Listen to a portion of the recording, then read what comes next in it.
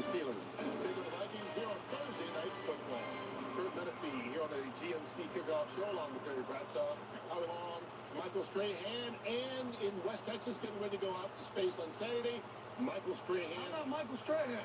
He's right there. He's right over me. Michael, we'll hear more from him in just a minute. Yes. Hey, I mean, I'm excited because I'm going to space on Saturday, and then I'm going to be there with you guys on Fox NFL Sunday to tell you all about it. So I'm excited. We can't wait to see that. Wait to hear about it. We can't wait to see this game because this is kind of a desperation game this time of year for both these teams. It is.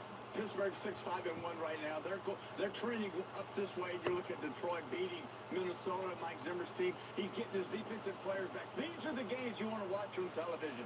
Big games, qualified teams with great quarterbacks. It's going to be fun to watch. Well, yeah, without Anthony Barr tonight, but I'm sorry, Adam Thielen tonight, but you're right. They got back guys like Anthony Barr and Dalvin Cook. He plays for them as well.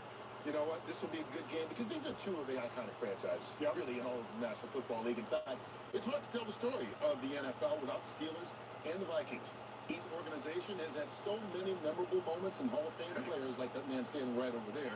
These iconic franchises have had everyone talking for decades. I could bore you with the classic buzzwords, the revered this, the hallowed that. But to fully grasp these histories, it's best I just show you myself. Ready when you are. Yep. Vikings enter a new era with Coach Bud Grant. Golf. What came next was a golden generation, winning and more winning. Entire wings built out in Canton. Trick Noll has struck gold with his recent first-round draft picks, Green, Bradshaw, and Harris. The question remains, will his good draft fortune continue with this 1974 class? Good evening. Our top story, the Super Bowl. And what a night it was for Art Rooney and his team. The Pittsburgh Steelers are the 1975 world champions. Terry, What can you say when you win a Super Bowl? Maybe I'm shocked here. I don't know. I just kind of walked on. I'm still kind of in phase. Well, it looks like Christmas came one day late this year to Minnesota as the Vikings defeat the Rams to move on to their fourth Super Bowl appearance.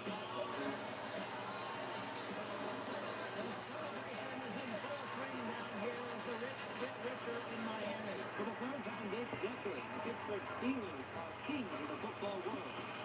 but dynasties don't last forever. So they rebuilt. I'll tell you what, Coach Cowler's making a statement with this trade. This kid's got superstar written all over him. Randy Moss. Remember the name, folks. The 15-1 Vikings finish with the highest scoring season in NFL history. The Lombardi Trophy is coming back to the Steel City. With some of the game's biggest and brightest stars. Adrian Peterson's historic year ends just 9 yards shy of the single-season record. Standing by with Pam Hall. 9 yards! Well, ultimately, we got the W. And moments you had to see to believe. Guys, I don't know if you can hear me, but describe what you're feeling right now. Yeah, I mean, I don't even know that now. I have no words. The names changed, but the flair for the dramatic stayed the same. With histories like these, it's only a matter of time until the next story. Two great teams, a lot of Hall of Famers. Grew up watching like Frank Tarkin, Alan Page. My guy John Randall, Chris Carter, Randy Moss. The Steelers, to me, it's the standard. In the last 52 years, they've had 3 head coaches. The first 2 are in the Hall of Fame. Mike Tomlin, in my opinion, is on his way to the Hall of Fame. When you're talking about quarterbacks, my guy standing next to me won 4, 2 Super Bowl MVPs, and the guy playing tonight, maybe in his last season, won 2. It's the standard of organizations and football teams with 6 Super Bowl titles. Amazing legacy there, gentlemen. And going forward, the Steelers have a rookie who looks like maybe someday he'll be a franchise legend as well. He's also a fun kid to boot. We'll get a chance to see why both are the case when Najee Harris goes one-on-one with Chris McNeil.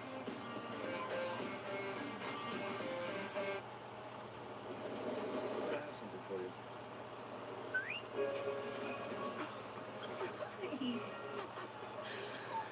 I have something for you too.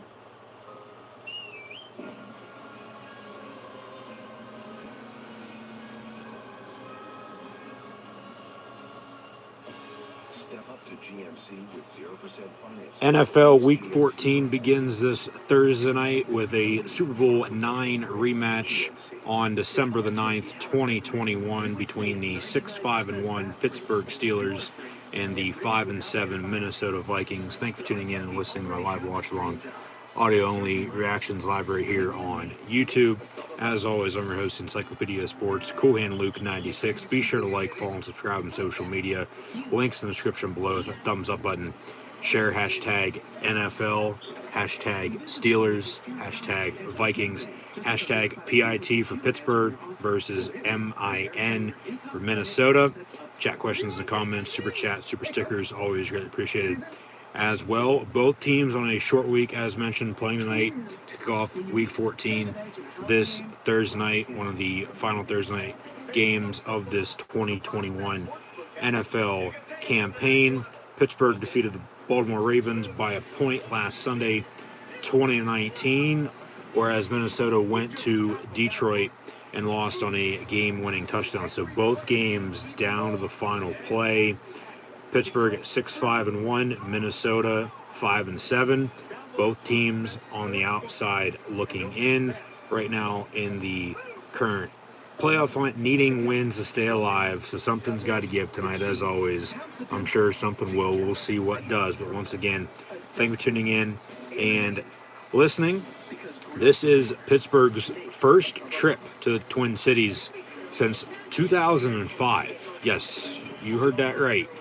Pittsburgh's first trip to the land of 10,000 lakes in 16 years.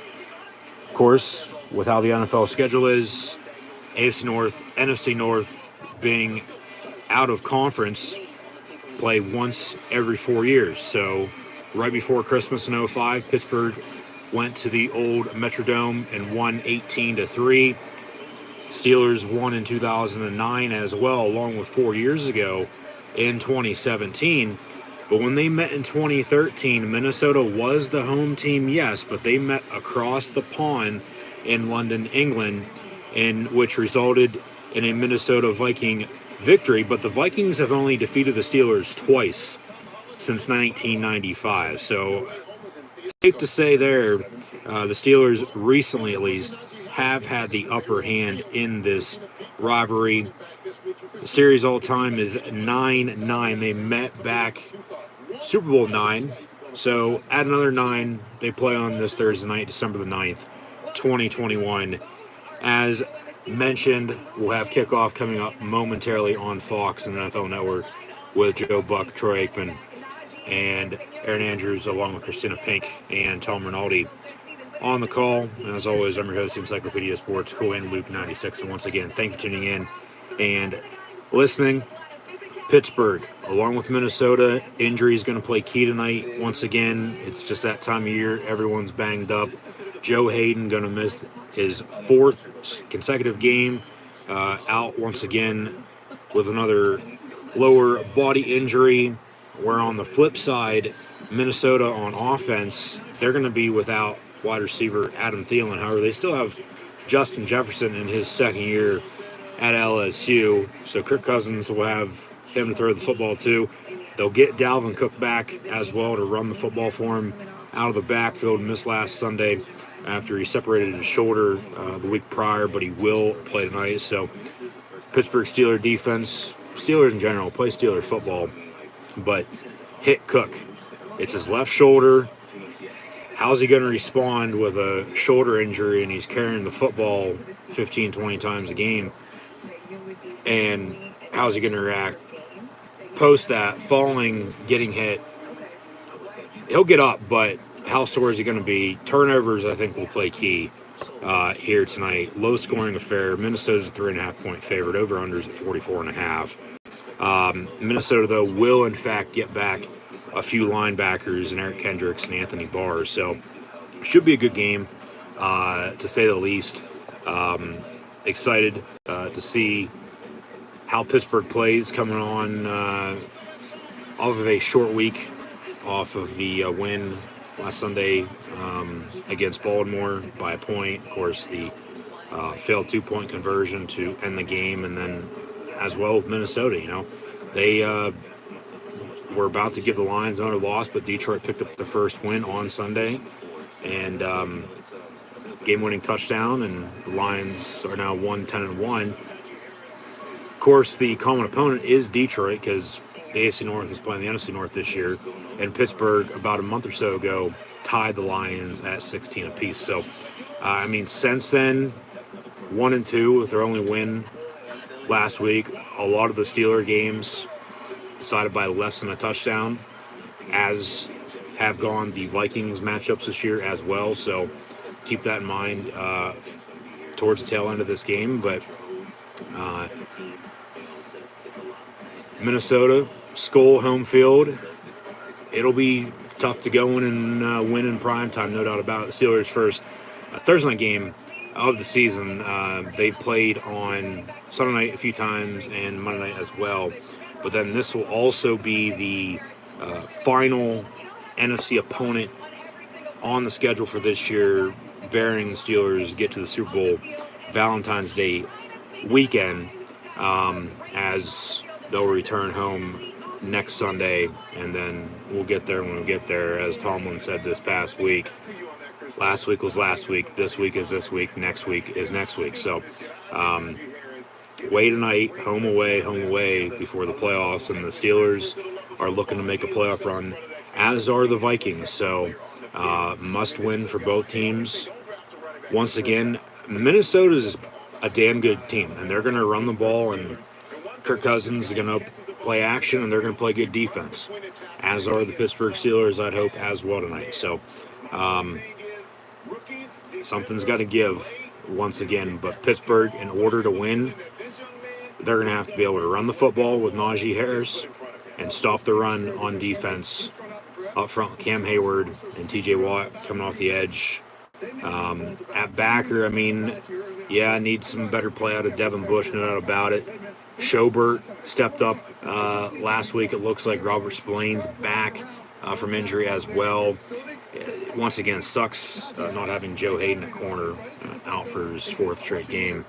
But last week, as I've said the past few games, who's going to step up? Well, last week it was Kelly Witherspoon, who they traded for back in the preseason. So keep his name in mind, along with, of course, Cameron Sutton. James Pierre from Maleta played some damn good ball this year, too. But then Minka on the back end with an interception last week. They can't turn the ball over, especially on the road, and expect to win with no running game. So Pittsburgh, run the football, play good defense, don't turn the football over. Turnovers and special teams, I think, will play key tonight. I think Pittsburgh's going to find a way to win in the end, no doubt about it. But we'll see how the next 60 minutes of football goes. But once again, thanks for tuning in and listening. Be sure to tune in also on Sunday and Monday for more live watch-along reactions, live here on YouTube in the NFL world.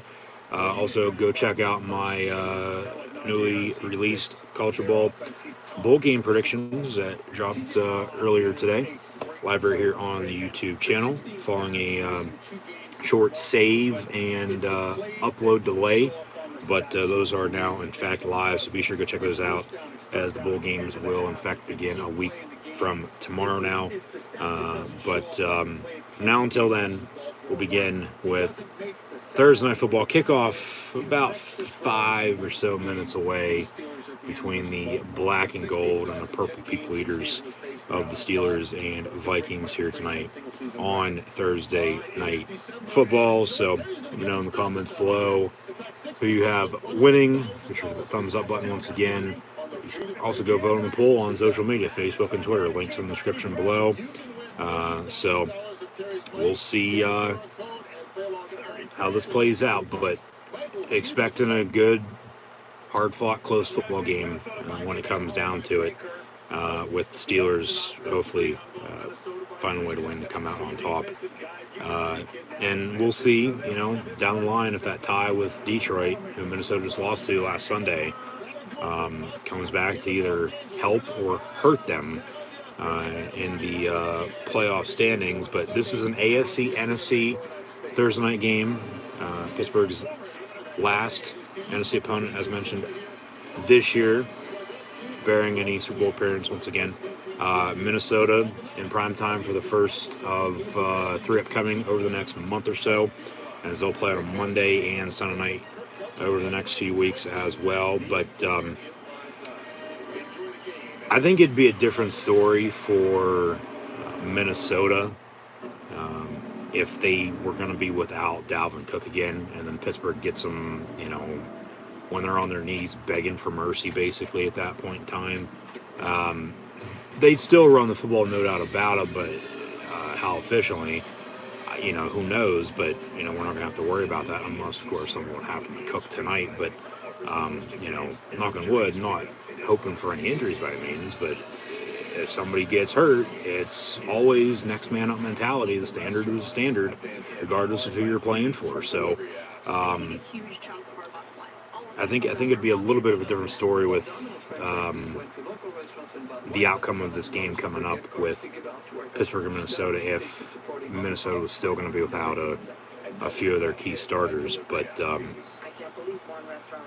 they're healthy. Healthy as they can be right now, as is Pittsburgh. I said last Sunday, probably for the first time since Juju went down mid-October, that they are starting to miss him, it seems like, because, and Ben, well, look at this past week. There wasn't any shit talk towards Roethlisberger or the Steelers in general that they're done for by any means, because, well, they won for one and they sort of found a running game in the win there late as well, needing to run the football late in the second half. See if they can run the football when they need to tonight as well. But, Roethlisberger, once again, can't do it all by himself. He's got to get the ball out in space to his playmakers. But Deontay Johnson stepped up, of course, at receiver. Chase Claypool, along with James Washington, Ray McLeod. I mean, McLeod needs to step up in the return game, I feel like. I mean, special teams, of course, yeah, they've had 2 blocked punts this year for scores, but nothing for 6 in the return game, whether it be a kicker or punt return by any means. So special teams might be one of those nights. I don't know. We'll see. Hopefully. Been hammering for that all season long, of course. But there's a few that still need to step up, no doubt about it. But it all starts up front with the running game. If they can block and run the football, open out, play good defense, they'll be fine. Ben won't have to do it all by himself. Defense going to have to get off the field as well, no doubt about it. On offense, they're going to have to just continue to move the football, work the sticks, keep it simple, balance and consistency, run the football, open play action, run to pass to run, and, see what gives. Just don't turn it over. And don't do too much. Don't overdo it in the long run. So we'll see if one way or another they can find a way to put it all together and get back on a winning streak. They won for the first time last Sunday in a month, and now they're back in prime time. And last time they were in prime time, they went to LA and lost that game a few times, won it, and then lost it again. But against the NFC North, they're 1-1-1 this year. They lost to the Packers, beat the Bears, and tied the Lions. And now we get Minnesota on a Thursday night. Joe Buck, Troy Aikman on the call, as mentioned. But run the football. Run 22. Rock the Naj with Najee Harris. You drafted him in the first round this past year for a reason. Okay? Talk about Minnesota and their running game, as mentioned. I feel sort of it would be a little bit of a different story if he'd be out once again tonight, but it's not. He's playing, but, something happens, okay, we might get to that conversation. But it's still next man up. Cousins is probably going to outduel Ben tonight, no doubt about it. They're going to chuck it probably a few too many times, but he's going to connect on, for the most part, most of those passes. And it might be a tight end game tonight, too, with these starting tees, but both these teams have to win. It's a must-win situation. Season's on the line. It is a short week. They haven't had to play on a Thursday night in forever. I'm trying to actually recall now that I bring it up the last time they played on a Thursday night, because it's been quite a while. Last year's season, of course, was all over the place. The NFL had at least one game per day of the week last year in 2020, but that was then. This is now. They've won 3 of the last 4 against Minnesota, but Ben was only in the second year that year, and Pittsburgh went and won the Super Bowl right before Christmas was the last time they played Minnesota and beat the Vikings. A few months later, they won Super Bowl 40 against Seattle, who they beat this year as well already. So, history on their side, okay. We'll get to there when we get there. It looks like Minnesota's going to receive, and Pittsburgh's on to kick off. So, Steeler defense, hoping to bring the Steel Curtain defense down tonight. Going to be out in the field first. They blow the horn, and score chance. And we'll get Pittsburgh on the road, taking on the Vikings in their color rush uniforms here tonight on Thursday Night Football. Steelers won the toss, deferred, so they'll begin the second half, which is a good sign, especially if they start slow. But Chris, the Wizard of Boswell, on the kickoff and underway on Thursday Night Football with a touchback. Minnesota, right to left across your television screen, radio and audio dial, live right here on YouTube. As always, I'm your host, Encyclopedia Sports, Quinn Luke 96. Thank you for tuning in and listening to my NFL Thursday Night live watch-along reactions live right here on YouTube, audio only, of course, hence the black screen with the Steelers and Vikings in a must-win situation for both teams. Touchback on the opening kick, 1st and 10 from the 25 for Captain Kirk Cousins and Minnesota Viking offense.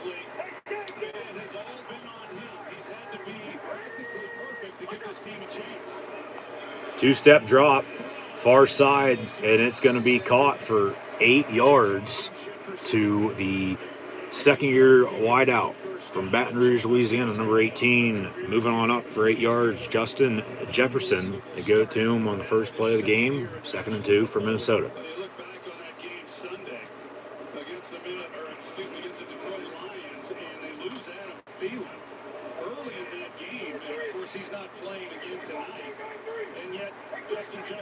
Jefferson, top of your screen with Witherspoon to cover.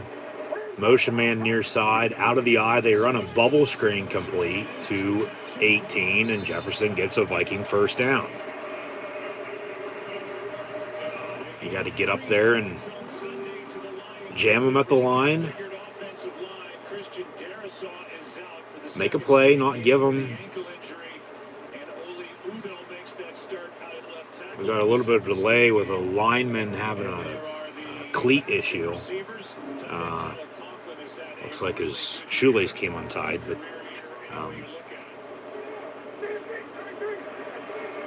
late, give him the short, simple stuff. Not now. Don't allow him to drive and get rhythm and momentum with a run by Cook out past midfield before Minkah Fitzpatrick brings them down at the 42-yard line.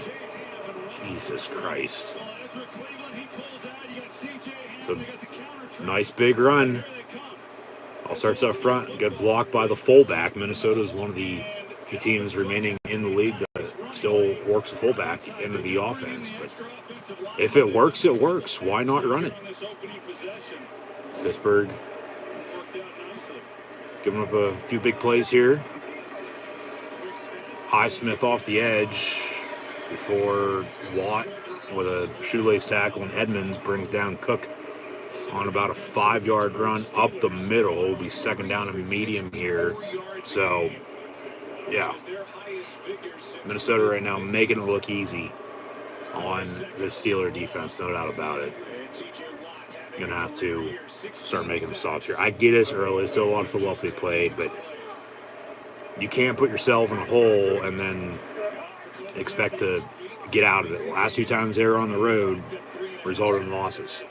And they gave up 41 apiece. So Cousins play action going to the end zone, and It's going to be caught and dropped by Jefferson.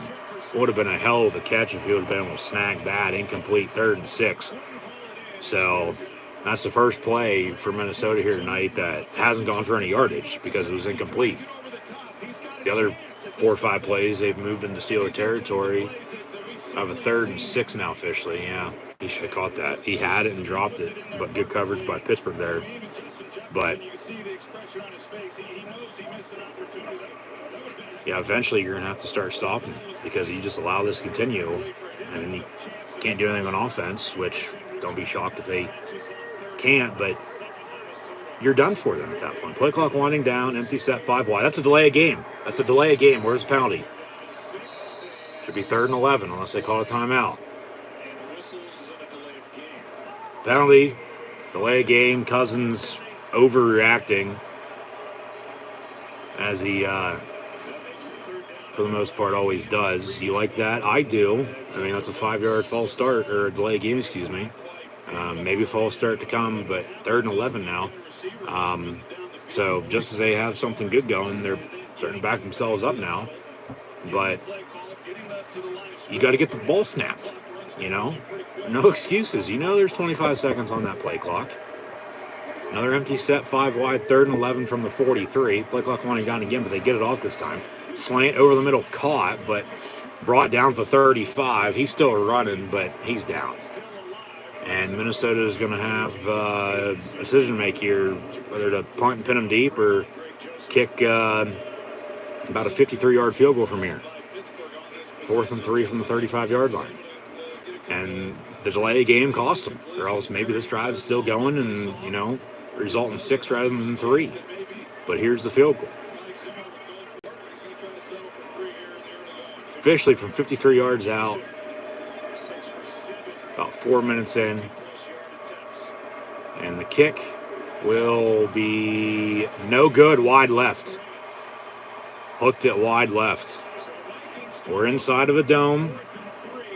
It's not the old Metrodome. It's not TCF Bank Stadium out in the cold mid-December in the Twin Cities, but U.S. Bank in the land of 10,000 lakes. Still a little bit of a gust that hooked that ball, pulled it left, and 53 yards out, no good. So it was a good kick. It looked like it was going to be good there, and then right at the last possible second, it went left on him and up and no good. So Pittsburgh, we'll see if they can capitalize off of a missed kick now. They hold, force field goal, and then they luck out and it's missed.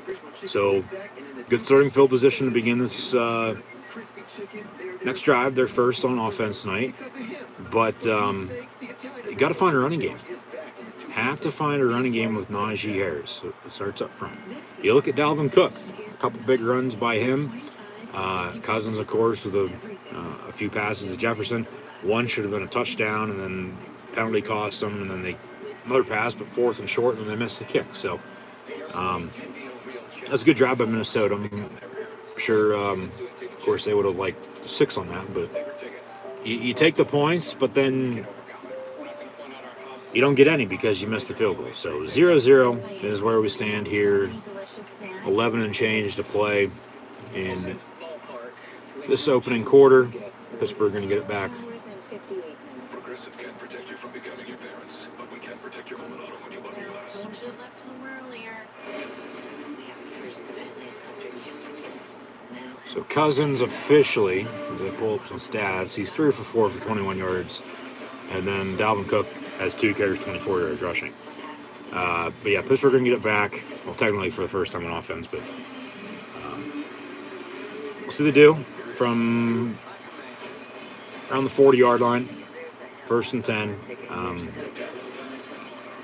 mean, if you can start fast, get out with a lead on the road, sort of as you did against the Chargers last time you were in primetime on the road, and then it turned into a back and forth affair. Like I said, you lost that game a few times, then you won it, you lost it again. But just don't do more than you have to. Keep it simple. Keep it simple. So 1st and 10 from the 43 officially, because where the kick took place at. They'll fake the give, pump fake, and then a slanter in the middle caught in midfield by Deontay Johnson. Or Ray McLeod, 14, excuse me. And it gets 7 on the pickup, 2nd down and 3. Yeah, ball spotted from where the kick officially was no good. So 2nd and 3 now. After that, 1st and 10, 2nd and 3 from 50. Under center's Ben. Derek Watt in motion, top of your screen. Pittsburgh also uses the fullback. Johnson in motion now. They'll run with Najee Harris. And Najee going to push his way for a Steeler 1st down. We'll see where they give him forward progress. He's going to be about a half yard short, be 3rd and inches for Pittsburgh.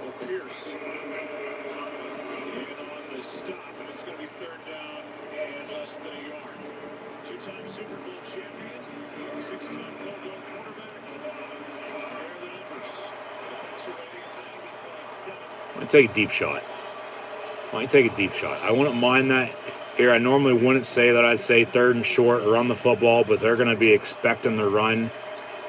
Why don't you take a deep shot? Maybe even go to your rookie tight end at Penn State and Pat Freiermuth. Got to get it off. They run it, and Najee will get the 1st down. Okay, fine by me. Move the stick. 1st and 10, Pittsburgh. Keep running it, and then you open up the play action.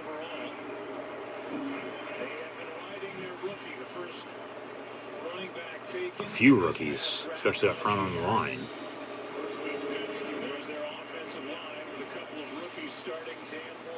Pittsburgh's the 4th youngest NFL team, and they have the toughest remaining schedule. It's at 6-5-1, needing a win and needing a few more to make the playoffs, potentially with some help. We'll see what happens. Claypool in motion, they'll run an end around, or fake the give, excuse me, and then end up throwing to Claypool near side for about 4 or 5, and then some pushing and shoving. That's a unnecessary foul. Potential taunting. That should be against Minnesota. Something was said. Well, Claypool pushed first, but they always get the man who retaliates, and Minnesota pushed back, so this should be 15 yards on the Vikings. Yeah. And the targeting and taunting needs to go, but I'm no official, so it is what it is. After the play, personal foul on the Steelers. Jesus Christ. So they do it as it should be called to begin with, but tonight, or any other time, that's how it is, but tonight they reverse it. But, my God. Play your head.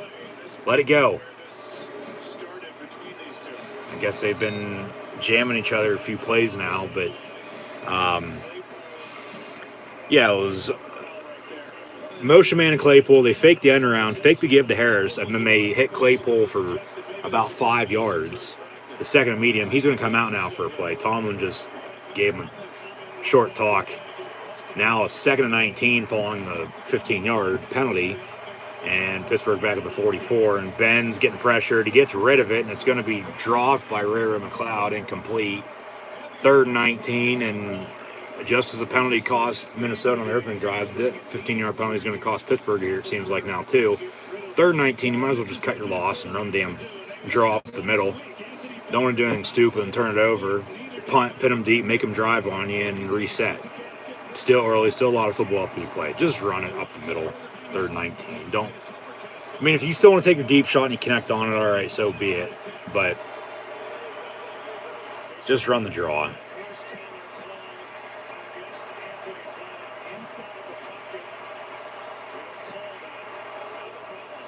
A few bad snaps. Ben's going to go deep, and it's going to be caught, but still short of the line to gain. Deontay Johnson, the 39, will be 4th and about 3. And they're a little further on back than where Minnesota was for a long 53-yard field goal. Pittsburgh's actually going to go for it. Maybe try to just draw them off sides. 4th and 4. You got the whole play clock, so use it. Try to draw them off if you're going to do that. But if you're going to go for it, I don't mind it. But at the same time, Well, yeah, Ben up to the line, under 10 seconds here. They're just going to try to draw him off, call timeout. Maybe you take a delay game and move yourself back before you punt. Oh, they snap it right at the last second. And then Ben going to step up, run. And he's going to get the first down at the 32. What a play. And then a late penalty. Don't tell me this is coming back for a hold. All right. It changes just like that. Holding on the defense, decline at first down. Or 5 yards, take it if it's enforced. All right, yeah. So 1st and 10 from the 27 now for Pittsburgh. And that's a good call. So regardless if Ben would have got the first down then or not, still would have been a first down because defense hold. They might have got it off just a second too late with a delay of game. So the play clock and the snaps from both centers quarterbacks and running games there, but not for both teams. Still early. Defense is playing good. But Pittsburgh's on a 1st and 10 now, officially from the 29. And they'll run Najee near side. And then a big hit. Or excuse me, that's Benny Snell, 24. Benny Snell from Kentucky on the give. And he's going to lose a few yards. It'll be 2nd down and about 12. So they go for it on 4th down. Luck out. They get the first down, but they luck out the penalty. They tack it on, and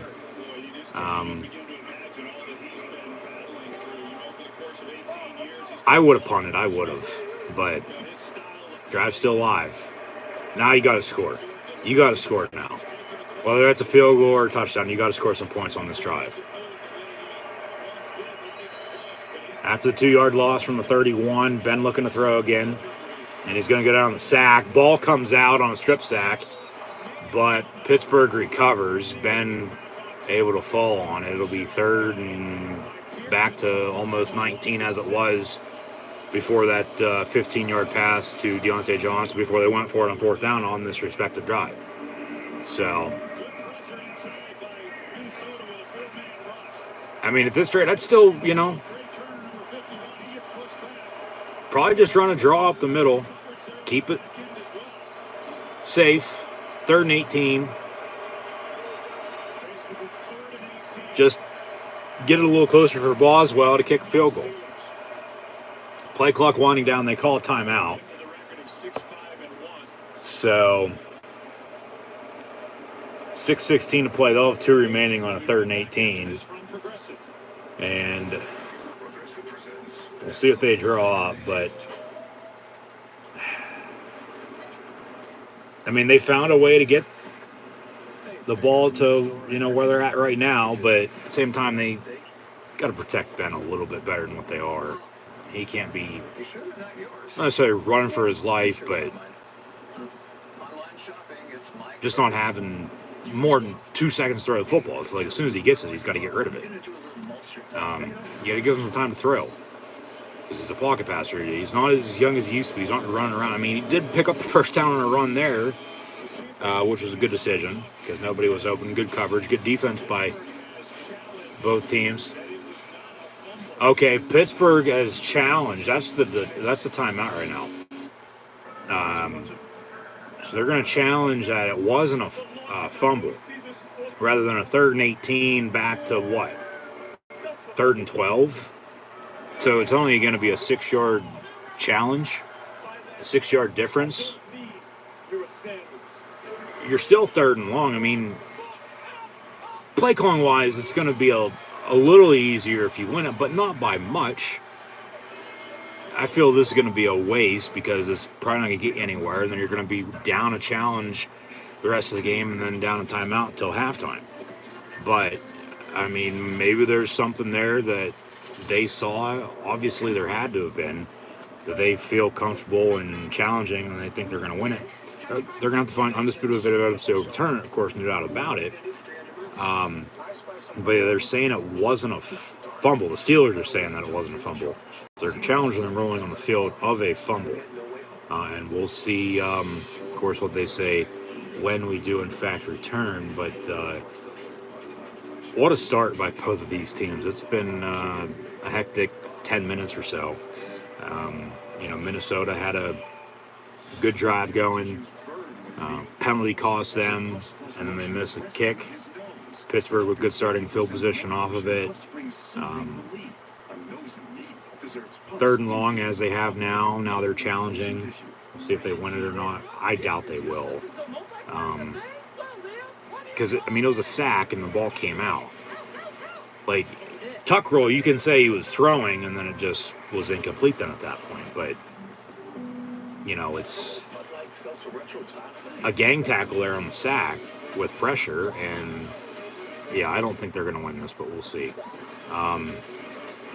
Running game, both teams sort of have one, but don't. Still early, though.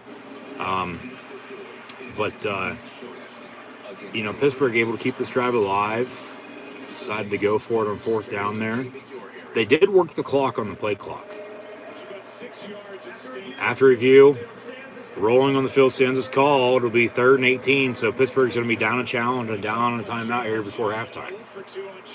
So I don't know what the hell they were challenging to begin with, other than, okay, they didn't think it was a fumble and rather than an incomplete pass, but there wasn't anything there that I had saw, unless I'm blind and they're not, but I think they obviously are on that. And you still have a 3rd and 18.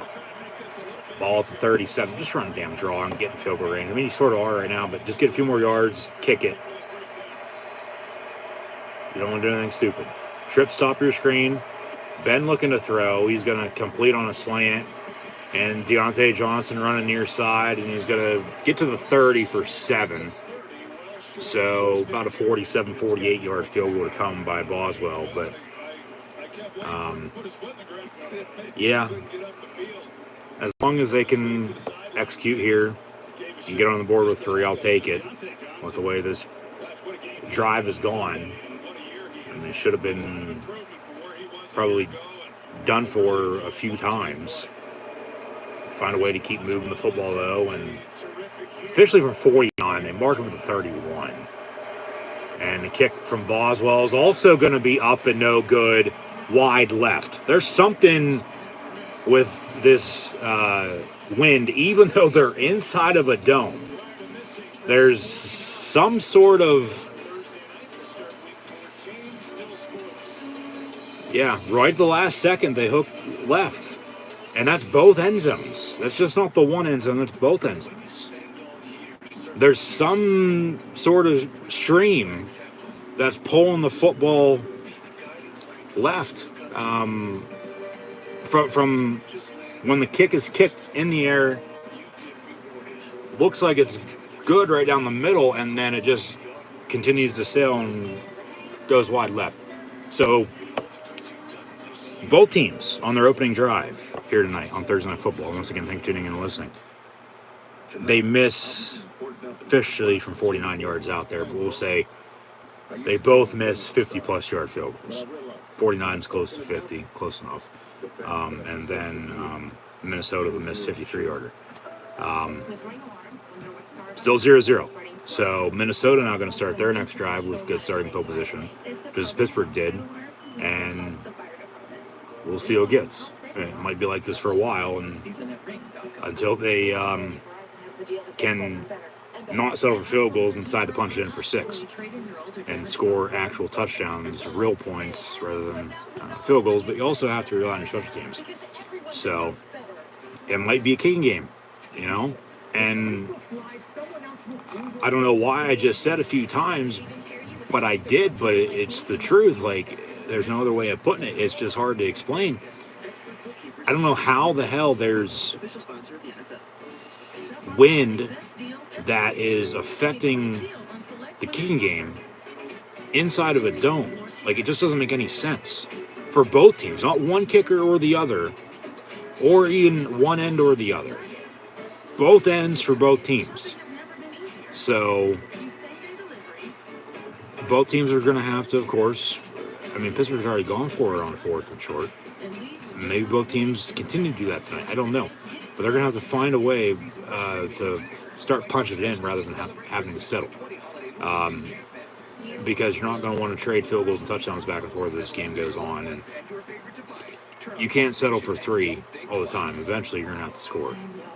because the difference, yeah, it might only be a few points relying on special teams end, but just odd.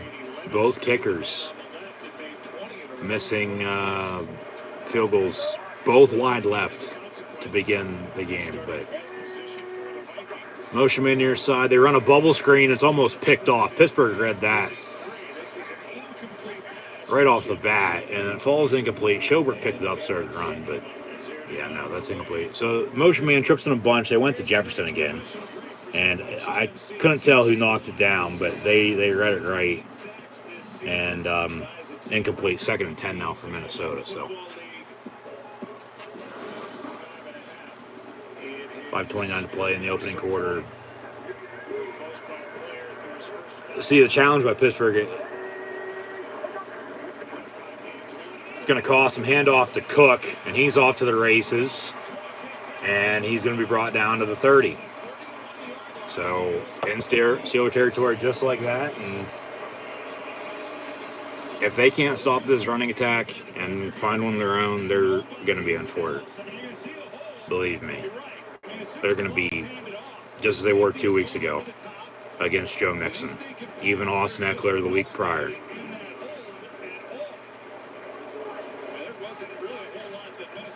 Jesus Christ. 1st and 10 from the 30. Out of the eye is Cousins. And he's going to toss to Cook and... number 25 in Alexander Madison. Yeah, Steeler defense this year, worst in a lot of years, to say the least. In total yards per game, rushing yards per game, and points per game allowed, dating back decades. So 1st and 10, Minnesota inside the red zone now at the 17-yard line.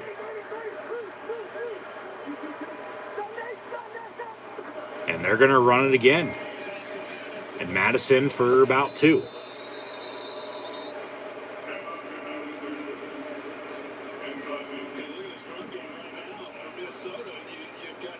Dalvin Cook, he's averaging 18 yards a carry.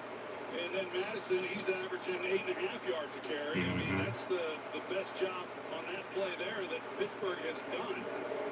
And Minnesota's turned around and handed the ball off. It's just been... So from the 15 now, 2nd and 7. And fake the give. Cousins looking to throw. Back of the end zone has Jefferson wide open. Caught, touchdown, Minnesota. And the Vikings strike first as he does the gritty. 6-0 Minnesota here. 3:31 to play in the opening quarter. Some busted coverage by Cam Sutton. And, yeah, double cross. They didn't run into each other by any means, but, yeah, they scissor the D, and Joseph now on for the extra point. A good play call by Minnesota. No doubt about it.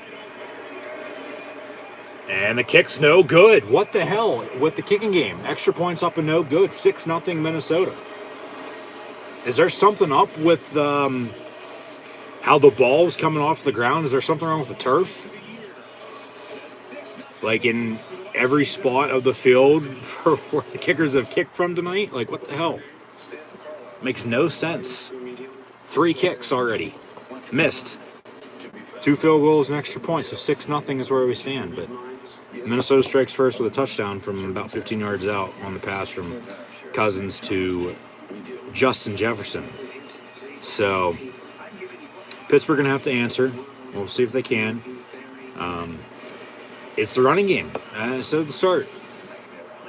As they don't have one, they can't find one tonight and can't stop it. They're going to be done for. I just said it again a second ago, and I just said it now as well. But until they find a running game and find a way to stop it, it's just going to help. It goes. But you got to give credit to Minnesota blocking up front, opening up the holes, and finding the run game. And Mike Zimmer, too. He knows the Steelers very well.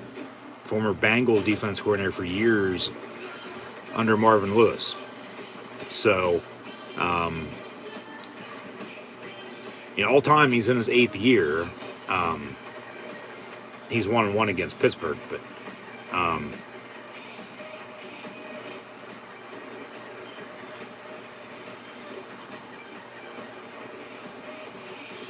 just frustrating. Just very frustrating for the Steelers. Another slow start. Penalties cost both teams on the opening drives. Had several field goals and both missed field goals. And then a touchdown they allow, and then Minnesota missed the extra point. So, kicking game. I don't know what's up with all these missed kicks right now. There has to be something up with maybe even the footballs, because the kickers' balls are different than the actual game ball. I don't know if, call Tom Brady and Bill Belichick to see if they're deflated a little bit by any means, but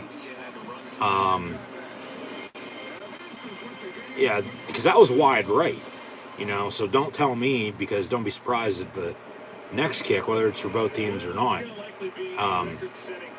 More so not, hopefully, Pittsburgh, after touchdown, take the lead, miss it, okay, you're tied at 6 then. Or if you have to cut it with a field goal. Watch that kick be wide right. Like, I don't know what it is with this kicking game tonight right now. I don't think I've ever seen anything like this to start a game, at least. To finish, yeah. But, and it's just not one kicker, it's both of them. And it's on both ends, it's just odd. So, touchback, 1st and 10, Pittsburgh from 25.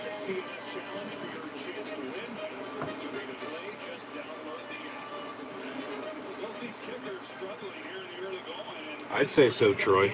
I'd say so. Pittsburgh, you got to find a running game with Najee Harris. Let Ben be Ben.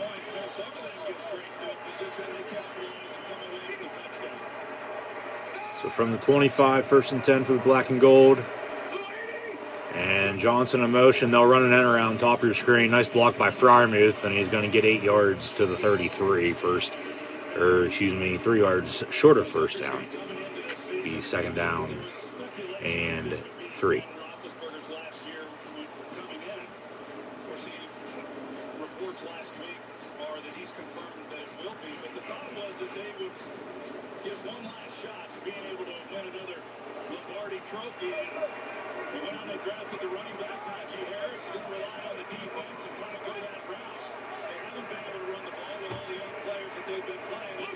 Claypool in motion. And they're going to run an end around with him now near side.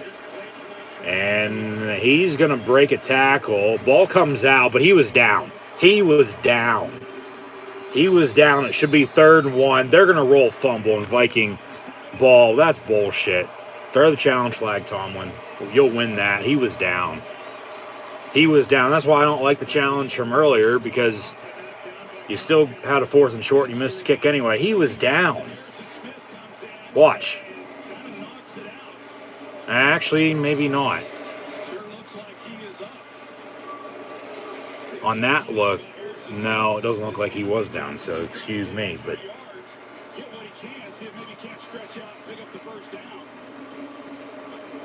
Nope, knee's down right there. Knee is down. Then the ball came out. That's your best look right there. The knee is down. Then the ball knocked out. So they're going to review it. Rather than Pittsburgh challenging, they're going to automatically review this. It's a booth review.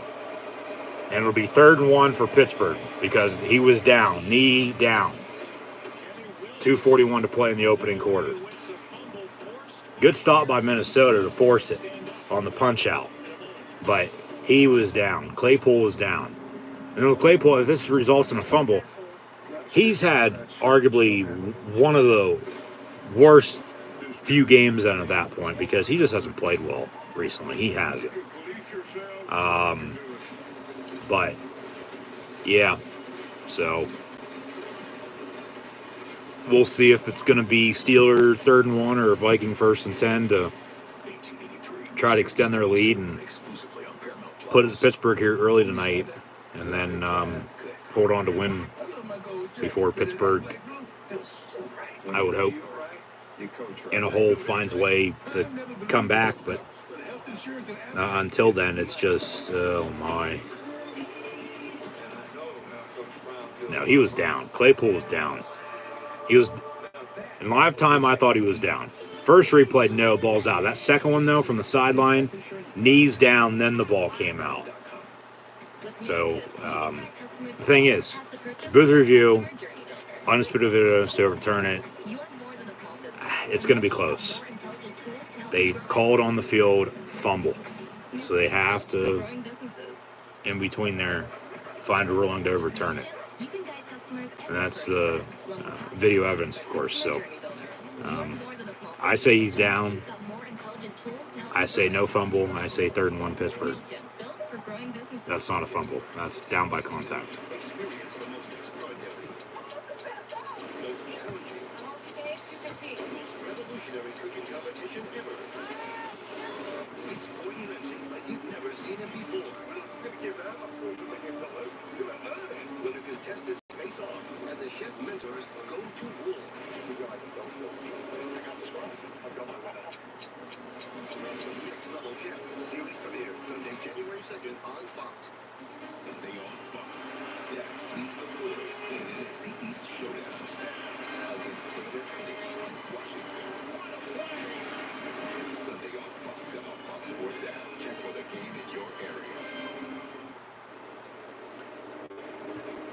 Looks like they're still looking at it.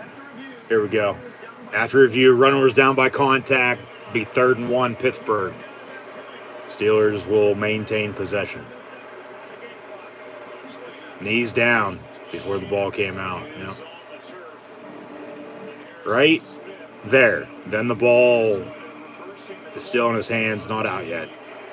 So they overturn it. Be 3rd and 1 for the Steelers.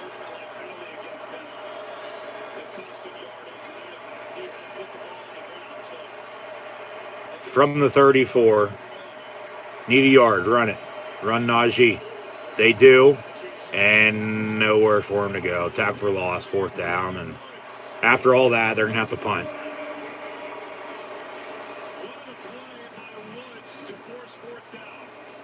So here comes the rookie punter out of Georgia Tech, Presley Harvin, in his blue suede shoes. Try to boom it away.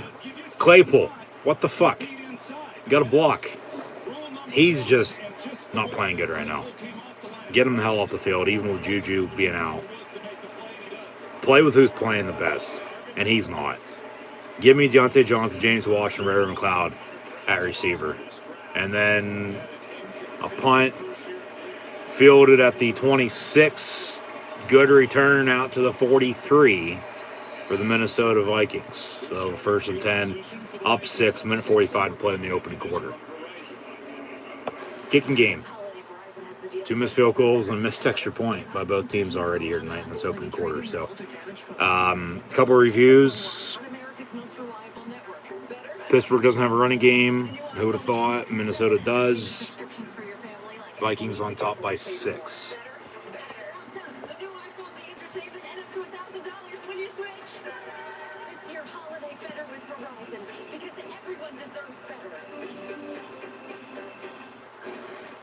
Just a 40-yard punt and a 17-yard return. That's over there shaking his head. From the 43, 1st and 10. And the Vikings start leading by 6 at their own 43. Cousins drops back, has Jefferson wide open over the middle. Man the hell up and play. Jesus Christ. Don't allow them to pick you apart all night.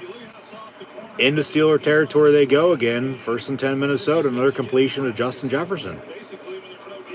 Even without Adam Thielen, as mentioned earlier, they still have Justin Jefferson to throw to, and they're going to him. And Pittsburgh can't stop it. More credit.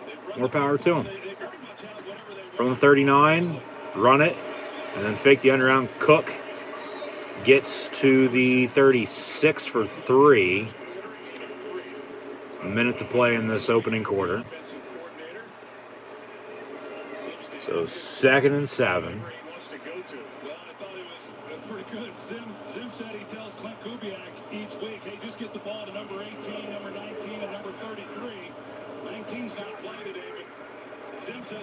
let's not overcomplicate this thing. It's not that hard.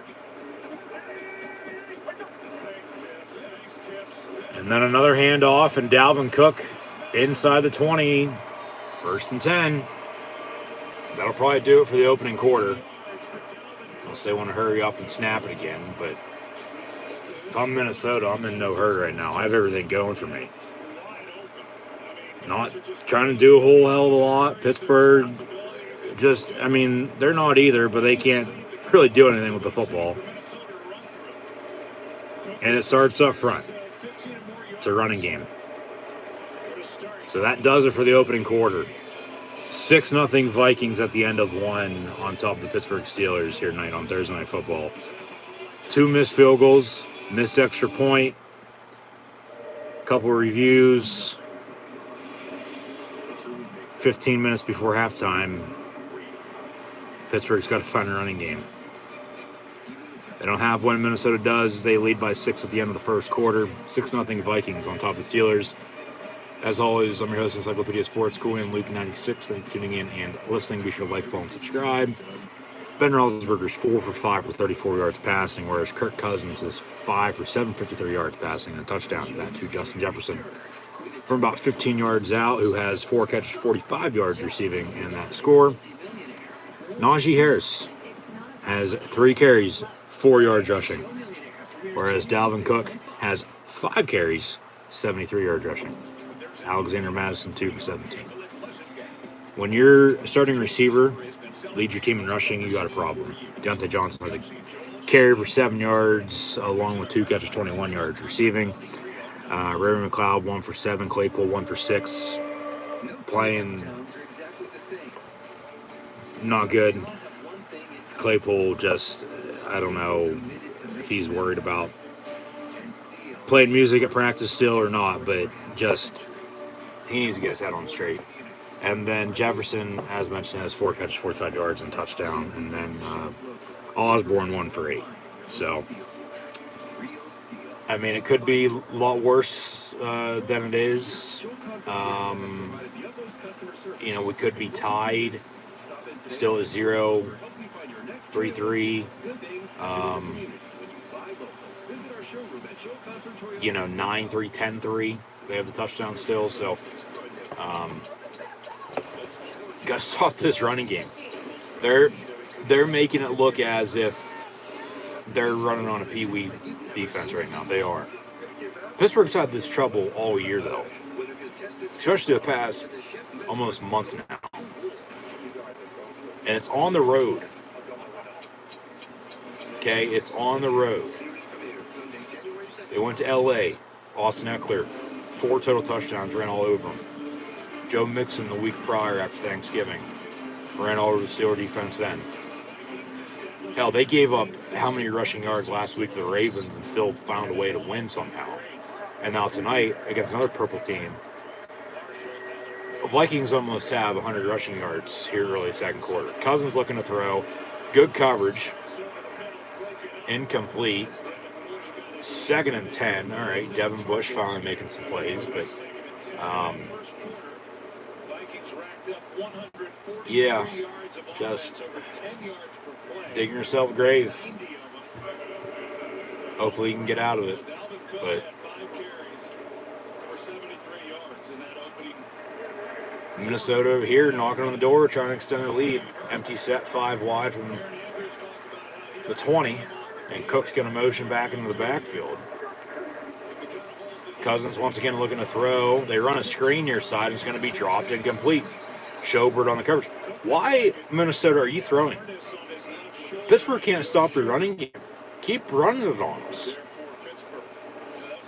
Why are you even thinking about throwing? Because then Cousins is getting pressure, get rid of it. Does have a passing touchdown, but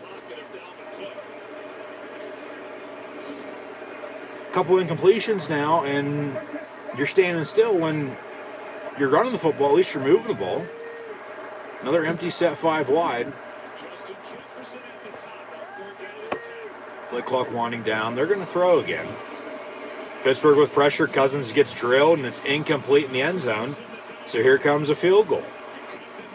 Why did you abandon the run after all that? Made no sense. That could be 3 touchdowns from Cousins to Justin Jefferson right now.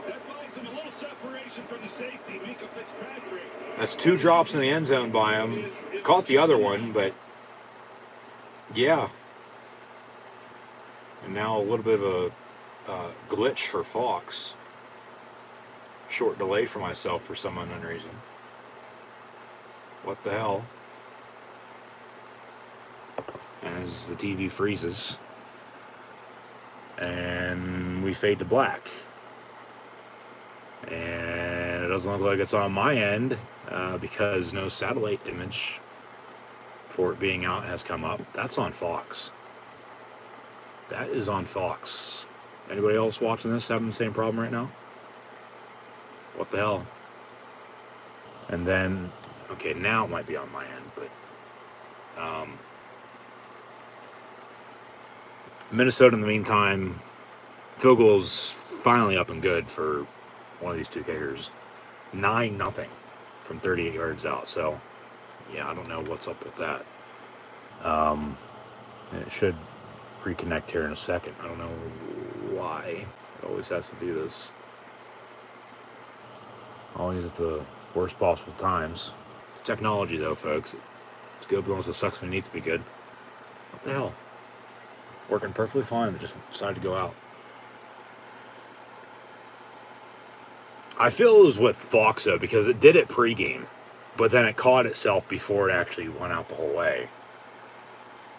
But we're going to, in the meantime, how about this? We're going to pull it up on a different TV because, well, I have a few of them. And watch it there because it'll work there, I know for sure. And then once it gets back on that, okay, we'll switch back. Might be a second or 2 back on this, but we're just going to a commercial break anyway. So, yeah, 9-0 now for the Vikings on top of the Pittsburgh Steelers.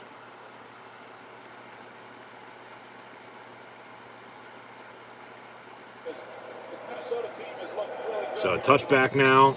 Be 1st and 10 Pittsburgh from the 25. They take a look at the playoff picture. Both teams, AFC, NFC, respectively, both still on the hunt. Right on the outside looking in. That's why it's a must-win for both teams here tonight.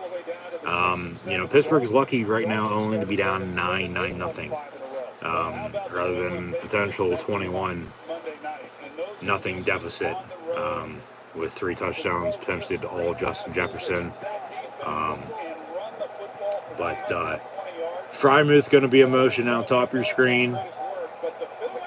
1st and 10 from the 25, and they're going to fake the give, and Ben going to go down on the sack, back at the 15-yard line, and they'll have the 2nd and long. Jesus Christ.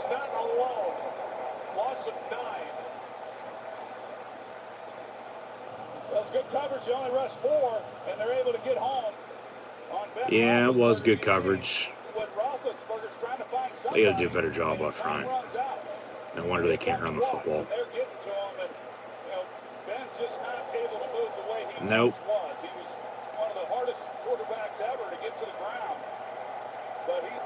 So from the 16 officially after the sack, 2nd and 19.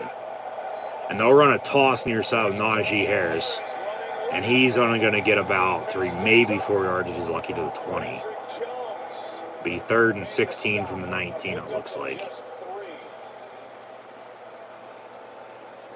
Patrick Jones, he's their 3rd-round pick out of Pittsburgh, and I like what I've seen from him. And he fits that mold that the Minnesota Vikings look for on those rush edges, 6'5", 260 pounds. And now from the 19, Ben going to be in the gun with Harris to his left. Trips top of your screen with Freiermuth in the slot. Play clock winding down. Seems like the play clock's been running low all night so far. Pass near side on a back shoulder, incomplete. Intended for number 13, James Washington. Incomplete, 4th down, and they'll have to punt again. Jesus Christ. It's 3 and out. That was really good coverage. There was no way Just, for Roethlisberger to God. get that ball to give him a chance. But defensively, they step up, they make some plays, force another punt, get the ball back to this offense that is red hot right now.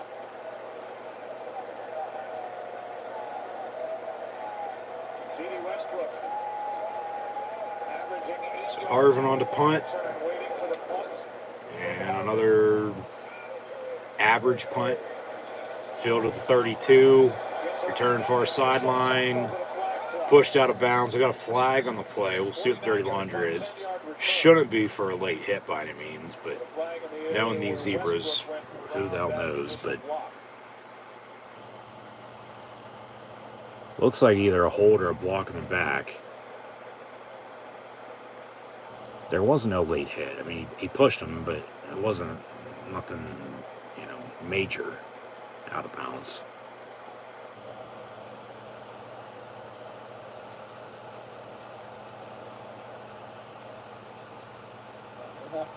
Having a nice conversation, over there. Well, it sure is cold outside. I don't know that they're really talking about what's happening on the penalty. Good night to be under a dome. And today would be nice. Let's go. What's the penalty? So we can move on. Jesus Christ. Got a hold on the return. 10 yards. First down, Minnesota. And we'll take commercial break. That threw the flag, and that will cost 10 yards of field position for So they'll have a first and 10, up 9-0 Minnesota football. When we return, back to it on the main TV, up and running. Some sort of connection there with that. I don't know what it was. But commercial break in the meantime, but we'll be all right. We're good. Pittsburgh, on the other hand, not so much.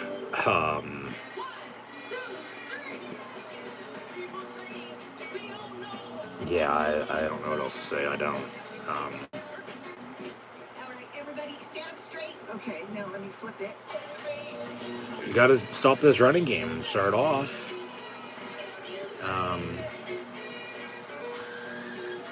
Continue to force them to kick field goals. I mean, you're allowing them to march down the field like that. They're making it look easy on you, and until you get rolling on offense, just as long as you're not down probably 21 or 16, 17, and that it should be right now, find a way to get back at it momentarily, Just, for some reason, they just like doing that, or doing this to us. So we'll see if we have a few more heart attacks tonight by the end of the game, which we probably will, especially when the game's on the line, but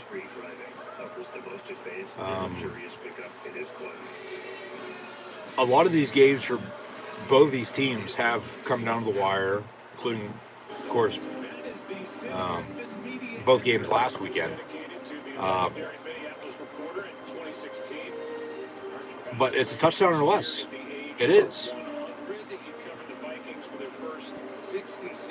So, I mean, not right now it's not. It's a 9-point lead, but first and 10 with 22. Fake the give. Cousins looking to throw. Going to go deep downfield. Has a man, and it's caught at the 43. And guess who? Justin Jefferson moving on up the Steeler defense once again. And another big first down pickup for the Vikings. Jesus Christ. Will somebody fucking cover his ass? Like, oh my God. But just when you do, somebody else is going to get open. Start covering them. Because you're covering everybody else good enough that he's not throwing the ball to him yet. Start covering Justin Jefferson and start stopping this run game by Dalvin Cook, who breaks one for almost 15 to the 40. Another first and 10. Jesus Christ, defense. What the hell is this? I think they're still at the damn airport, waiting to play. This is some other team.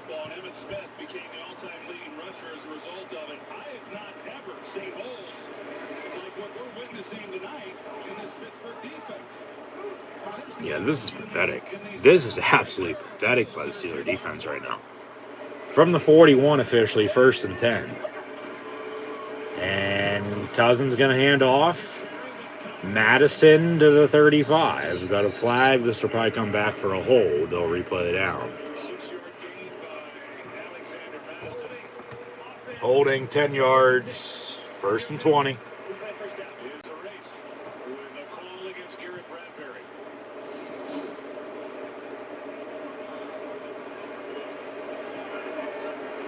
Yeah, that's a good call.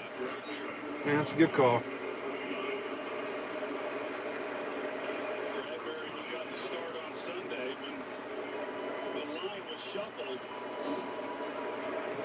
So 1st and 20 now. Ball back at midfield. Empty set. Cousins looking for his tight end over the middle. Has him, and Tyler Conklin. And he's going to get a first down just like that. Jesus Christ.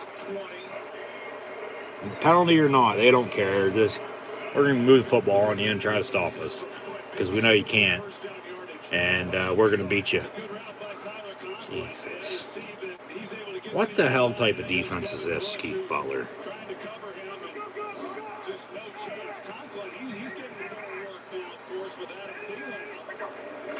And then Cousins will hand off. And up the middle, Madison gets the first down. So just short on that last play. 2nd and 1, they get it there. 1st and 10, Vikings.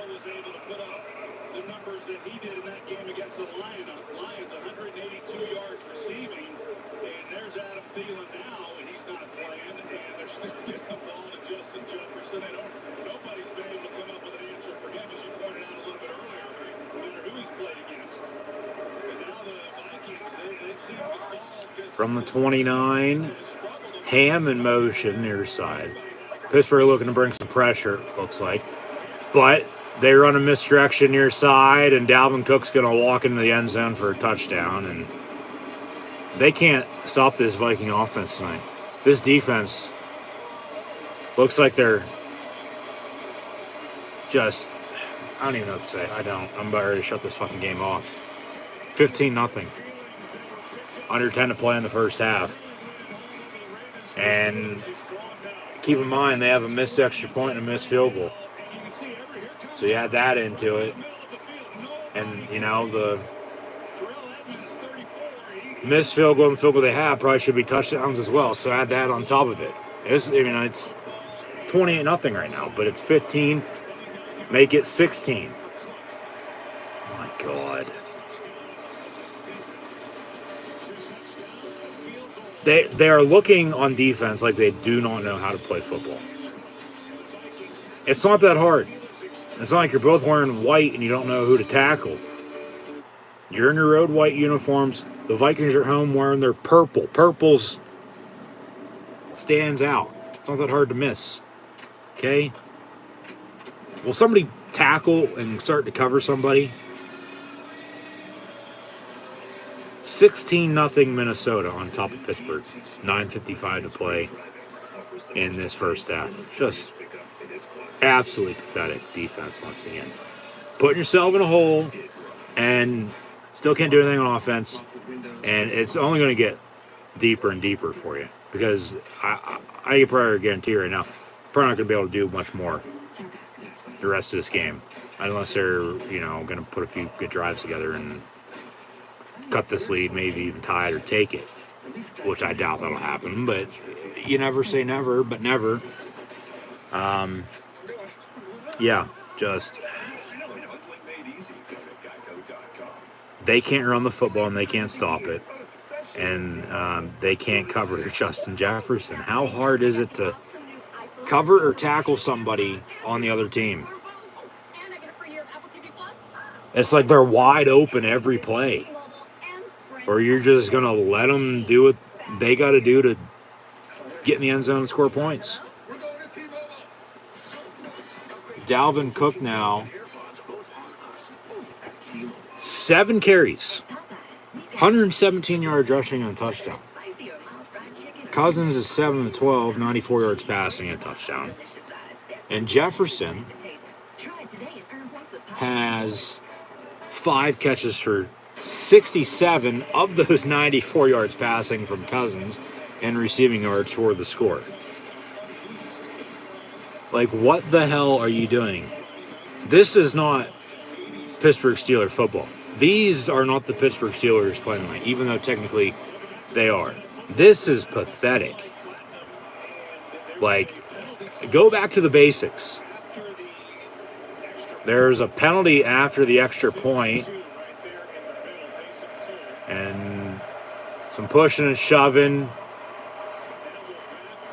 So the Vikings are going to have to kick from, what, the 20-yard line?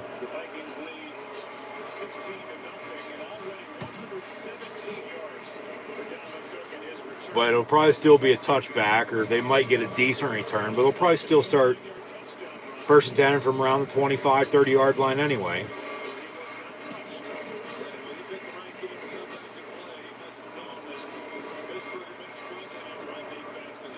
So on the return from the 10, Ray McLeod out past the 25, 30, 35 before he's brought down. Got a flag. All right, coming back anyway, so back to the 25, 30-yard line they start from. Regardless of where they're starting from, Minnesota is starting from around the same spot.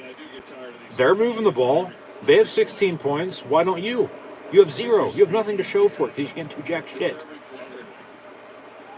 This is pathetic. This is absolutely pathetic by Pittsburgh.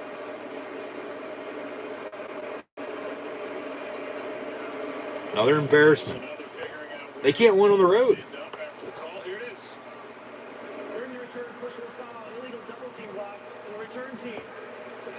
Double team block on the return, 15 yards, first down, Pittsburgh.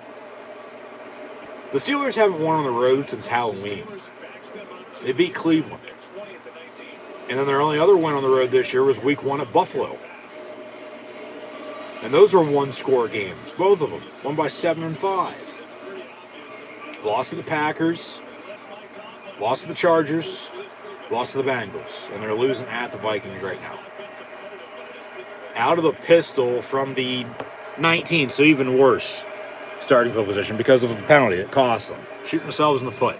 Complete to Claypool. Well, finally he does something for about 4 yards to the 23. Second down. Jesus Christ.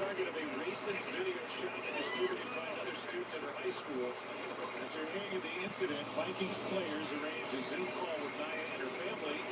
The team that invited Nia and her family to attend tonight's game. Commissioner Roger Goodell, Vikings owner, President Mark Wolf, surprised her with Super Bowl 56 tickets. So 2nd and 6 from the 24. And Najee Harris near side, nowhere for him to go. My God. 3rd down and about 8. How can't you run the football? But they can. And you can't stop them or the shit on defense.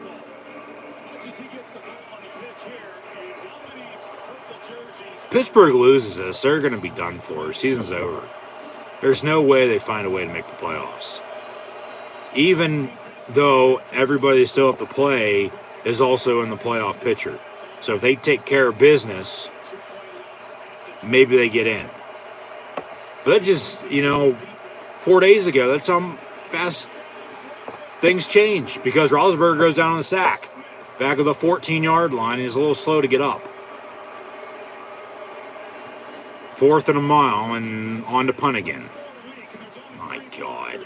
This game's over. This game is over. This offensive line is trash. They can't run the football. They can't protect Ben. And blindside sack. He goes down, 4th and 14. Presley Harvin, the MVP for the Steelers right now, on a punt again. Midway through this second quarter. And the punt is up and away, and it's another bad one. There's something that's just off with the kicking game tonight.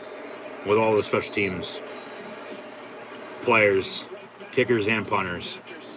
Missed kicks, bad punts, just something in the air tonight, and it's not good for Pittsburgh. They trail by 16-0 Vikings with 7:39 to play before halftime. As always, coming up at halftime, we'll have first half stats and scores. We'll preview Week 14 for what's to come on Sunday as well, so stay tuned for that. But be sure to like, follow, and subscribe if you haven't done so already. Links in the description below. Step up to GMC with 0% financing on these GMC models. We are professional grade. GMC. Thanks for coming. Now, when it comes to a financial plan, this broker is your man. Let's open your binders to page 188. Carl, are there different planning options in here? Options? Plans we can build on our own or with help from a financial consultant, like Schwab does. We adjust our plan, like if we buy a new house. And now, son, just so it works. Do you offer a complimentary retirement plan for them? As in free? Just like Schwab. Look forward to planning with Schwab. It starts with a mother's determination to treat her baby's eczema and grows into a family business that helps thousands more. It starts with an Army vet's dream of studying the stars and grows into a new career as an astrophysicist. It starts with an engineer's desire to start over and grows into an award-winning restaurant that creates local jobs. They learn how on YouTube. What will you learn? This holiday, Verizon has the deal that gets better and better and better. Get iPhone 13 Pro on us when you trade in your old or damaged phone. Better? Hey, and up to $1,000 when you switch. Because everyone deserves better.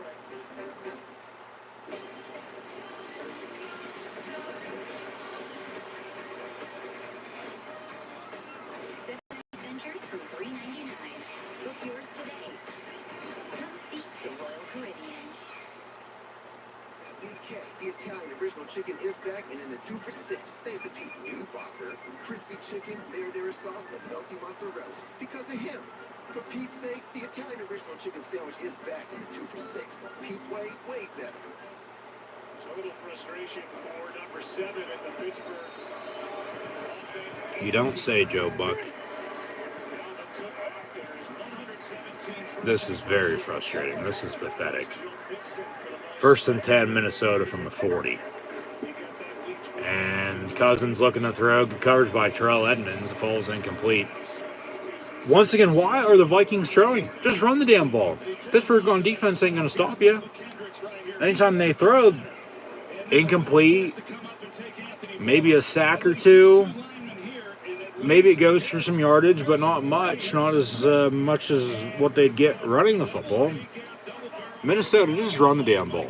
And run this clock and you'll win. You're already up 16. Pittsburgh can't stop the running game. From the 40, they hand off again, and here we go. Dalvin Cook. 9 yards. See? Run the ball.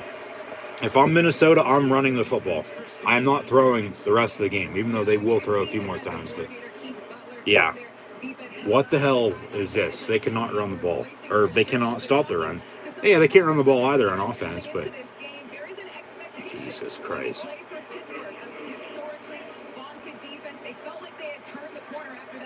Thought they did. Well, they were wrong. We were all wrong and thinking they, turned the corner. And Cousins once again looking to throw, going to go deep. And it's overthrown. Incomplete, intended for Justin Jefferson. Why are you throwing on 3rd and 1 to begin with? And why are you throwing when you can run the ball extremely well? 4th and 1, now you're going to have to punt. That's on Cousins. He had Jefferson wide open, completely missed him. Overthrew him, incomplete. Yeah. They're going to go for it. 4th and 1.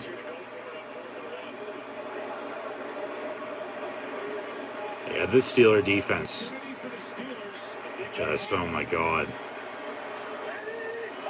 Sneak, and they're going to get it.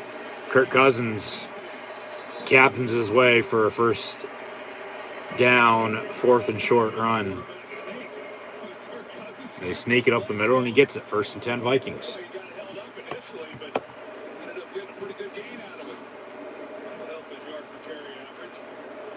Right there, he's kind of held up.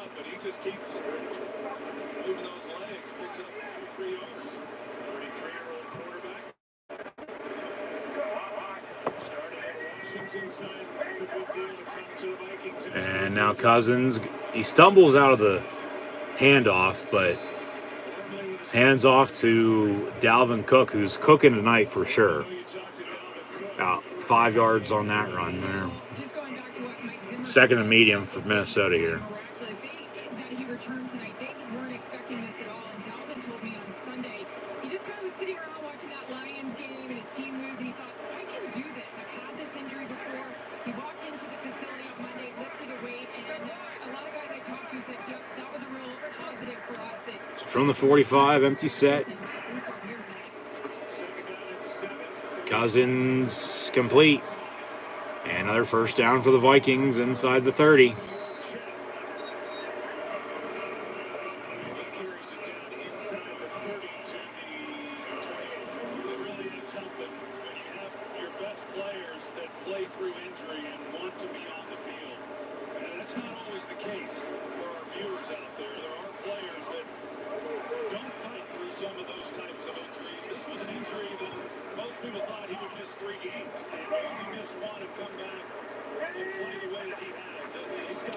Toss, and nowhere for Cook to go. So there's your first stop on our run tonight by the Vikings, by the Steeler defense.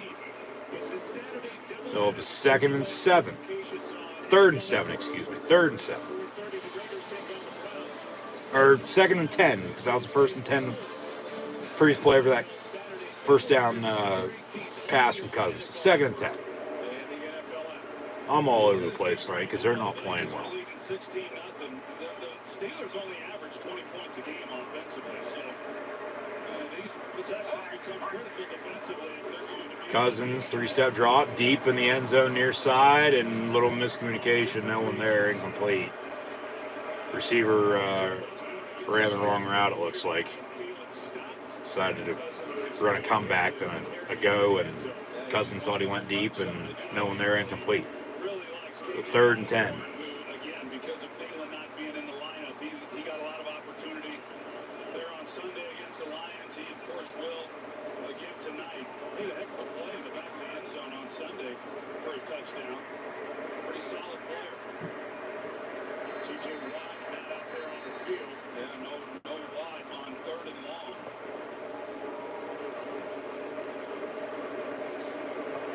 Timeout is taken on the field.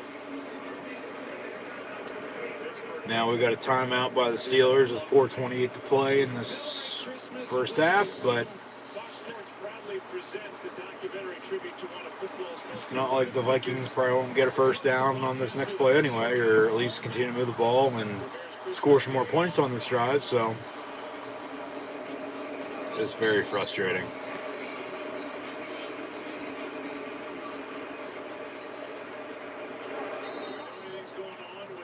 T.J. Watt, Christina. Right now, the team is saying groin questionable. As you see him very often, don't see him out there this series, no helmet. Now they say T.J. Watt's questionable return with a groin injury. He has been banged up, but slant over the middle, complete. See what I say?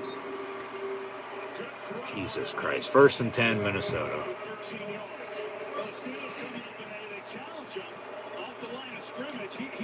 They're in a hole. They probably know they're going to lose at this point. Pull T.J. Watt, whether he's hurt or not. Get him healthy.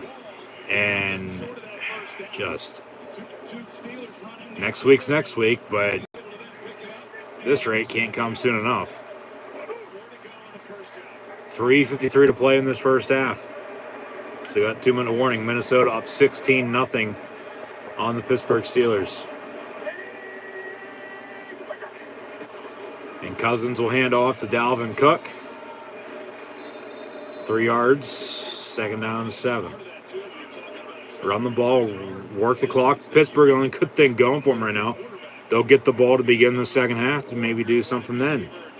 Maybe a tale of two halves. I don't know. Just when you don't have a running game and Roethlisberger has to do it all by himself, same story as it's been, we'll pick back up just right where it left off.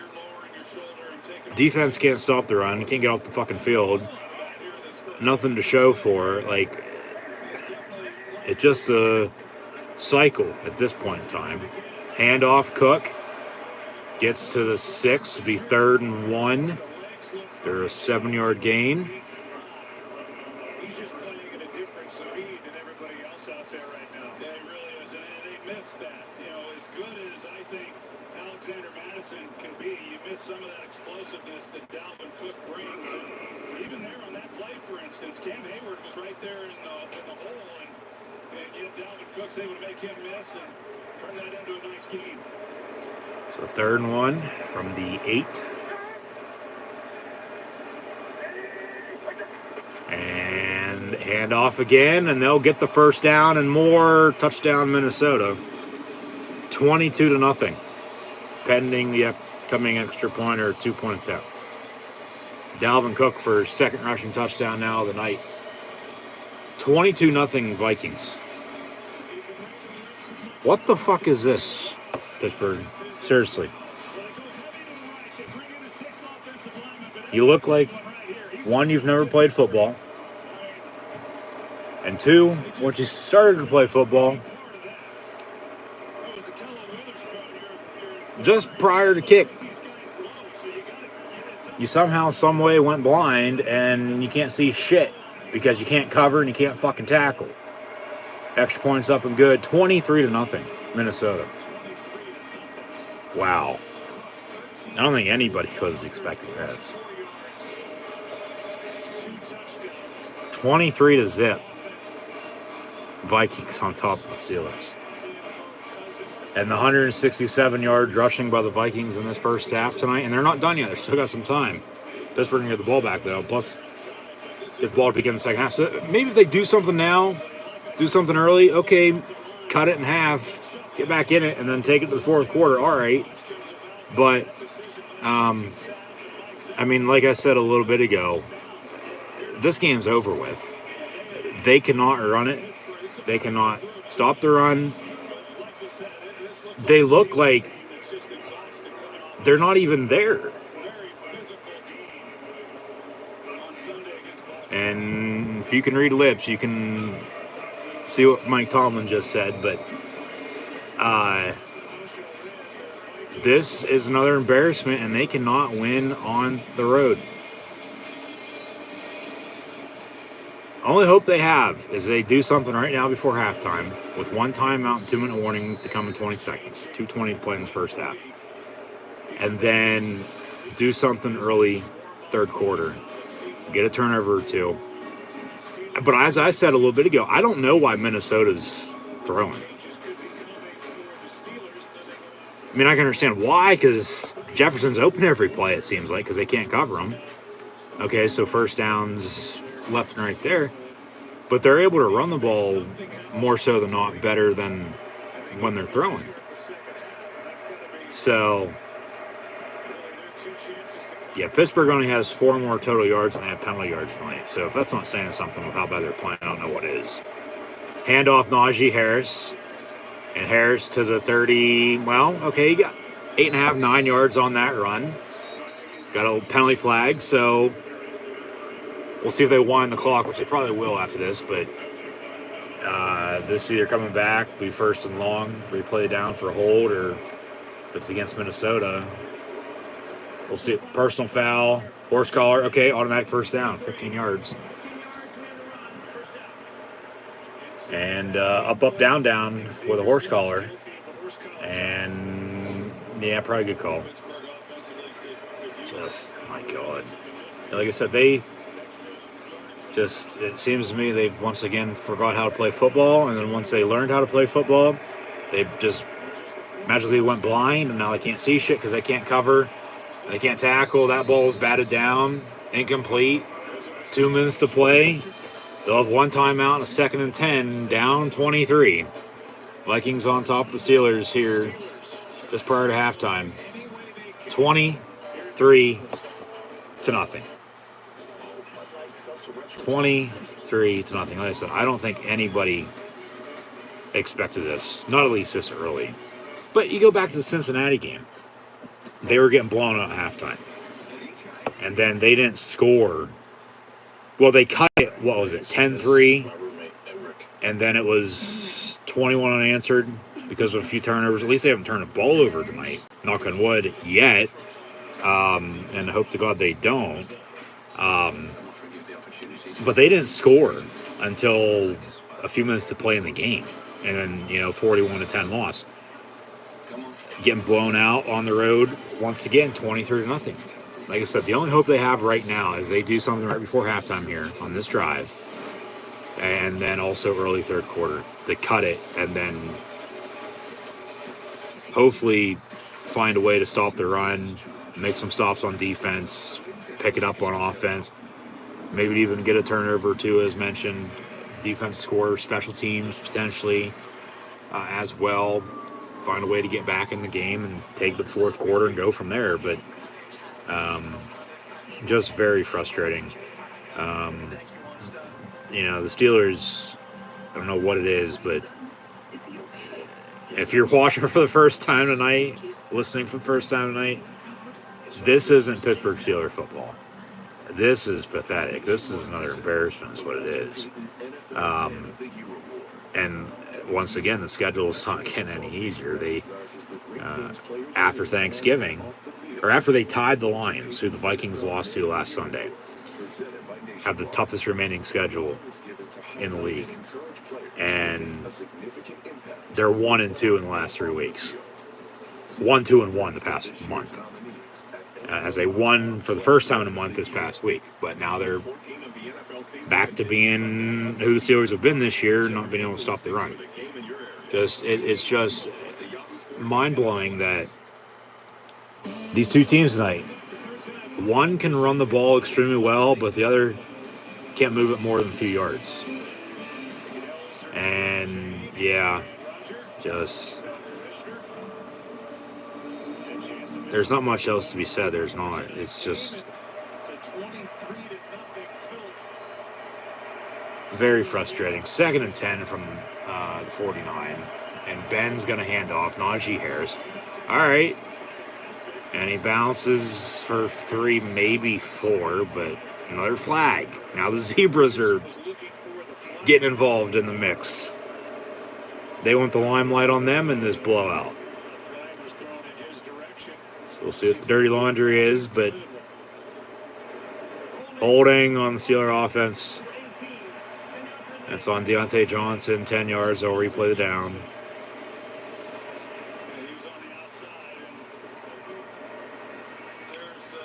Maybe a little bit there at the tail end.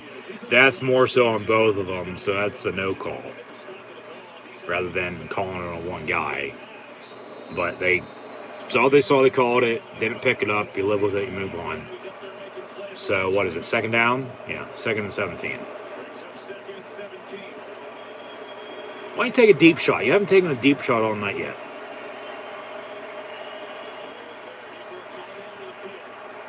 And why don't you go to your tight ends? You haven't gone to Freiermuth once tonight either. Ben far side, complete to Claypool. They get back to the original line of scrimmage. It'll be 3rd and, well, about 11 after a 6-yard gain. But still one timeout, minute 48. At least they get out of bounds and clock stops there. But you got to score some points now on this drive. And regardless earlier with the missed kicks, because they could have 3 on the border now. It might not be as bad as it is. And it's only a 3-score game. Down 3.5, 4 scores now. But it could be a whole hell of a lot worse than it is because, a few of those field goal drives by Minnesota probably should have been touchdowns, no doubt about it. But 3rd and 11, trips near side, Ben looking to throw, and he's going to go down the fucking sack. Jesus Christ. Can you fucking block? Can you not? I'm done. This is pathetic. This is awful. My God. You can't cover. You can't tackle. You can't block. They need to go back to the basics and learn how to play football again.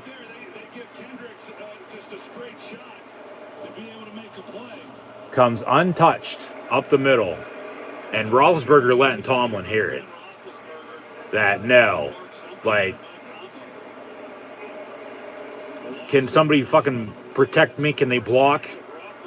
This, and not, if I'm Ben, I'd be pissed off too. He's been sacked now, I believe, 5 times. 4 times. But 4 too many, regardless if it's more than 1. Yeah, he said something. I couldn't make it out, but Pittsburgh on the punt again, so they can't move the damn ball. They can't block. They can't run. Can't cover. Can't tackle. Can't do this. Can't do that. Just pack up at halftime and get on the plane and don't even come back out on the field at this point. That's where we're at. Hell, bring back Terry Bradshaw to play quarterback for the Steelers in the second half. Get him on a red eye right now from L.A. He'll be, he's got a terrible towel. That's terrible. And he's gonna wipe it down. Maybe that's some good luck for the Steelers. I don't know, but you got to get a stop now. You can't go down on the road here tonight on halftime, 30-0. Bubble screen. At least they tackled Jefferson right away. Cam Sutton on the stop. Because he breaks that, he might be hightailing it down the sideline right now. You got to get a stop. If that means you hold them to 0 or force a punt, okay, just make sure they don't score on this drive. Then you'll get the ball to begin the second half. But then you better come out swinging in the third and fourth quarter to get back in this game. You better not go away easy. Cousins looking to throw. Slant, incomplete. Once again, I have no idea why Minnesota is throwing the football.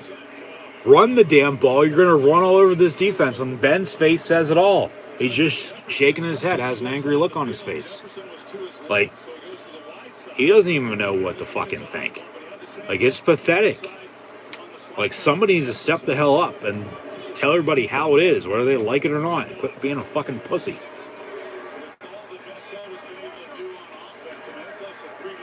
Third and 10 for Minnesota from the 12. And a run. And guess what? Oh, well, almost out of first down. I thought he did. Cook for 9. Pittsburgh with a timeout, 51 seconds to get it back. Well, at this rate, you might as well take a fucking knee because probably do something stupid and turn the ball over, and then they'll, just as he did right before halftime at Cincinnati, Ben throwing a pick 6, and then you're down by 21, be 30 at this rate tonight. But this is pathetic. He's taking a brutal beating, no doubt about it, yeah. Can't protect him. They can't run the ball. They can't stop the run. There's nothing else to be said until that gets fixed and it changes. They're in the hole they're in, and they got to get rolling on offense. Claypool's got to step up a receiver. They've targeted Washington and McLeod a few times, but nothing going for him there. Deontay Johnson has a few catches, but nothing to damn tight ends, which just blows my mind. Fair catch by McLeod to the 32. Pittsburgh going to have no timeouts. Could have one and their other challenge back, but they only have one challenge in the second half when we return. But they'll have no timeouts now. Good length of field to go. 44 seconds and a 1st and 10. Down 23 still. 23-0. Vikings on top.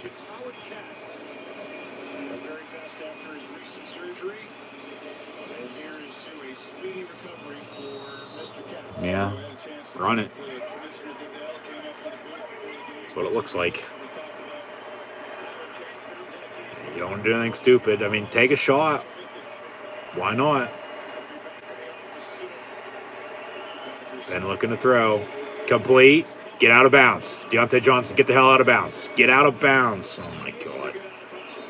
You got to get up there and go. Be second down and medium. You got to hurry up. Go. Come on. If you want to do something, 2nd and 4.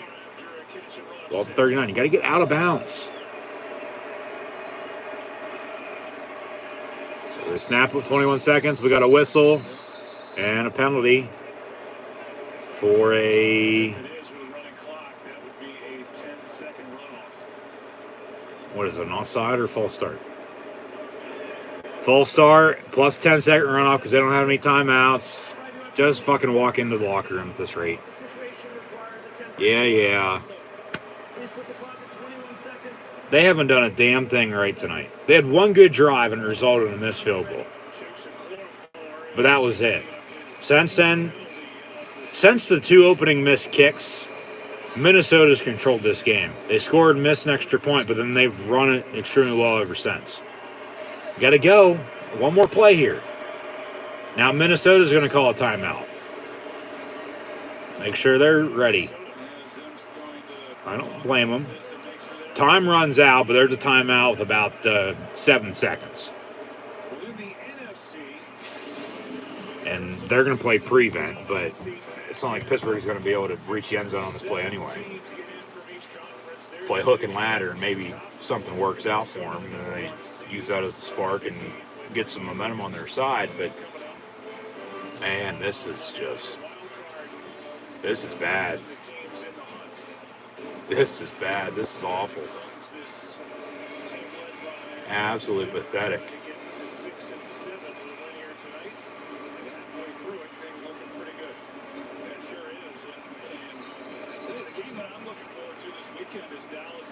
So 2nd and 9, they'll have 9 seconds.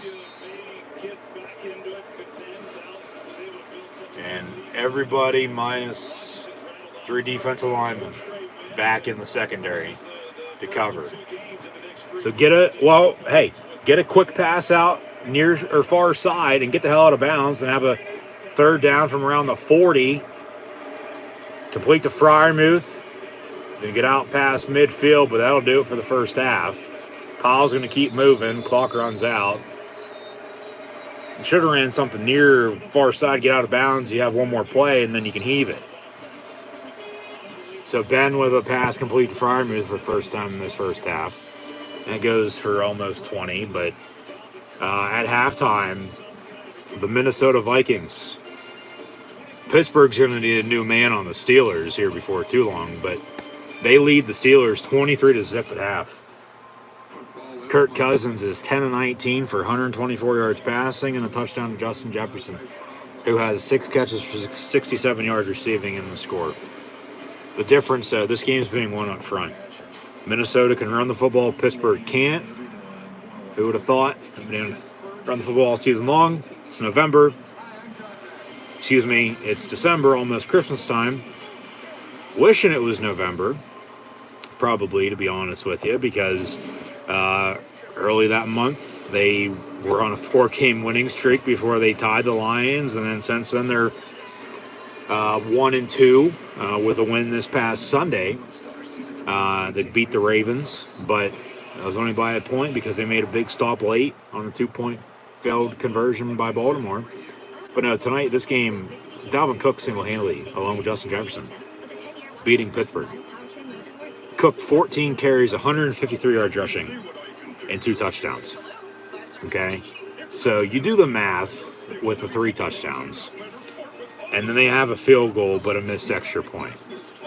Plus another missed field goal. So 26-27, nothing. But it could be, 28, 35, 42, nothing right now. If a few of those field goals go for touchdowns, they have the made extra point, et cetera, et cetera. They're lucky to only be down 23, but they're down 23. They're in a hole, and they haven't shown any fight of finding a way to get out of it. So until they do, they'll be in that hole and down by however much they're going to be down by. And they're down by 23 at the half right now. 23-0 Minnesota. Roethlisberger's 8 of 11 for 68 yards passing. Najee Harris, 7 carries, 17 yards rushing. But compared to Dalvin Cook, that's chump change.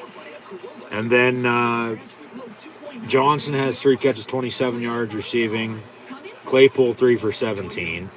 And then Ray McLeod 1 for 7. Freiermuth's catch there to close first half went for 17, so he has a catch for 17 yards.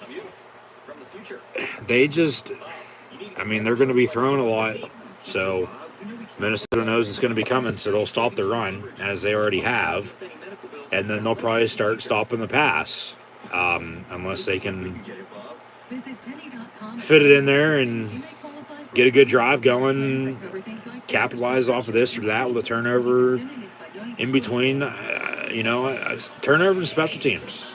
I still think play some sort of factor, and I don't know how now, but just absolutely pathetic.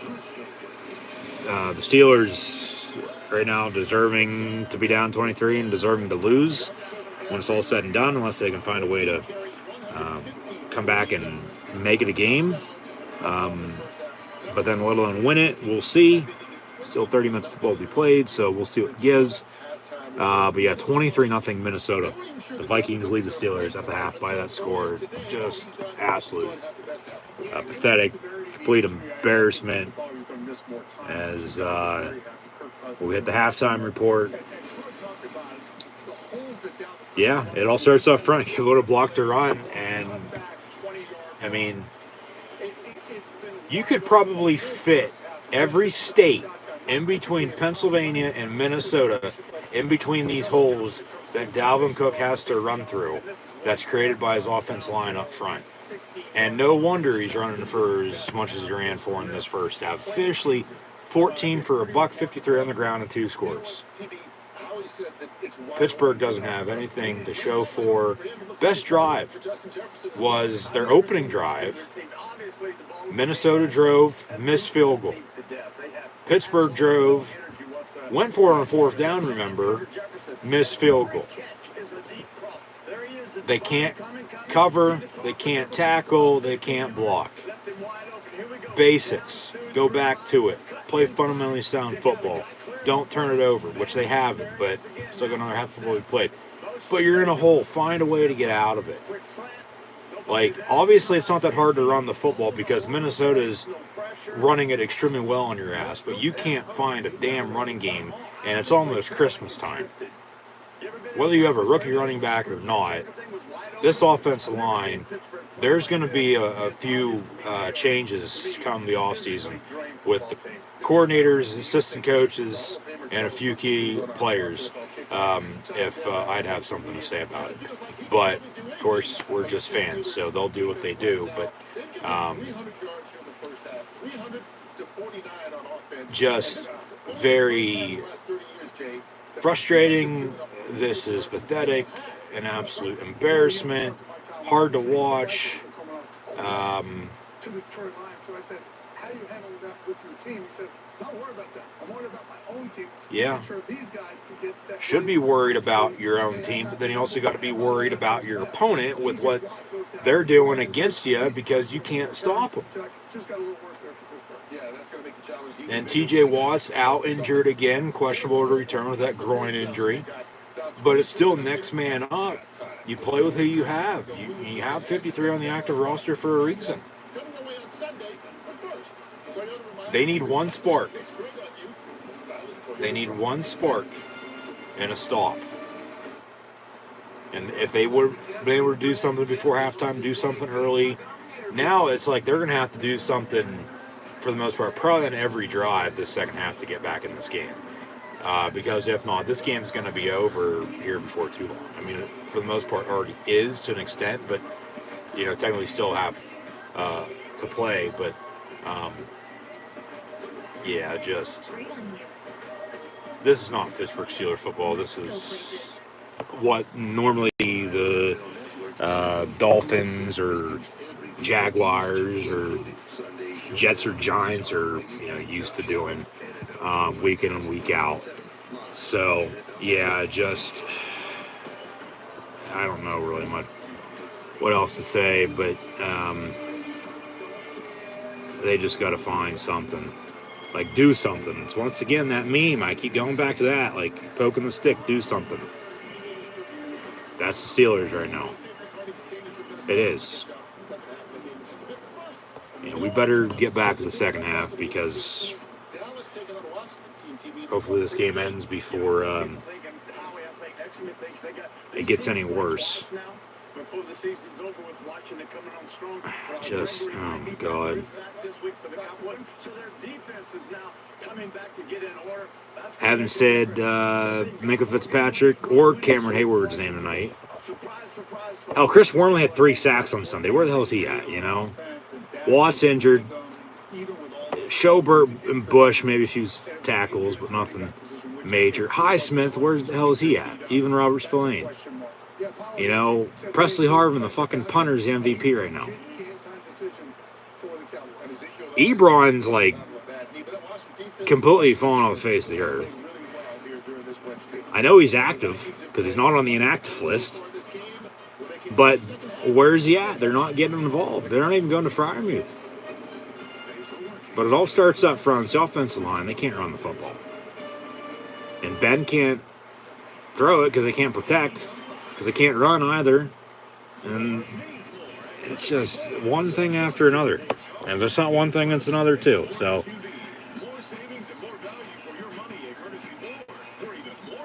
just, oh my God.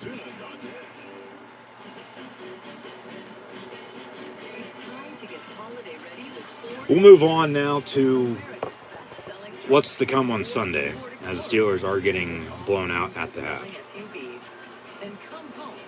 This could be a little bit of a high tonight, as I'll have live watch along reactions live here on YouTube Sunday as well for some NFL action.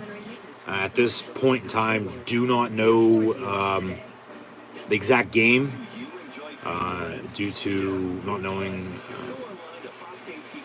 what games in my area at 1 or more so not 4 o'clock. And it should be Buffalo and Tampa Bay, but as mentioned on Sunday, it was saying San Fran, Cincinnati for some reason, but the map says different, so we should be good to go. But if not, then probably at 1 o'clock with the Ravens and Browns and Cowboys Skins, but hoping for Buffalo and Tampa Bay for one game Sunday, and then the Monday night kick as well with the Rams and Cardinals in a crucial NFC West battle. But here tonight on Thursday Night Football, AFC North, NFC North, Steelers, Vikings at the half, Minnesota on top, 23-0. Also on Sunday, though, we have the Baltimore Ravens and Cleveland Browns for the second time in 3 weeks. The Jags and Titans will meet also on Sunday. Raiders and Chiefs. Remember, Kansas City blew out the Silver and Black on the road on a Sunday night earlier this season as well. Saints should beat the Jets, as should the Seahawks defeat the Texans. We'll have Atlanta and Carolina, along with Dallas and Washington, which should be a good game. Skins win out, regardless of what Dallas does. They'll win the East.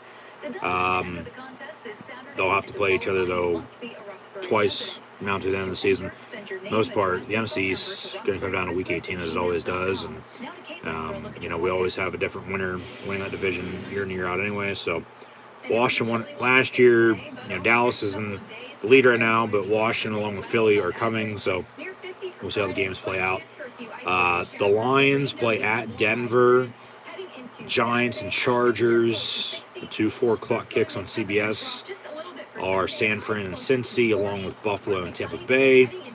And then Sunday night and Monday night, respectively, NFL's oldest rivalry between Chicago and the Green Bay Packers from the frozen tundra of Lambeau Field, as Aaron Rodgers will look to continue to own Chicago, as it did once again already this year. And then Monday Night Football, as mentioned, will be the Rams and Cards from the desert, but about to begin the second half on Thursday Night Football with the Vikings on top of the Steelers, 23-0. Pittsburgh going to get the ball to begin the second half.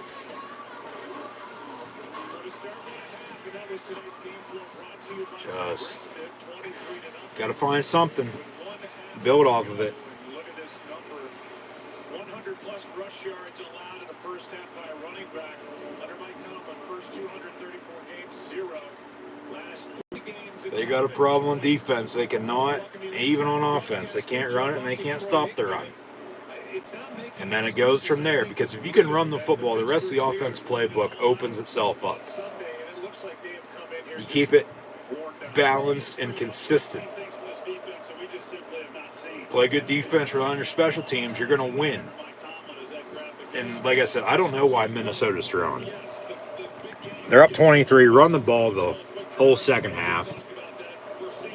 Run away with the win. Even if Pittsburgh scores a few points, you're probably still going to win by at least 10.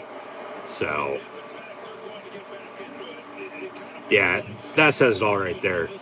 with the rushing yards and then total yards. 176 to 29, and then 300 total yards to only 66. With 4 sacks on defense to Ben, and then, I mean, time possession, sort of split, but Pittsburgh can't move the ball because they can't run it, and they cannot stop the run. It starts there. End of story. Ray McLeod on the return out past the 25. 30, this coming back for a block in the back or a hold anyway. Be 1st and 10, Pittsburgh. Got an injured Viking.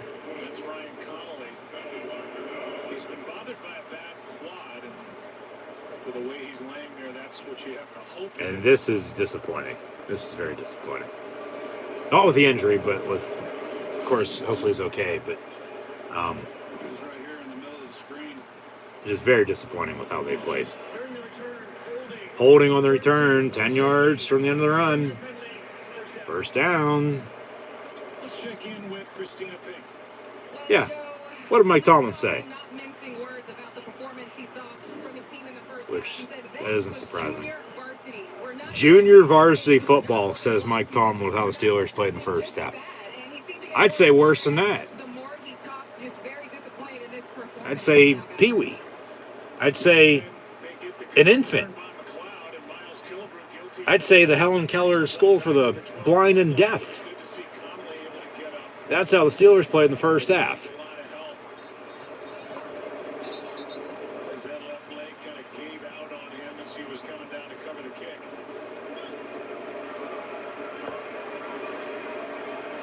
So with the injured Viking, Pittsburgh after the penalty on the hold on the return, 1st and 10 to begin this second half, down at the Minnesota Vikings, 23-0.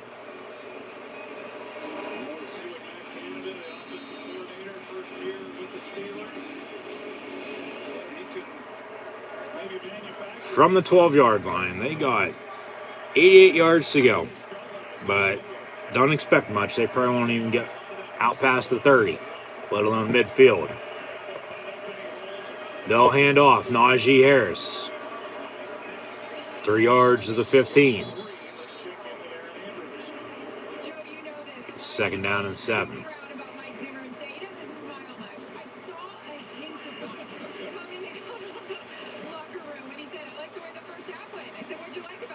Everything. Yeah. Nope. But, yeah, he is playing, and Pittsburgh can't stop him, so. Steelers, 2nd and 7. Ben on a slant, and it's incomplete, intended for Deontay Johnson.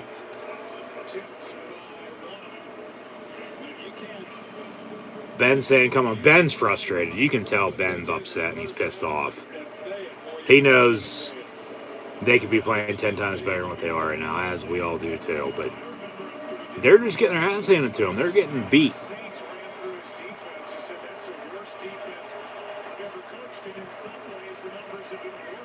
Third down and 7 following the incompletion.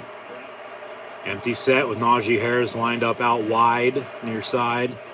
James Washington now in motion. Play clock winding down. Ben, bubble screen complete to Harris. Got a penalty flag. And they get to the 20-yard line, but it'll be 4th and short. And then even with penalties against the Steelers, they'll decline it. And Pittsburgh's going to be on the punt anyway, so. Offside. That's free, 5 yards, automatic 1st down. Or they'll replay 3rd down. It'll be 3rd and 2, excuse me, 3rd and 2.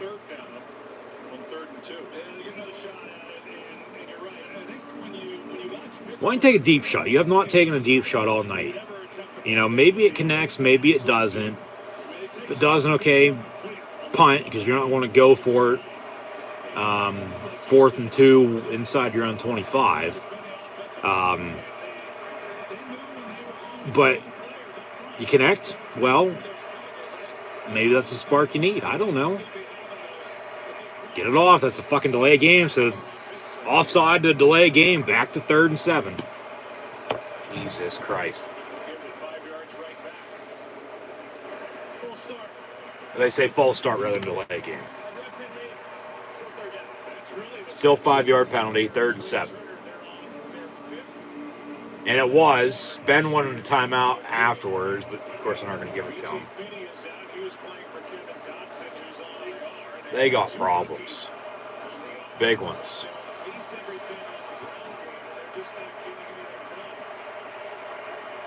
So 3rd down and 7 for the Steelers.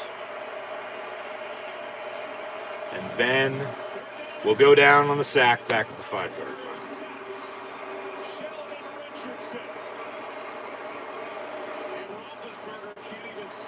This is just...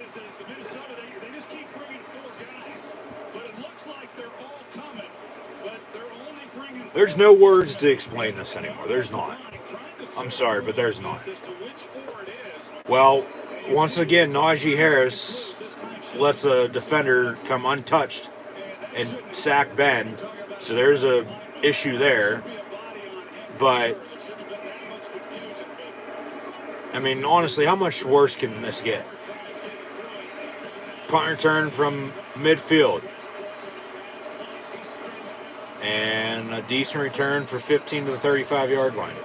Be 1st and 10 Minnesota from there with great starting field position to begin their opening second half drive. Already up 23-0 on the Pittsburgh Steelers. They can't protect Ben. They cannot block. That is their problem. They cannot block. They cannot tackle. They cannot cover. They can't do a damn thing right. At least if they were able to block a little bit and find a decent running game, and Ben is able to have at least a few seconds to throw, okay, maybe they do something on offense. But because they can't block, it all starts up front. You got to be able to block to run and open up the pass. They can't do that. No wonder they can't do anything. And it's sad. It really is. It's very frustrating. It's like, how are they right now even allowed to be in this game, let alone finish it with the way they're playing? Like, this is pathetic. I know I said that a few times. Like I said, there's not a word to describe how they're playing, though, now. Like, atrocious would be as probably bad as it's going to get. And TJ Watt now rolled out for the rest of the game with his groin injury. So he's not going to return. So somebody has to step up on defense. But like I said, if I'm Minnesota, I'm running the ball the rest of this game because they cannot stop it. When Cousins is thrown, there's been how many incompletions? Passing touchdown to Jefferson because he's wide open in the end zone on that scissor route, crosser over the middle, back to start this lead, start this momentum that they have, and the shutout that's ongoing. But all the other passes are okay, first down for a few of them, but nothing major. Like, run the football, Minnesota. Run the damn ball and run this clock and win. You're at home. You have a lead. Second half now. They can run the ball when they need to. Final 30 minutes of play. They're going to win. They're going to win now as it is anyway, but just put us out of our misery and get it over with, you know? So, and the talk for Mike Zimmer to be fired will die down, but then the talk for Pittsburgh's playing like shit again, and what does the future hold? That'll kickstart once again, and it starts up front. They can't block, and it's their running game. And hopefully people are going to finally realize that. It's not all on Ben, but he's going to take the blame for it anyway because he's a starting quarterback. Yard on that play, 2nd and 9. They're already in field goal range to begin this drive after the punt because Pittsburgh can't move the football. Toss to Dalvin Cook. Missed tackle after missed tackle and a 9-yard run for Cook for a first down. They're marking him a yard short. It'd be 3rd and 1.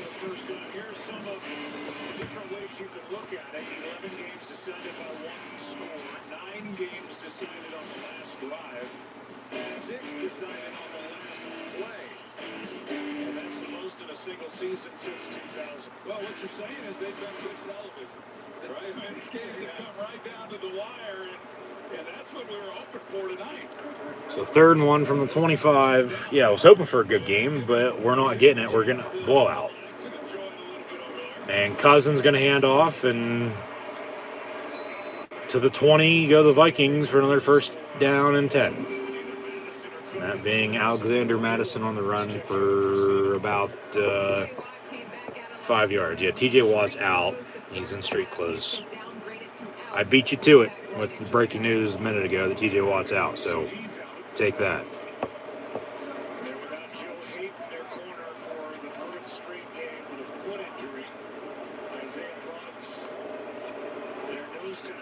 From the 20, Jefferson in motion,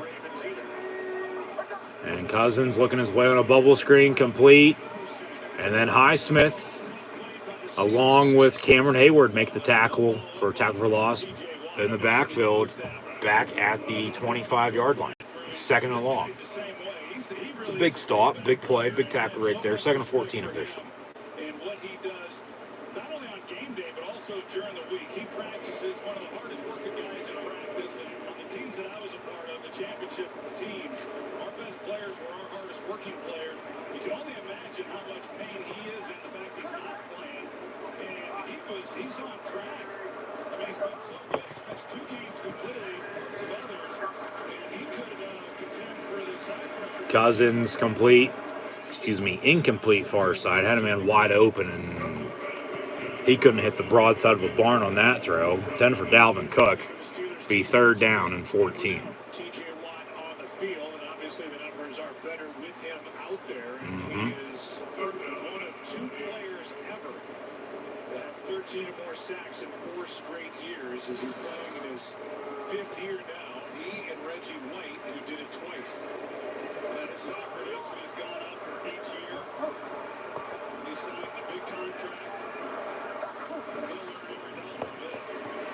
Cousins throws, he gets pressured, and it's incomplete. Why are you throwing, Minnesota? Run the damn ball. Cousins is not looking that good tonight. You know, just imagine if it was a little closer than what it was, or what it is, and he's still throwing like this. Pittsburgh's in it then at that point, because they're getting to him. But they can't stop the run. Just imagine, okay, if they did be able to stop the run as well, with, this play by Cousins keeping up. Okay, maybe it's a little bit closer than what it is, but probably not by much, but still, I mean, as Minnesota's going to attempt a 42-yard field goal, make it 26-0, kicks up and good. So, now Greg Joseph 2 for 3 on field goals tonight. Boswell still 0 for 1. Opening drive. Since then, they haven't even been able to get Chris Boswell field goal range. That's how poor they can't move the football tonight. But they're going to get the ball back. Now down by a few more points at 26-0. 26-0 Vikings on top of the Steelers here tonight on Thursday Night Football. But once again, thank you for tuning in and listening. Be sure to like, follow, and subscribe on social media. Links in the description below, the thumbs up button. Share, hashtag NFL. Chat questions and comments, super chats, super stickers, always greatly appreciated as well. So, I mean, like I said, it can't get much worse, but can it? We'll see. At least, and we haven't done a turnover by either team tonight. We'll see if that factors into anything or not. To seal it for sure. I mean, this game has been over, and it'll be over shortly. But, yeah, just another go-around for the Steelers not being able to do anything on offense. Can't solve them on defense, and they can't win on the road. Like I said, they can't even get in Boswell field goal range to kick a field goal. Just, it's awful. It is. It's like something needs to change. I don't know what, but something needs to change at this rate, because it's turning in to a trend. It is, and when it's a trend and it's not in your favor, that's not a good thing to be a part of. When it's going good for you, then okay, but that'd be a good thing to be a part of. But no, not when You're going to be 2-3-1 over the last month.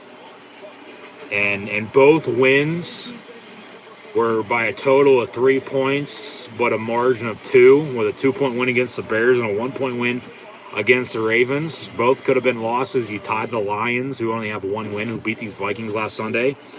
And then you lost a few times to the Chargers, won it, lost again. And then you get blown up by the Bengals, and you're getting blown up by the Vikings tonight. I mean, there's no in between. It's either they're winning a close game, they're losing a close game, or they're getting blown out. So, Pittsburgh will have a 1st and 10 here. Vikings on to kickoff, up 26-0. But this is an NFC opponent.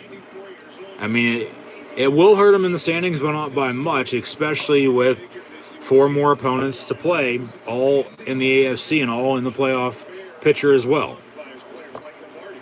So we'll get there when we get there, but just one thing at a time.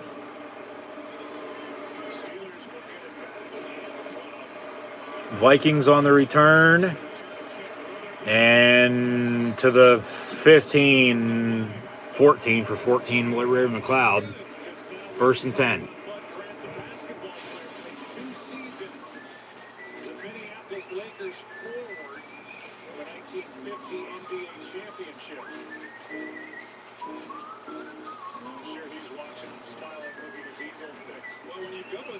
You never really know that he had been a football coach or played professional basketball. I mean, he had stuffed birds and hunting and fishing. It's a true outdoorsman. So from the 15, 1st and 10, out of the pistol, Roethlisberger going to hand off. Najee Harris. And 3, maybe 4 on the run up the middle, 2nd down.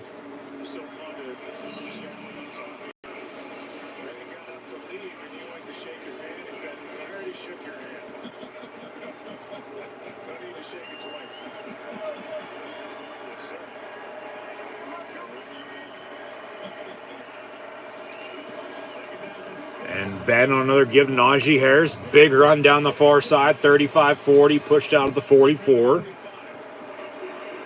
1st and 10 Steelers. I'll take it. Let's go, though. You got to build off of it. You got to keep running the ball. Take your deep shot now. Ben's got to air it out. You got to protect him, though. He's been sacked, what? Last I checked, it was 4. It's probably 5 or 6 times now. 5. Yeah, they sacked Jackson 7 times last Sunday. But they don't have a damn sack on Cousins tonight. And Ben on a slant, and it's picked off. There's your turnover. And the Vikings on the return. And Najee going to push him out around the 25-yard line. They'll have a 1st and 10. Jesus Christ. Just pull the trigger at this rate.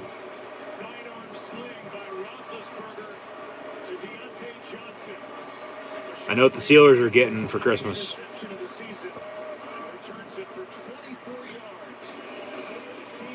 53 new weapons so they can blow their fucking brains out.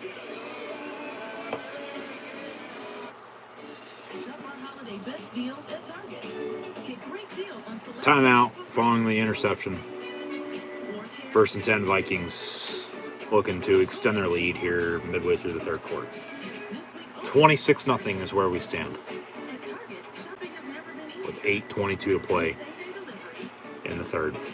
No 1st and 10 from around the 25-yard line after the INT. Ben's 8 of 13 for only 68 yards passing and an interception. Has been sacked 5 times. They don't have a running game. I mean, biggest run for Harris was the play right before the pick. 10 for 48 on the ground. And like I said, for Cousins, I mean, if this game's a whole lot closer, but it's not, the way he's thrown the ball, you know, could really go either way, because I still don't get why they're throwing. I don't. They're able to run the ball extremely well. Why abandon it, you know? Because Cook has 15 carries, 161 yards rushing and 2 touchdowns.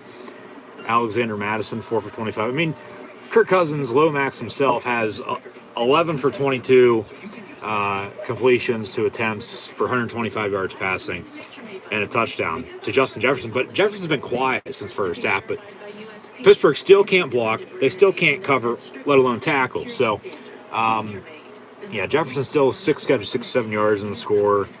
KJ Osborne, 2 for 21. Conklin, 2 for 20. Chris Herndon, 1 catch, 17 yards. And then, yeah, like I said, Najee Harris, 10 carries, 48 yards rushing. But Deontay Johnson, 3 for 27. Claypool, 3 for 17. Freiermuth has 1 catch to close the first half, 17 yards. And then McLeod, 1 for 7. Just at this rate, you know, probably shouldn't even got off the damn bus, because that's where they're still that's where they still are.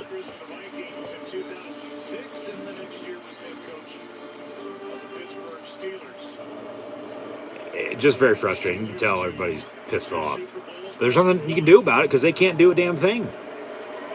Credit to the Vikings. They're coming out and going to start in Steeler territory already on this next drive. 1st and 10 from the 30.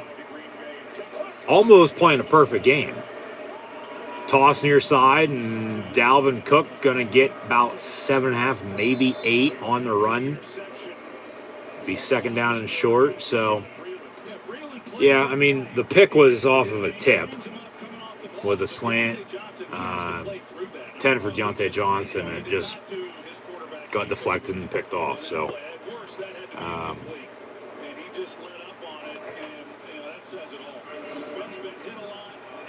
it starts up front, and Ben's going to take the blame, but hopefully people see, finally, it's not, and it has been his problem, has been his fault. It's because they can't block and they can't run the football and they can't tackle on fucking defense. But they can't move the ball on offense, though, either. So, I mean, there's no in between. There's nothing else to be said. This is how they've played for how long now. And it's very frustrating. Something needs to change, but I don't know what. And no, it's not Mike Tomlin.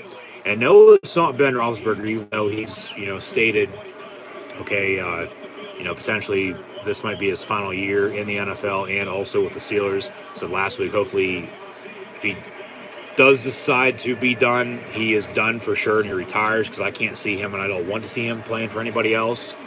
Cousins in the end zone, incomplete, and then they throw a penalty flag for a big hit on Minkah Fitzpatrick, but that's a horseshit call. That's a fucking tackle. Defenseless my ass. He got sandwiched and he got hit. Like, grow the hell up. Personal foul, unnecessary roughness. No helmet to helmet, no targeting. No penalty, but they call it. You live with it, you move on. They'll have a 1st down. Should be 1st and goal. But, I mean, the pass was a little behind. Cousins isn't playing that great tonight. He's not. So I said, if they can stop the run, or they were able to stop the run earlier, do something on offense, this game is going to be a whole lot closer than what it is. But it's not. So, yeah, they'll have a 1st and goal at the 4. And they'll hand off. Cook falls down, loses 2. Be 2nd and goal back at the 7. So, no, Ben, I said it last week and the week prior, I think. I still think he could play another year. I do. But will he? Probably not. Not at this rate. But if only they had a running game. They didn't have a running game last year, but somehow they got to an 11-0 start, and they lost 5 of 6. 1-3 start this year, 4-game winning streak, and then past month, it started with the tie. They're 1-2-1. But all their wins could be losses, and all their losses could be wins, because that's how close it's been. The one loss in the blowout, okay, that's a loss. This is a loss. But then everything else is a coin flip with how it turned out. So, in a gist, it could be a whole hell of a lot worse, but it could be a whole hell of a lot better, though, too. But, as mentioned, I'm taking it. 6-5-1. 6 wins, 5 losses, and a tie has to speak for something. They're still in it, but they're not playing, once again, good tonight. pass incomplete, 3rd and goal. Why aren't you running the football? Or 4th and goal out after that, excuse me. So they'll have to attempt another field goal. You know, all the field goals could be touchdowns, and all the passes that are incomplete probably should be caught. Should be touchdowns, first downs, however you want to put it, whatever they might be. But why get away from the run game? And even with a win tonight for Minnesota, I feel Kirk Cousins is going to find a way to not make sure, but the Vikings won't make the playoffs because of him, or if they do make the playoffs, they'll lose because of him. He's not playing that good tonight. He's not. Like, that's the only good thing going for Pittsburgh. But Ben's not playing that good, though, either, because they can't block for him. He's been sacked 5 times. They have no running game, so he has to do it all by himself. They can't tackle on defense, let alone cover or just anything in general. So, yeah. But at the same time, Vikings don't need Cousins to be playing well, though, either. You know, but against anybody else, he'd, you know, at this rate, probably having to have the game of his life. I don't know what Minnesota's schedule looks like the rest of the year, other than I do know 2 of the games that'll remain. As mentioned, they'll be in prime time on a Monday night against the Bears, and then also early next year, Sunday night against the Packers. So both teams must win scenario here tonight, and Minnesota's going to come out on top. Field goal is good, 29-0 now.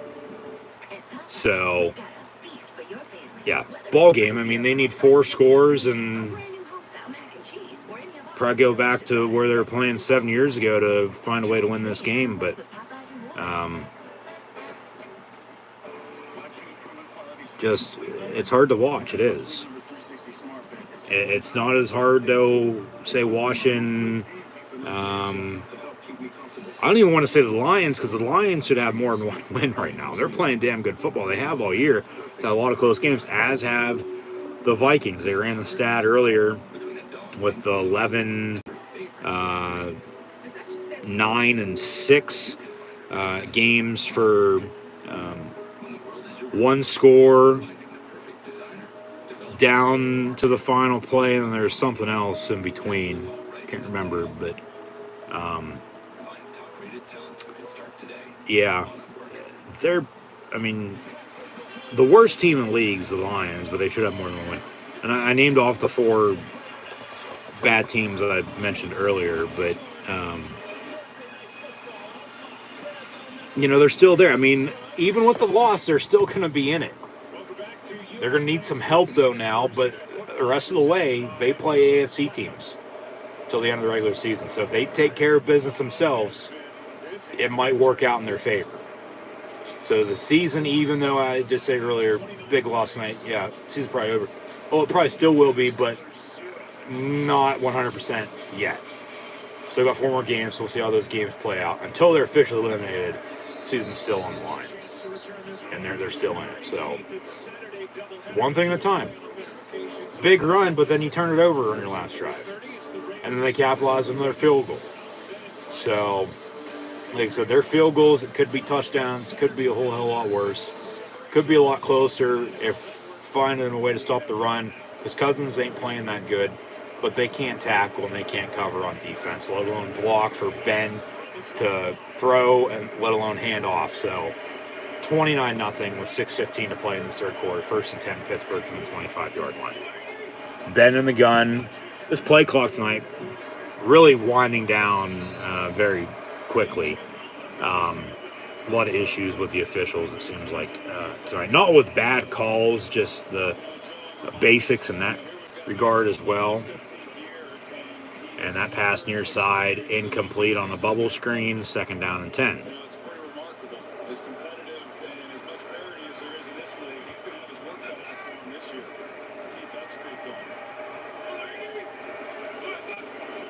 And Ben, a little bit of a miscommunication on the handoff, a little bit of a bobble.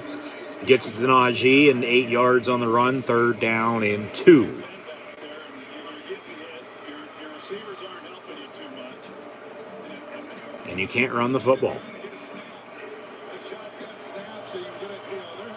There have been a few bad snaps by Kendrick Green tonight, too. A little high to the side. Out of the pistol, they'll run it. And Najee, nowhere for him to go. He breaks the tackle, though, and he gets a first down somehow, some way. But the chains keep rolling. Move the sticks, 1st and 10, Pittsburgh.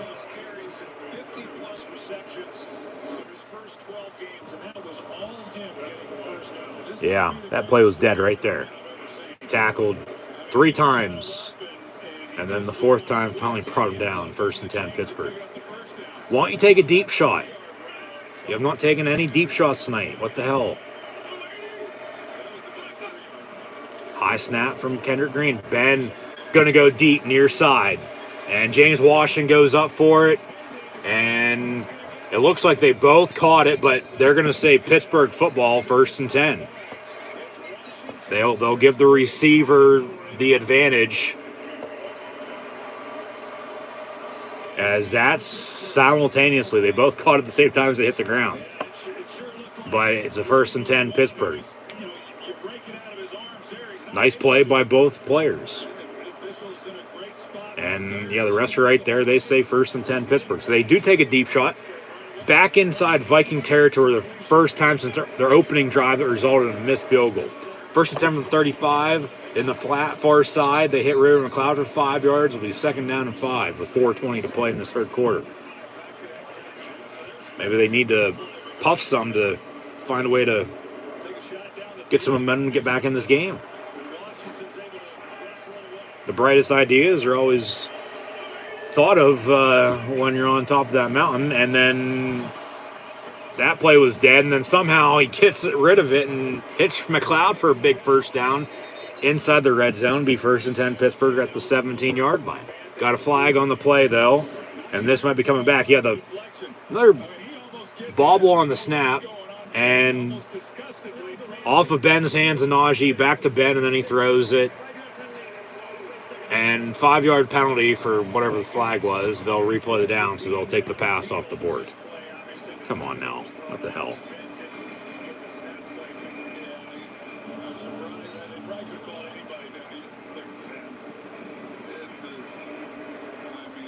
Yeah, Ben's frustrated. We all are.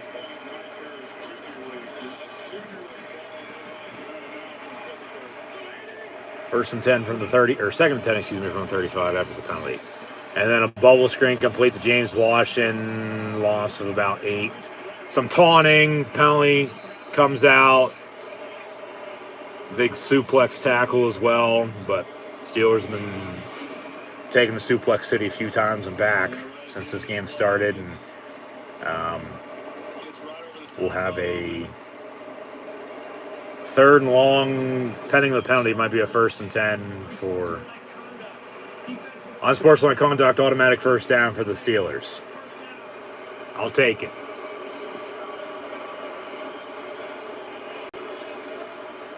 Yeah. I don't agree with that. I don't like the targeting or the taunting rule. They need to get rid of both, but, I mean, that's a penalty for what the rule book says. So, of course, I get you want to celebrate, you're going to win this game, etc., but do it on the sideline, because that's basically where you have to do it anymore. 1st and 10, Najee Harris going to get a first down run far side inside the 10. And the Steelers are knocking on the door for the first time tonight. Down 29-0. 3:11 to play in the 3rd quarter. Not over yet. No, you don't, but you got to keep it going, though, once you do get something good going. So from the 11.5-yard line, 1st and 10 out of the pistol, they'll fake the give, complete near side to James Washington. And James Washington going to be brought down about a yard short of the first down, and they'll have a 2nd and 1 at the 3-yard line.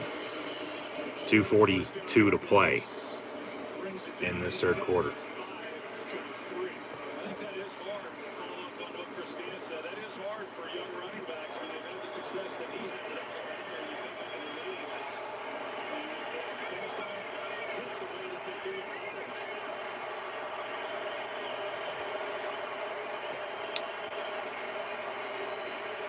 2nd and 2 officially, they say. Ben rolls out, caught and dropped by Deontay Johnson in the end zone, incomplete. Should have been a touchdown. 3rd down and 2. That's on Johnson. That's a drop. Hit him right in the hands and he dropped it. Jesus Christ.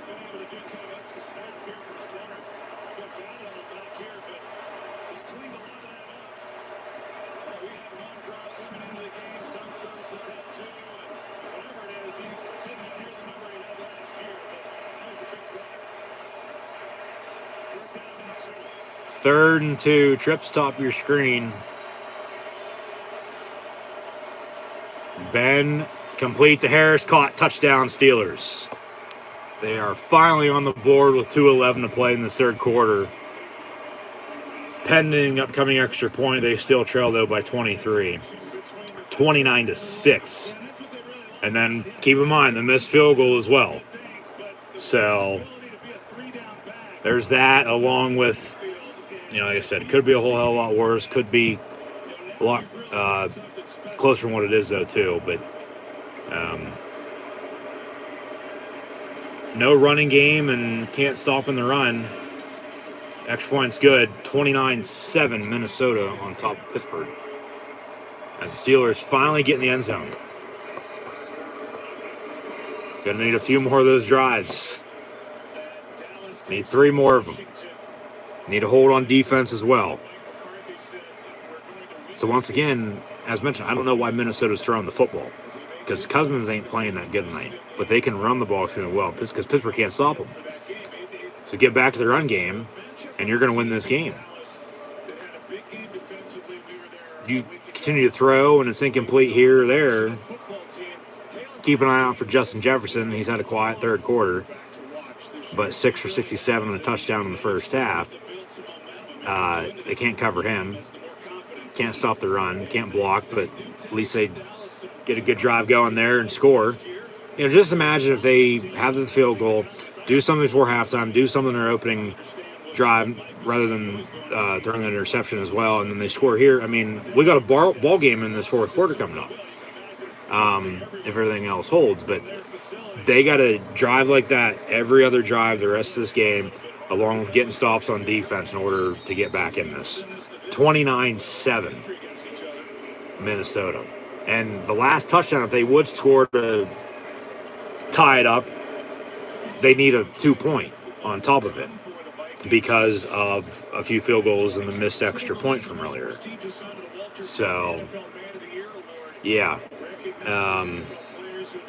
One of those nights again, but they're still in it. With about 17 minutes to play, 3 timeouts, 2-minute warning, down 3 scores. Need a defensive stop, need a turnover, as Minnesota got as well. Cousins looking to throw, and it's going to be picked off by Akello Witherspoon. Steeler football, 1st and 10 at the 42. Let's go. You got to capitalize off of this now. Game's not over yet. You got to capitalize. And he's had 2 good games back-to-back. They celebrate in the end zone, but once again, why the hell is Minnesota throwing the football? Abandoning the run, you have that going for you. Pittsburgh can't stop. They've been able to stop the pass for the most part after the opening touchdown. Cousins, that ball deflected. 10 for Justin Jefferson. It's picked off. Steelers 1st and 10. Need to drive and score. Get some points. Need a touchdown rather than a field goal. And then a missed field goal might come back into play, but if you have to settle for 3, okay, I'll take it, but you need a touchdown. Need a touchdown. 1st and 10 from the 42. Find this running game as well. Rock the Naj, run Najee Harris. Up the middle, run 22, and he's going to get a 1st down for 12. Never say die. Let's go. 1st and 10.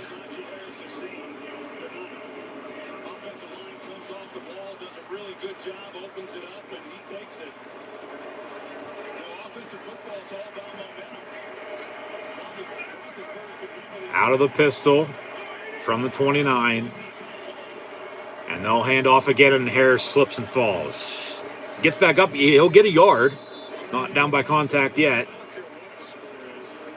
This game's not over. Vikings, having been through all that they've been through this year with these heartbreaking losses and blown leads. This game is not over yet.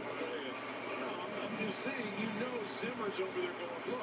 So whether some people have called it a night already or not, I mean, I've almost turned it off a few times, as bad as it's been, but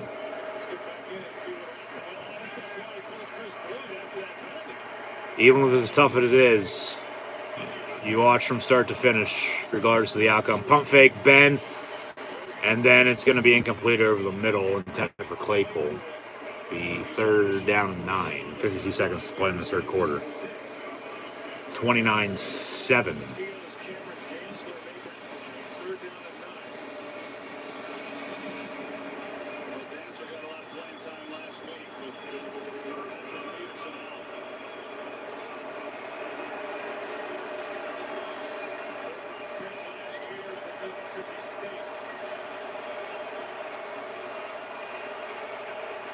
From the 28, third and 9, gotta go. Gotta snap it. Can't take a delay game. Go! Snap the fucking football. Jesus Christ, then you get a false start. Unless you called a timeout. Snap the damn ball. I'm surprised he's holding it together as well as he is.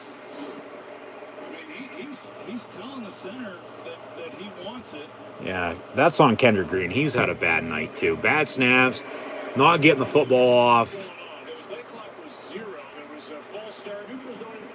And then they call an offside on the Vikings, so the Steelers luck out. Be third and 4. Wow. That wasn't an offside, but I'll take it. It was a delay game, then a false start, yet they call, hey, third time's a charm, an offside. Well, maybe a little bit there offside. They did jump before the play clock expired on the false start, so I guess they did get it right. Third and 4, though. You got to get the damn ball snapped, though. Because if you don't snap the ball, you can't run a fucking play. It's easy as that. Ben going to go deep, far side. And a jump ball for Claypool. He comes down with it at the 9. Be first and goal. You want to snap it again before the end of the quarter? Give yourself some time in the fourth. You got 35 seconds and counting. First and goal. Just don't want to hurry it up and do anything stupid and turn it over when you got something good going, though. That's the thing. So you got to play your cards right. First and goal from the 9. And Ben complete. And McLeod's going to get out of bounds for a yard. And clock's going to stop, with 13 seconds. Second and goal from the 8. But the clock's going to roll. That should do it for the third quarter. They'll switch ends, and at the end of 3, the Vikings lead the Steelers 29-7. But Pittsburgh, 7 unanswered. They get an interception, driving, knocking on the door. 15 minutes to play. Hangman's coming for the Vikings. Just a matter of when. 29-7. And at the end of 3, Roethlisberger, 15-23, a $126, touchdown and a pick. He's now playing better, has more passing yards at least, and he is playing better than Cousins. I don't get why Minnesota's getting away from the run. Because Pittsburgh can't stop it. But anytime they throw, it's any more incomplete or intercepted now. Can't move it when they're throwing. Cousins, still 11-25 for 125 yards passing, a touchdown and interception. However, he hasn't been sacked 5 times, though. But Minnesota does have a running game, unlike the Steelers. Najee Harris, as of late, he does have 15 carries for 84 yards rushing. But it might be a little too late because they, of course, dug themselves a hole until they decide to come out. Time not going to be on their side unless they get moving quick. Because Dalvin Cook has 18 carries, 179 yards rushing and 2 touchdowns. Madison 4 for 25 still. And then, really not much has changed in the receiving game. They need to go Freiermuth. Second goal from the 8. They need to go to their tight ends. They need to go to Pat Freiermuth when we come back to begin this fourth quarter. Mark my words. Pat Freiermuth. Rookie out of Penn State. That's who they need to go to here. He only has a catch for 17 yards, and it was to close out the first half. Claypool, 4 for 31. Washington 3 for 35. Johnson 3 for 27. And McLeod, hell, he has 3 catches, 13 yards as well. So balance, falling, of course. The sacks, Ben's finally able to get rid of it a little bit better than, well, for the most part all night. But, yeah, just it's been one of those nights, but they're still in it. They're just going to have to get more defensive stops and continue to score on offense. Maybe even a defensive score or special teams if they have to force a punt. So, yeah, we'll see what gives here in this fourth and final quarter of play. But Pittsburgh going to have a 2nd and goal from the 8. Go to Pat Freiermuth, please, and thank you. Pat Freiermuth. You got to score. You got to score a touchdown. 2nd goal from the 8. You got to punch it in. Cannot settle for 3. You got to score a touchdown. Go to Freiermuth. I'm telling you, go to Pat Freiermuth. 2nd and goal from the 8. Ben looking to throw. Pump fakes. Back of the end zone. Incomplete. Intended for Deontay Johnson. 3rd and goal. Had him wide open and a little too high. It would have been a nice catch if he would have came down with it. And both feet in bounds, it looked like. And it's a little high. He had Freiermuth open near side in the flat, too, but big 3rd down goal from the 8. Empty set, 5 wide. Zach Gentry in at tight end.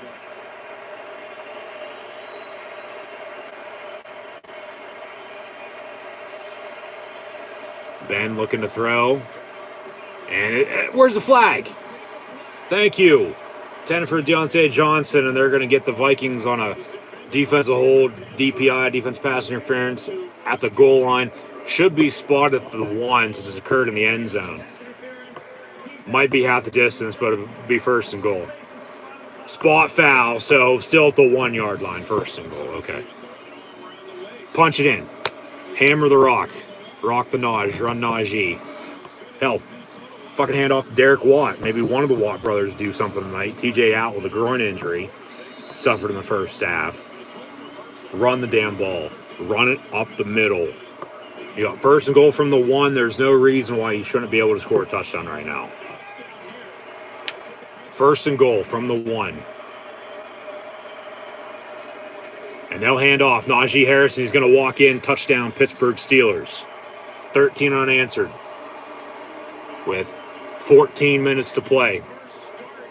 Pending the upcoming extra points, 29-13. Got to get back out there on defense and make some stops. More turnovers, forced punts, good returns. You got to capitalize. Pittsburgh's still in this, believe me. Game's not over yet. And what a comeback this would be if they do find a way to come back and win it. Upcoming extra point up and good. 29-14. 29-14 with 14:49 to play. Pittsburgh with 14 unanswered to cut the lead in half. But as mentioned, Pittsburgh with a missed field goal earlier, as does Minnesota and a missed extra point, but it's 29-14. So, if they score again and then score again, that second touchdown, you're going to have to go for 2 to tie it up at 29. 3 timeouts in a full quarter, only down 2 touchdowns. If you get some stops and continue to drive the ball like you have on your past 2 drives, if only you have that field goal and, maybe a few points on your other drives. But, they weren't able to move the ball into Viking territory other than on opening drive, and then these past 2 drives. Everything else resulted in punts. The interception as well. So, the game's not over yet. Until we hit triple zeros, this game's still on. Vikings on top, though, by 15, 29-14. So now Najee Harris, 16 carries, 85 yards rushing, and a touchdown. He will have, maybe They really haven't used him a whole hell of a lot out of the backfield tonight in the receiving game. So maybe get that running here in this fourth quarter. Catch him off guard with that maybe. You're going to have to take some deep shots, whether that's down the middle of the field or down the sideline. It's going to take deep shots. You're going to have to go back to your tight ends. They've only gone to Freiermuth once. One catch, 17 yards. Maybe they're going to hold off and wait until they drive back and get back inside the red zone there and run that then. I mean, it seemed to work in a lot of big games for the Steelers this year. Going to Freiermuth, goal line to go situation, catch for a touchdown, more so not against the Browns and Bears, even the Charger game with 2 point, if I'm not mistaken. Or even though that was last week against the Ravens, but there was something with Freiermuth against the Chargers too. Oh, he had a touchdown then. That's right, yeah. So as we see some flashback images of the Vikings and the Pittsburgh Steelers. Black and gold on to kickoff. The trail by 15, 29-14 with 14:49 to play. And Boswell booms it deep. Touchback, 1st and 10 from 25. Minnesota, get back to your running game if you want to win this game. Because Pittsburgh can't stop it. Maybe they can, though, now in the second half. Hopefully they can. We'll see. Like I said, Cousins hasn't played that great throughout tonight. And he sort of allowed Pittsburgh Steelers to get back in this game. But Steeler defense, you got to bring it down. Got to get some stops. Get the ball back. They'll toss near side to Dalvin Cook. And he gets to the 30. Hayward finally brings them down after a gain of 5, 2nd down and medium. Yeah, they need to get back to the running game if they want to win this game. Run the ball, run the clock with a lead. But if Cousins starts playing like Kirk Cousins, as he is in the second half, and Pittsburgh can capitalize on it, we got ourselves a ball game. From the 30, 2nd and 5. And motion man, they'll fake the end around handoff to Cook, and the Steelers are right there to make the stop. Tackle for loss in the backfield. Cameron Hayward again at the 27-yard line. It'll be 3rd down and 8 for the Vikings. Not even a minute drive yet, and they have a 3rd down and 7 officially. Another big 3rd down, yeah. Watch, they'll run play action. They'll go to their tight end, and they'll probably get a 1st down. Or they'll take a deep shot, go back to Justin Jefferson. Bring some pressure, but not a lot. You got to get after Cousins, but bring pressure, make a mistake, and then capitalize off it. Stop the run if they're going to run it. Cousins looking to throw, and then Pittsburgh makes a big hit. Minka Fitzpatrick jarring the ball loose, incomplete, intended for Justin Jefferson, and a 1.5-minute drive. The Vikings go 3 and out, and the Steelers are getting the football back, down 15 with 13.5 to play.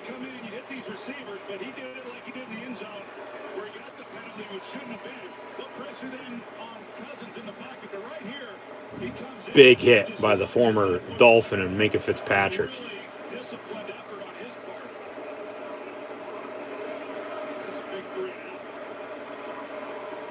And Steeler Nation, everyone in attendance,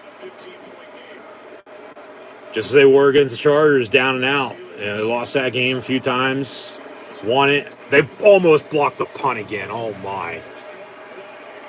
And then McLeod going to pick it up at the 24 on the return. And he'll be brought down to 32. So a decent 8-yard return. All right, I'll take it. They almost blocked the punt again. That's 3 road games for special teams touchdowns. They've almost blocked the punt. They did it against Buffalo and those Chargers. I was just talking about. But Steeler Nation getting back into it. I mean, they've been down and out just as they were then all night here, too. Lost that game a few times, won it, and then finally lost it again. Back and forth battle. You got to score another touchdown, please, on this drive. Find your running game. Get Harris over 100 yards rushing. Allow Big Ben to be Big Ben. Get it to Deontay Johnson. Get it to Chase Claypool, James Washington, Ray McLeod. Inside the red zone. This might be the Pat Freiermuth drive. They might have been holding out till now to get him the ball a little bit more. But you got to continue to go to your tight ends. Just don't do anything stupid. No penalties and no turnovers. You got 3 timeouts. You're down 15 plus 2-minute warning, 13 and a half to play. Pittsburgh, you can come back and win this game. The difference is, though, that second touchdown, if you can get it, you're going to have to go for 2. And with most, if not all of these games for both of these teams this year, coming down to the wire on the final play of the game as they both did this past week, we might be in for an exciting finish after a blowout at halftime. But it's a 60-minute game. Tale of two halves, potentially, as mentioned earlier. Maybe it does turn into that. You know, Pittsburgh storming back now. They're going to have about 68 yards to go for pay dirt. We'll see if they can. But just balance and consistency. Run to pass, pass to run. Just don't do anything stupid. No turnovers, no penalties. And like I said, allow Roethlisberger to be Big Ben. Get to Freiermuth. Get your playmakers. I'd run some screens out of the backfield with Najee Harris as well. And then if you got to work in your backup running backs with Benny Snell and Kalen Ballage, okay. They sort of did that a little bit last week when they had to. Snell had a carry or 2 early, if I'm not mistaken. But this game's not over by any means just yet. So it looks like we're going to be in for a exciting finish, but it's all really just going to depend on what happens on this drive, and then we'll go from there. Pittsburgh has to score on a touchdown on this drive. You know, once again, we're going back to Heart Attack City, even though the Vikings have taken the Steelers to Suplex City a few times tonight. 29-0 lead. Pittsburgh scored 14 unanswered. Out of the pistol, they'll hand off Najee Harris. And he's going to get 2, maybe 3 yards if he's lucky enough, depending on the spot. And they'll have a second down.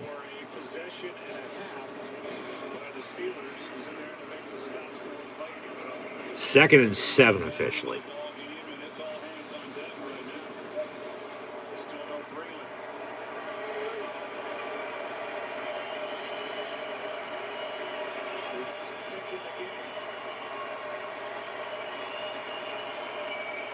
So from the 33, they jumped off sides.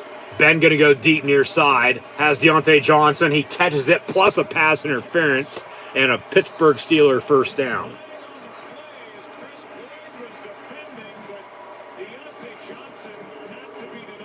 Deontay Johnson plays this really well. Looks like he slows down just a little bit to try to position himself. That's where the flag comes in, as he slows down. Pass interference, 15 yards. Penalty's going to be declined because of the completion, but a 1st and 10 in the end anyway.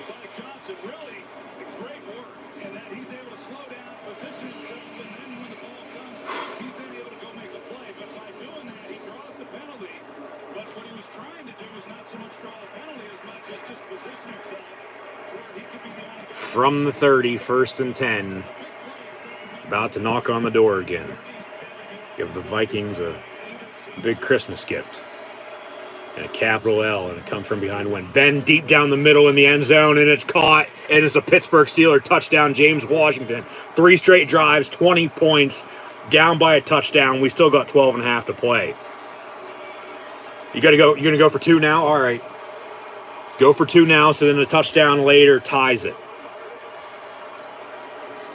No quit in the black and gold.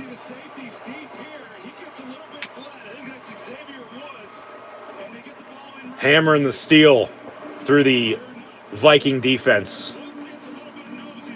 And James Washington in double coverage goes up and comes down with it. Touchdown, Pittsburgh. And they're going to go for 2 now. With 12 and some change to play. Back to the field where they missed. Okay, maybe have to settle for 3 later. If you don't get it here, touchdown then wins it later. We'll see how it plays out. That's fine.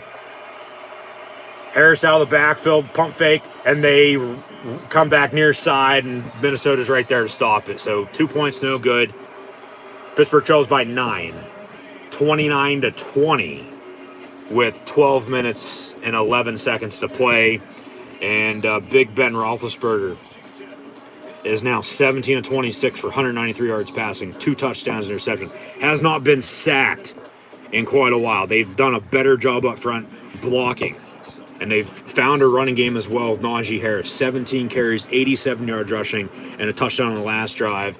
Ben with his 2 passing touchdowns. 1 to Najee Harris earlier, and then that to James Washington officially from 30 yards out to cut the lead to 9. Minnesota on the flip side, it's been a tale of 2 halves. They've gotten away from the running game, which I don't know why, because Pittsburgh couldn't stop them at all in the first half. And they're currently blowing a 29-0 lead. It's 29-20 Minnesota with 12 minutes and 11 seconds to play. Cousins still only 11 of 26 for 125 yards passing, a touchdown interception. Still hasn't been sacked, so they need to get pressure on him once again. Just think, stop the run early, find a running game, not play like this late. You know, they dig themselves a hole. They're out of it, but not yet. Not the whole way, at least. Still got another few rungs to get through. You know, it'll be a whole different story right now because Cousins is not playing that great tonight. He's not. They capitalize with the turnover. They force a 3-and-out. They drive and score. 3 straight drives. 3 straight touchdowns. No good on the 2-point, but still with 12 minutes, 11 seconds to play, they're only down by 9 rather than 29. So that's to speak for something as they're coming back, 29-20 Minnesota. Get back to the running game. Run the ball, run the clock. We'll see if they can run the ball when they need to here in the fourth quarter. Because if so, Minnesota's going to hold on to win. And then it's going to be a few things for Pittsburgh. Well, you know, if they would have got rolling earlier, you know, problems up front. Blame Ben Roethlisberger all you want. He just led 3 straight touchdown drives to get back in this game. Okay? So I don't want to fucking hear it. He's not the problem. The problem is up front. They can't block because they can't run the football, and then he has to do it all by himself. Any person with common sense would fucking know that, whether you watch football or not. So it just blows my mind how much shit he gets for as much as he's won in Pittsburgh. And when Pittsburgh's winning, it's good, but when losing, it's like, you know, you're dead. That hell's as hot as it's ever been, you know. So Pittsburgh going to kick off again, another touchback. 1st and 10 Minnesota from the 25-yard line. So, like I said, whether or not you've turned this game off or not, Pittsburgh's back in it. I'm sure some people will call it a night, and now maybe they're, you know, tuning back in and retracting what they said earlier. But, you know, hey, that's on them. And Pittsburgh's still in this. So 1st and 10 from the 25-yard line. Out of the eye. Back to the running game for Minnesota. Run the football. And Dalvin Cook, he'll be brought down by Minkah Fitzpatrick on an 8-yard gain. He brings him up. Yeah. He pulled his groin. Or pulled his hamstring. His right hamstring. Yeah. He was a little slow on that run after he got brought down. Plus, he's already injured. He has a separated left shoulder. Trip, stop your screen. 2nd and 2 for Minnesota. And Cousins going to hand off again to Dalvin Cook, and they're going to get a Viking first down to the 38. Going to have to get a few stops. Going to get a turnover, too, probably. But it's all going to start with stopping this running game.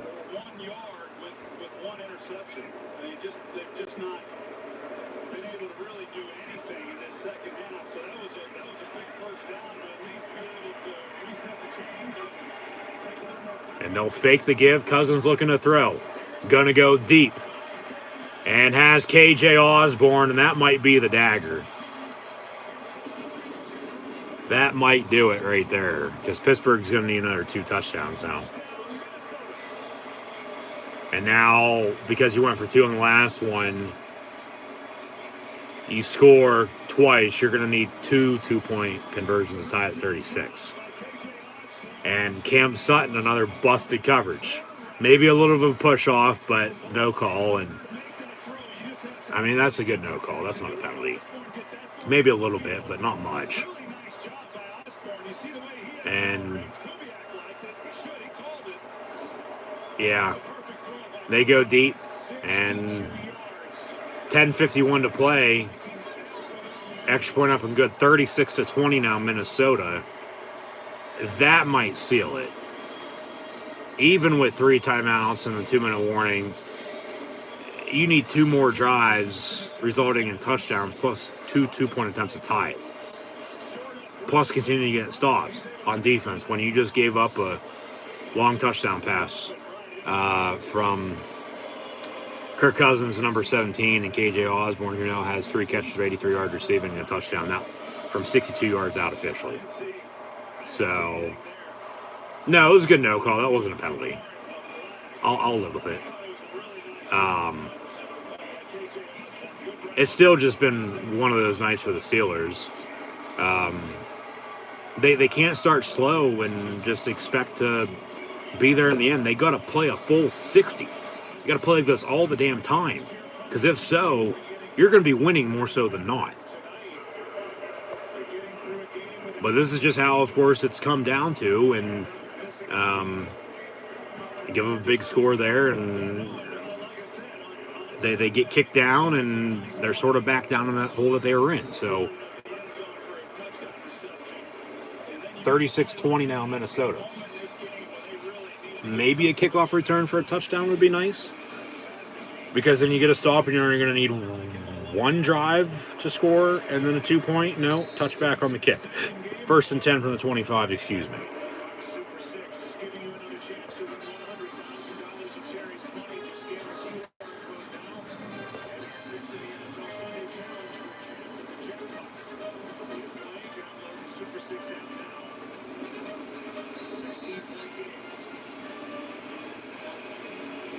You got to keep it rolling. Do what you did on your last 2 drives.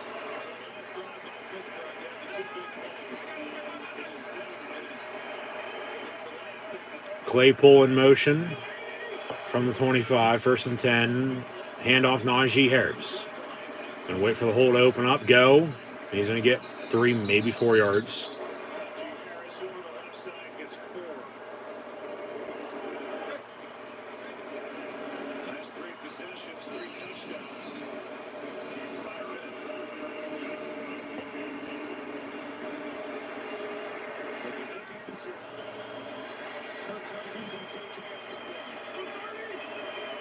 So now 2nd and 6 from the 28. Another handoff, Najee Harris. And he's going to get about 5.5. Be about a yard short. 3rd and 1.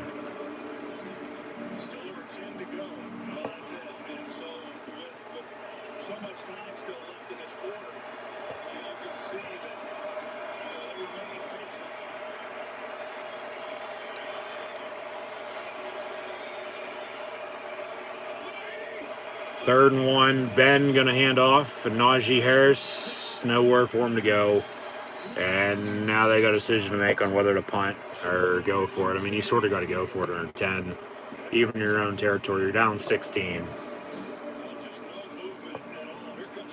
And back to, minus the last 3 drives, all the other drives they've had tonight not being able to block and run the football. It's like they can't put it all together and build off of it and be consistent. 4th and 3. Ben going to walk up to the line. Play clock winding down. Got to go. You're going to fucking delay a game. Snap the ball. Snap it. That's delay a game. That's 5 yards. They blow it dead. Jesus Christ.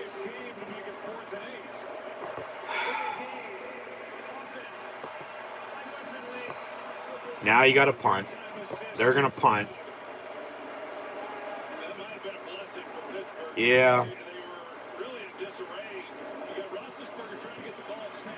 Because maybe you get a muffed punt. Maybe you get an early turnover and then you're still in it rather than going for it. So it might have worked out in their favor. 19 penalties tonight combined. Which doesn't seem that much, to be honest with you, but 2 weeks back on Thanksgiving, remember, The Raiders and Cowboys had, 22 for almost 300 yards? We're at 19 for about 150. So another average punt by Presley Harvin. Going to bounce out of bounds. Minnesota 1st and 10, 8:56 to play.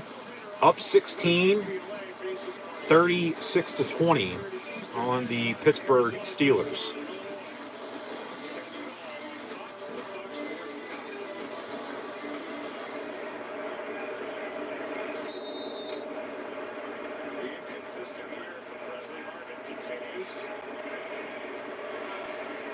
From the 39, 1st and 10.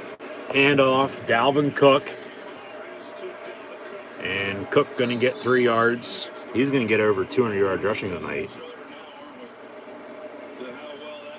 So you give up 200 yards on the ground to your opposing running back, regardless of what you did, unless you're also running for 200 yards, and it's a slugfest and it's a less than 3-point game, you're going to lose.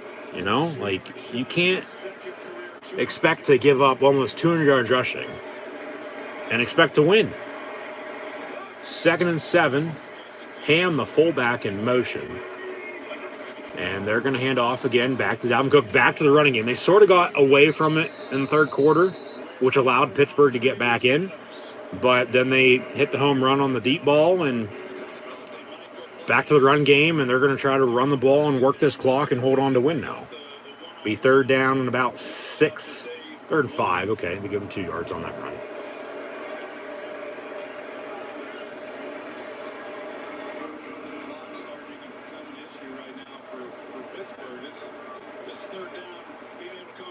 So, yeah, you're going to have to score and score again and, of course, go for 2 both times just to tie it up.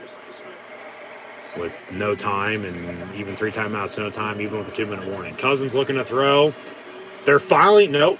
Thought they're going to get to him for the first time on sack night. He's going to tuck it and run. Gets a first down. Fumbles. And then they recover, but he would have been down anyway, so no fumble. 1st and 10, Vikings with 7-11, even though Sheets is better in counting to play. Yeah, that should have been a sack. Be a 4th down, they'd be punting. Now you got a new set of downs. Work the clock for a minute or 2. Just keep it moving.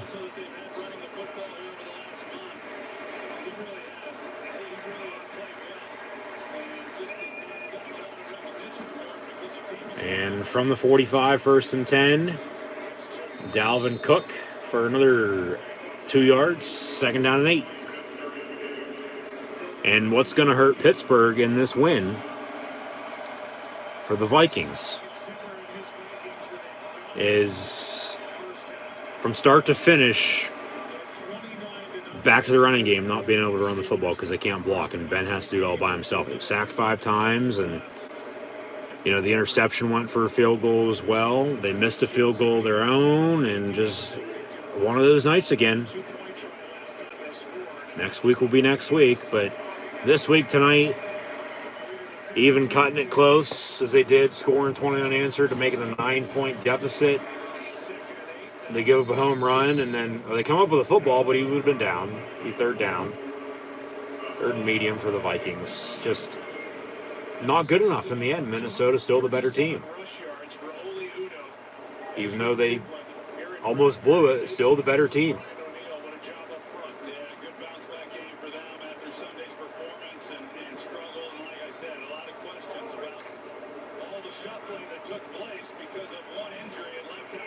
And I don't really think Minnesota, at least their offensive line, but the Vikings in general, get enough credit as they should because they are in the same division as Aaron Rodgers and the Packers, who they beat. Picked off Ahkello Witherspoon again, and he's running it back. He's going to be brought down at the 20-yard line, so Cousins turns it over. They're throwing. Why the hell are you throwing the football? The Steelers are not dead yet, says Joe Buck. They'll have a first down and 10 inside the red zone at the 20. That was almost a pick six. So Witherspoon finally playing good football for Pittsburgh. They traded for him back in the preseason, was out most of the year, played last week, had a big stop, 2 interceptions tonight, almost for a touchdown. You got to score now. You got to score a touchdown on this and go for 2 and get it and be down 8 with 3 timeouts and under 5 to play. Need another stop, another touchdown, and a 2-point to tie it. Go to overtime. James Washington motion near side. From the 21 officially. 1st and 10. Ben complete. Ray McLeod down at the 15. Be 2nd down and 4 for 16 or a 6-yard gain out past the 16 to the 15. Excuse me. Yes. So I don't know how many heart attacks Steeler Nation's had tonight per person, but add another. Back and forth. Not going away yet, but 2nd and 4 from the 15. Always has to be like this. Always. With a capital A. 2nd and 4. Ben near side. Caught. Pat Freiermuth walks into the end zone. Touchdown Steelers. You got to go for 2 again. You got to go for 2 again. What I say about Freiermuth, what was that, a drive or 2 ago? They finally do. Touchdown Steelers. You got to go for 2 again because you're down 10. They will. 4:14 to play, and it's Kirk Cousins. It's Minnesota abandoning the run, and Kirk Cousins costing the Vikings this game, and Pittsburgh's coming back again. Busted coverage. Yeah, he slipped and fell, and Freiermuth catches it and walks in the end zone for 6. You got to get this too, though. But at the same time, they get it off. Ben looking to throw. Pump fakes. In the end zone. They get the 2. They're down 8. 36-28 with 4:14 to play. Complete Deontay Johnson. Just imagine if they have the field goal. They wouldn't be going for 2. And they'd kick it, be down 7. You still tie it at 36. But you're going to have to score another touchdown and get another 2 to tie it at 36 then. What a game this has turned into. What a game. But Pittsburgh Steelers are on, so it's always like this. And check mark, another heart attack. Always down to the wire. Never wanting to win, but never wanting to lose. And then when they win, it's sweeter. You win, you say little, but, yeah, what's the saying? When you lose, you say less, but when you win, you say little.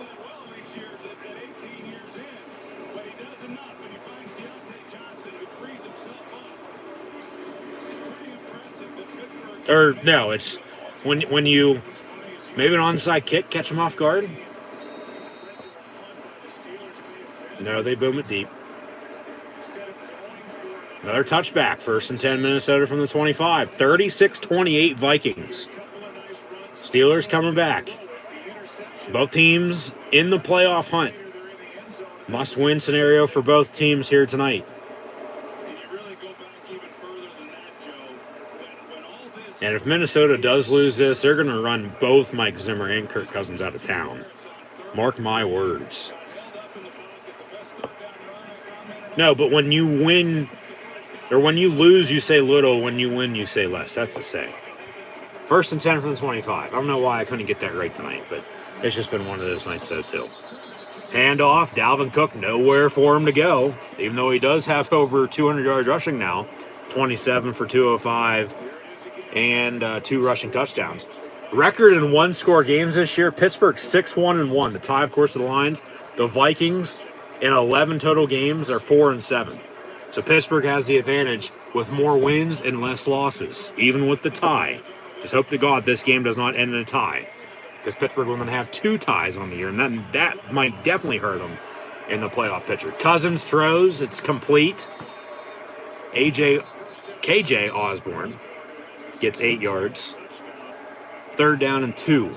You know who they haven't gone to since the second quarter? I mean, they have, but they just haven't been able to connect. Justin Jefferson. We got a penalty. They'll replay 2nd down. Got a hold. So, Pittsburgh coming back. Minnesota now starting to shoot themselves in the foot. And what a tale of two halves this game's turned into.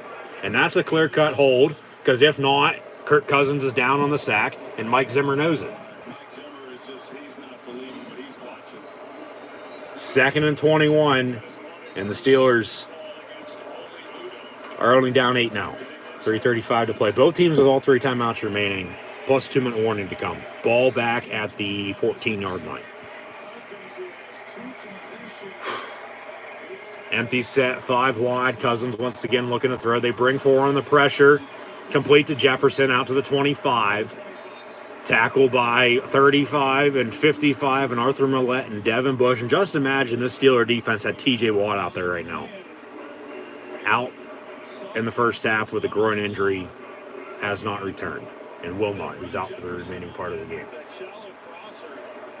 3rd and 9. Here's a big player here. Big 3rd down 9 for the Vikings. Because if they convert, Pittsburgh's going to have to start calling the timeouts, I would think. Try to get the ball back with some time. But if they can hold, take a 2-minute warning, drive and score 3 timeouts, ties game, we'll go to overtime. Okay. 4 on the pressure, complete down the middle, and Cook out of the backfield to the 45-yard line. Big 1st and 10. Yeah, you probably got to start calling your timeouts now if you're the Steelers.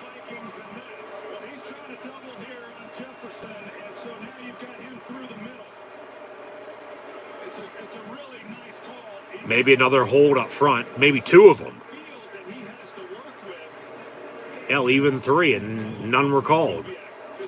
But holding happens on every play. Sometimes they call it, sometimes they don't. They called it on the previous play, but not then. And then Cook makes the catch out of the backfield and gets a big Viking 1st and 10. I think the Steelers just call a timeout. They do with 2:38 to play. 1st and 10, Vikings. Because, well, really, if Minnesota 1st and 10 here can continue to move the football, get another 1st down, make Pittsburgh call their timeouts, get it 2 minutes, get another 1st down, ball game then at that point. So out of the eye from the, 43? 1st and 10. Cousins going to hand off. Cook again. But a tackle by Schobert, 93. Line of scrimmage. Actually, the give to Madison, no gain. 2nd and 10. Timeout Pittsburgh with 2:34 to play. So they're going to take their chances, call their timeouts, force a punt, get the ball back. Down 8, under 2 to play, no timeouts. Use the sideline. They're your friend in that situation. Drive and score a touchdown. Go for 2 to tie the game to force OT. That's where we're at right now.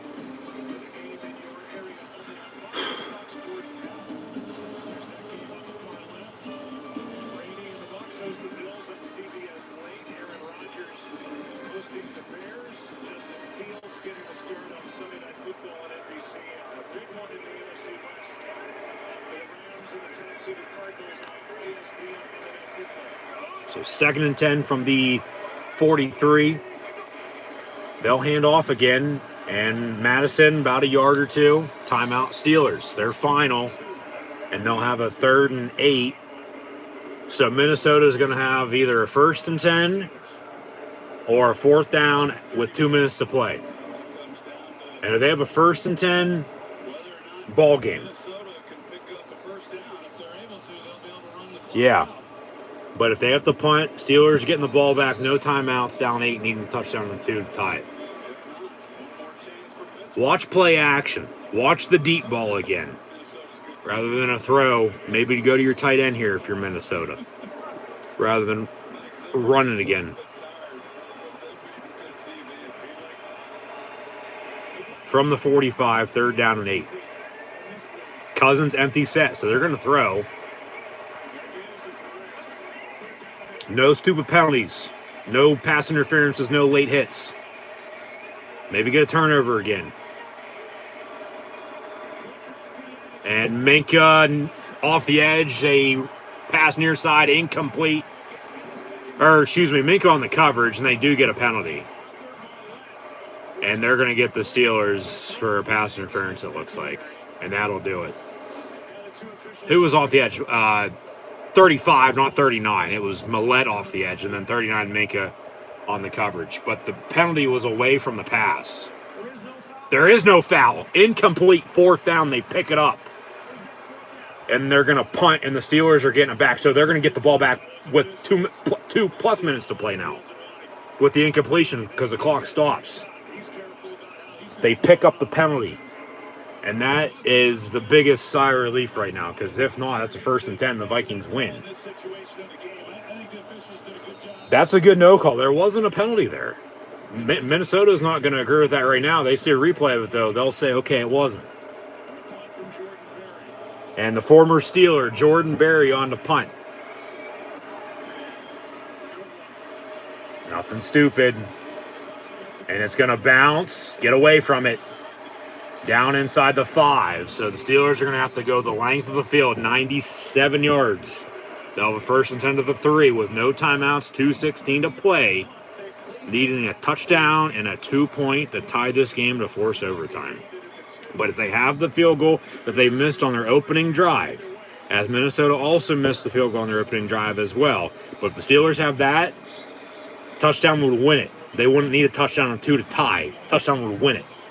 And then if they do a little bit more on the drives they couldn't do anything, who knows if we're in this situation or not. But here we are. 1st and 10, Pittsburgh with 2:16 to play, down 8. 36-28 your score. We'll update final stats and scores once we go final. Once again, thanks for tuning in and listening. Officially from the 4-yard line, so they got to go 96. 1st and 10, empty set, 5 wide. Do not turn the ball over. Whatever you do, do not turn it over. They bring pressure, it's caught. And Najee Harris out of the backfield, so they're starting to get this screen game involved. Took them till 2:11 to play, but here we go. 6 yards, 2nd and 4, so they get some breathing room to the 10-yard line. So they've got 90 yards to go. This might be the drive. This might be the drive of the season right now to stay alive. From the 10, 2nd and 4. Minnesota going to bring 5 on pressure. Ben going to go deep near side. Chase Claypool. Where's the flag? They do throw it. Pass interference. 1st down, Pittsburgh. Still 2:05 to play. We have yet to hit the 2-minute warning.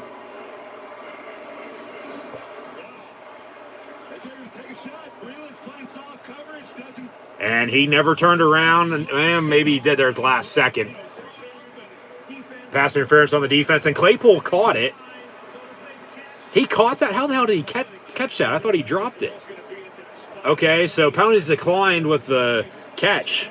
That's 2 defensive pass interference on the Vikings tonight. The Steelers caught both of them. So they declined the penalties. 1st and 10 from where he caught it at. 1st and 10, 2:05 to play. Ball at the 48-yard line.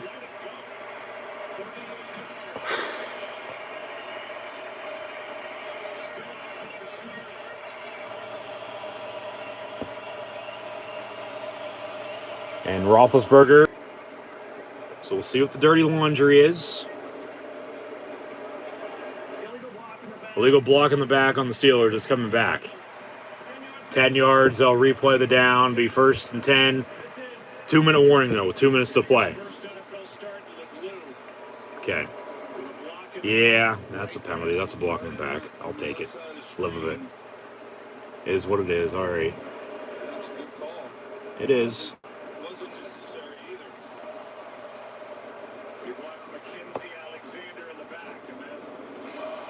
So we'll stick with it, it looks like. No commercial break with 2 minutes to play.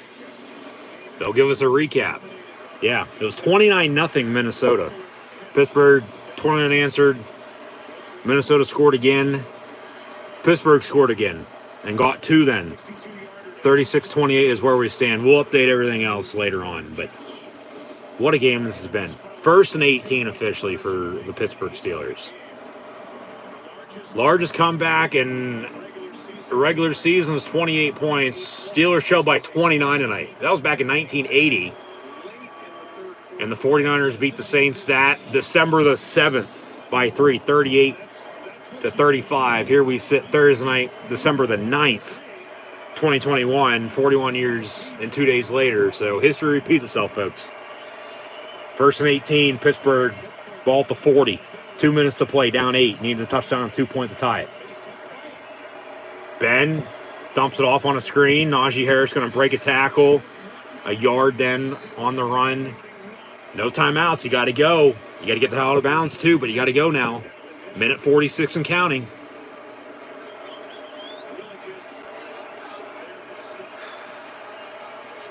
Three receivers and a tight end along with a back.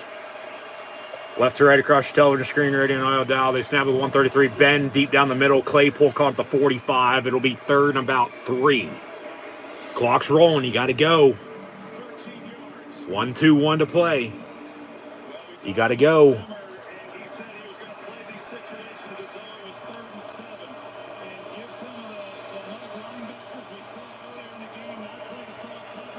Trip, stop your screen from the 46, 3rd and 4 officially. Ben, complete, right around McLeod, and he's going to be marked short. 4th and about a yard and a half, 2. Here's your ball game. Under a minute to play, here's your ball game. They convert, get a first down, drive stays alive. You got to keep going, though. Time's on our side, you get the hell out of bounds. But Minnesota stops, ball game. They'll pass, slant complete to Chase Claypool. 1st and 10, Steelers to 35. You got to go. You got to clock it. Spike it with 30 seconds. And the ball is all going over the place. The refs need to get control of this game. You got to spike it. Okay, 24 seconds. You'll have a 2nd and 10 from the 34. And Pittsburgh's a little upset there with how the officials handled that, and I would be too. Just wasted, 12 seconds trying to get the ball spotted so they can snap it after a first down. So 4th and 1. That's 2 for 2 on the night. Converting on 4th and short.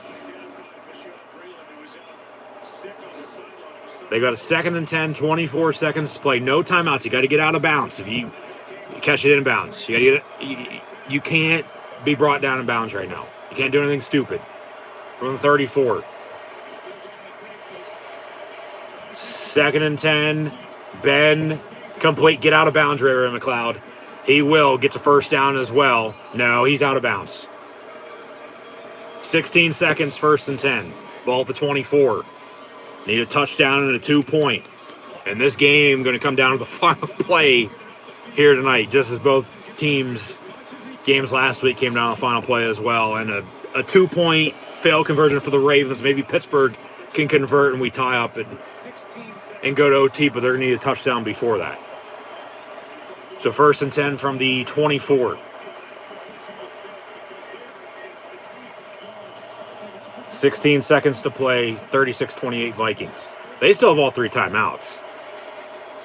Ben going to go deep in the end zone near side. James Washington, and it's going to be incomplete, almost picked off, but incomplete. 11 seconds, 2nd and 10.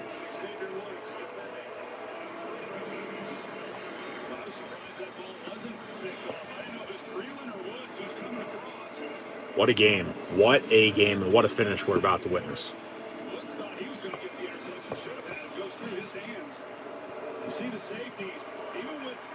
Oh, he should have went to Freiermuth down the middle. If he would have been able to fit it in on that pass, it might have been 6. 2nd and 10 now from the 24. Ben trips near side. Complete. Get out of bounds, Deontay Johnson. Get out of bounds. Get out of bounds. 2 seconds from the 12-yard line. They're going to have to score on this play now. I mean, he might have been able to walk in, but if he wouldn't have, time would have ran out. So at least they do get one more play out of this. 2 seconds from the 12-yard line. They need a touchdown on this very play, plus a 2-point to force OT. Here's your ball game. Minnesota's probably going to call timeout. They add 1 more second, 3 seconds. 1st and 10 from the 12. Steelers need a touchdown to, along with a 2-point to tie this game. Minnesota with a timeout, maybe? No. Here's your game. Ben looking to throw. In the end zone. Caught, and then it's dropped. Incomplete. No penalty. Intended for Pat Frymuth, and he had it and he dropped it. Incomplete, and the Vikings win 36-28 over the Pittsburgh Steelers, who fall to 6-6-1. Minnesota 6-7 now. Wow. Down to the final play of the game again. And no flag. Good no call. He had it and he dropped it. Wow. That's going to sting even more now because of that. Post-game handshake with Mike Zimmer, who came out on top of the former Viking assistant, and Mike Tomlin. Yeah. Frymuth had it, and then he got hit, got sandwiched, and he dropped it. Boom, and he dropped it incomplete. You can't ask for a better play and a better throw, though. He had it, and because of the hit, it jarred loose and incomplete. So credit to the Viking defense, bending but not breaking when the game was on the line. That stings even more now, as mentioned. Even though they were down and out, they found a way to come back, and it was...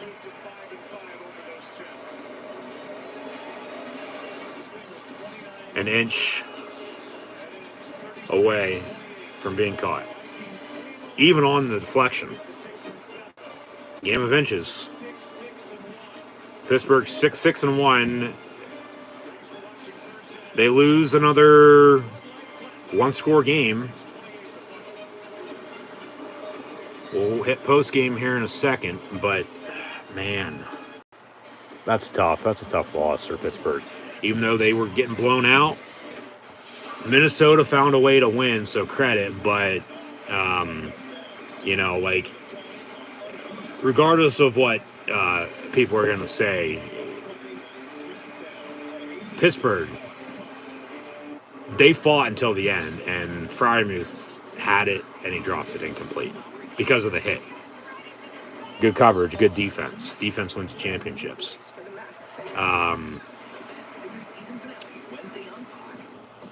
They're still in it. Whether people are also going to say they're out, because you look at their upcoming schedule the next 4 weeks. Tonight was the last time they play an NFC opponent. And they'll fall to 1-2-1 against the NFC North this year, losing at Green Bay and at Minnesota. They beat the Bears and tied the Lions. They play 4 teams who are also in the playoff picture right now in the AFC the next 4 games. Tennessee, Kansas City, Cleveland, and Baltimore. And those last 2, they've already beaten them once.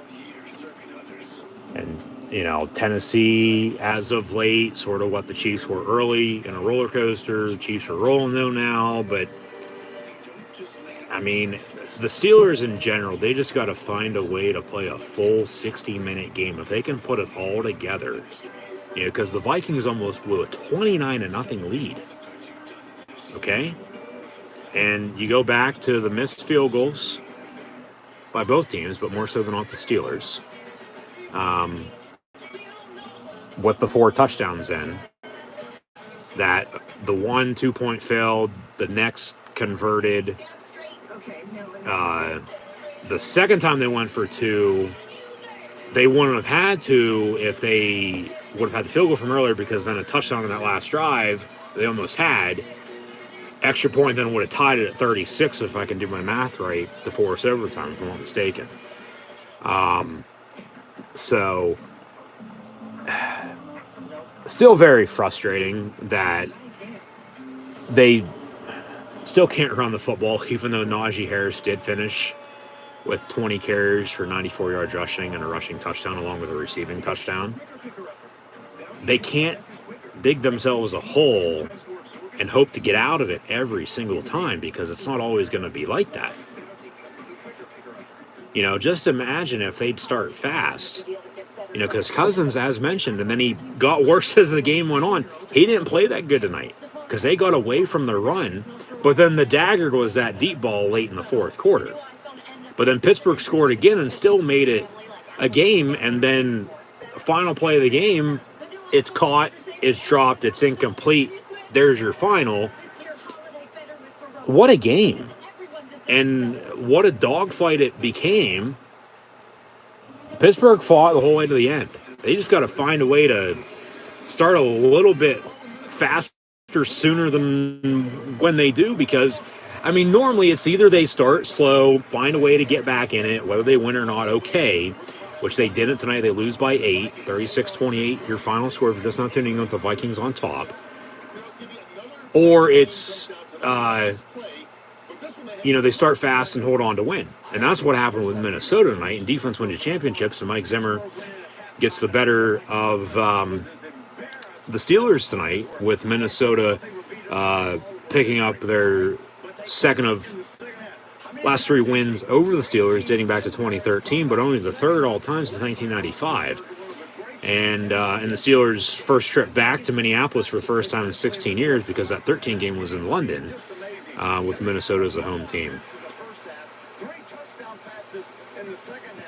Pittsburgh won that. They haven't lost in Minnesota in a number of years until tonight. And,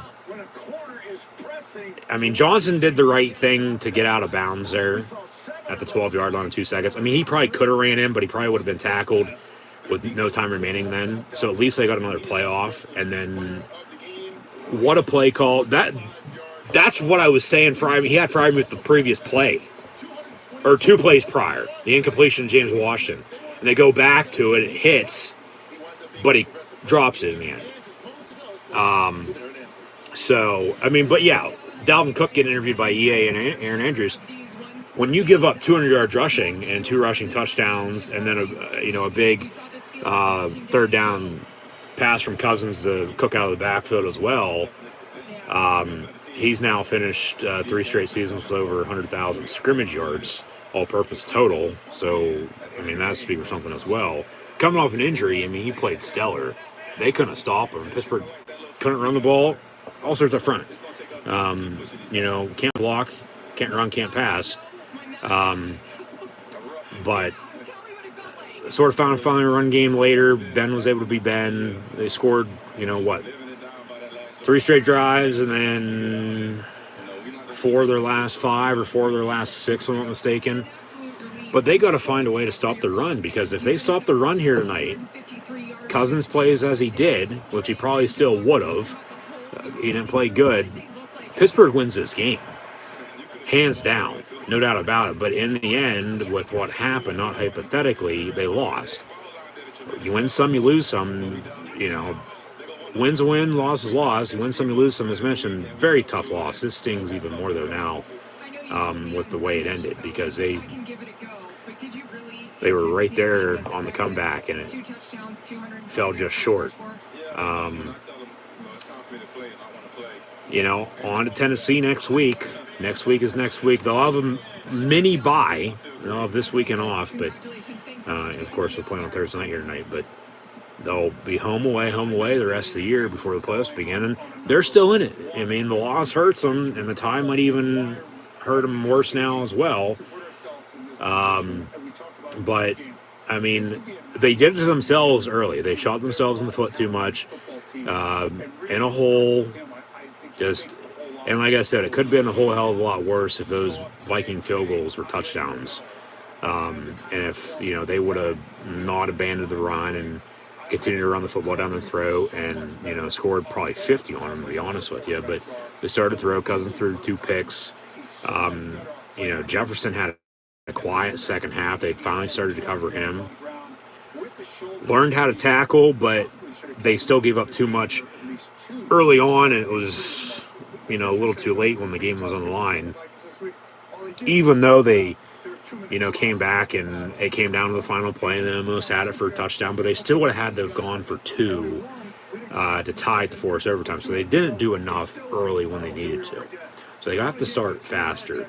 They know that. Their best drive up until they, scored 3 in a row here in the second half was on their opening drive of the game. And it was a missed field goal. I feel with the wind even inside of the dome, the doors had to have been open or something. There's no way with a jet stream of some sorts to sway the ball with both kickers and both ends. Because then both kickers eventually started to make the kicks. That just didn't make any sense early. That's just how it went. So, I'll digress on that situation. That really isn't that big of a deal, but those 3 points came back to be a crucial -3 for Pittsburgh because they didn't have them, and they did. Okay, 5 points, touchdown there, wins it. They don't need a 2 to force OT. But then if they do more on more of the drives, they didn't move the ball hardly at all, then who knows, like I said a minute ago, if we're even in this spot. Maybe, maybe not. I don't know. But this is how the game played out, so this is where we're at. But,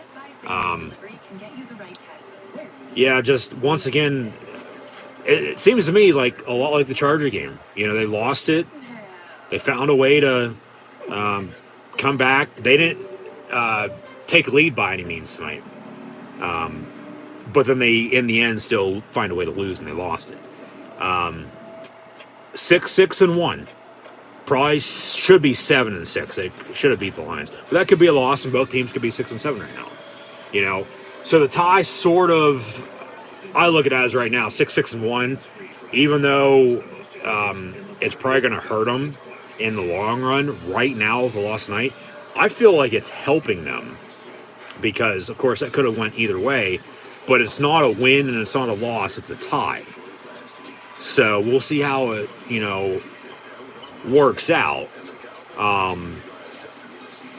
But they still have the toughest remaining schedule. Hell, they've had the past 4 weeks now, right before Thanksgiving, after the Lion tie, they've had and will still have the rest of the year the toughest remaining schedule in the NFL. They host Tennessee. They go to Kansas City the day after Christmas, host the Browns on a Monday night for the final home regular season game. We'll see if they get a home playoff game, if they even get to the playoffs or not. But then they go to Baltimore week 18 before the playoffs begin, mid-January, about a month from now. As actually a month from today, so a little over a month from now, that's when the playoffs will begin. A month and a week. A month from today, from December the 9th to January the 9th, they'll be on the road again. They go to Baltimore a month from now. Just hopefully they, can get on another run. I mean, because that's how it's been. It's been trending downward, upward, downward again all season long. Really no in between. 1-3 start. They win 4 in a row. Tie. Now have lost 3 of 4 again with 4 games to play in the regular season before the playoffs begin. And hopefully the black and gold are in the postseason, but we'll see. Of course, that's why they play the games, on side on paper, side on the field, and tonight on the gridiron. And thanks for tuning in and listening. Be sure to like, follow, and subscribe on social media. The Minnesota Vikings in the end defeat the Pittsburgh Steelers by the final score of 36-28. So your final stats and scores: Kirk Cousins didn't play great. And like I said, if Pittsburgh was able to stop the run early, he plays as he played. The Steelers, for the most part, I think, probably would have came out on top with a W, but I don't know. We'll see. That they won't meet for at least another 4 years, and that time it'll be in Pittsburgh, and who knows who's coaching and who's playing at that point in time. But that'll be then. This is now. Tonight, Minnesota will win. And regardless of how bad, Cousins played, whether you thought it was good or not, it was average, a little bit below average. He threw 2 crucial interceptions, but he did throw 2 big, especially the last touchdown that ended up being the dagger. Because if they don't have that play, think about this. They don't have that at 29-20 to go up 36-20, and then the Steelers score again. And then rather than go for 2 on their first touchdown there, they went for 2 on. You kick it there, you go for 2 on your last touchdown, as they did, and get it. You're tied at 29 rather than trailing by 8. So, still in the end, they didn't do enough early on to, get to them to this point. Local news, my ass, mute.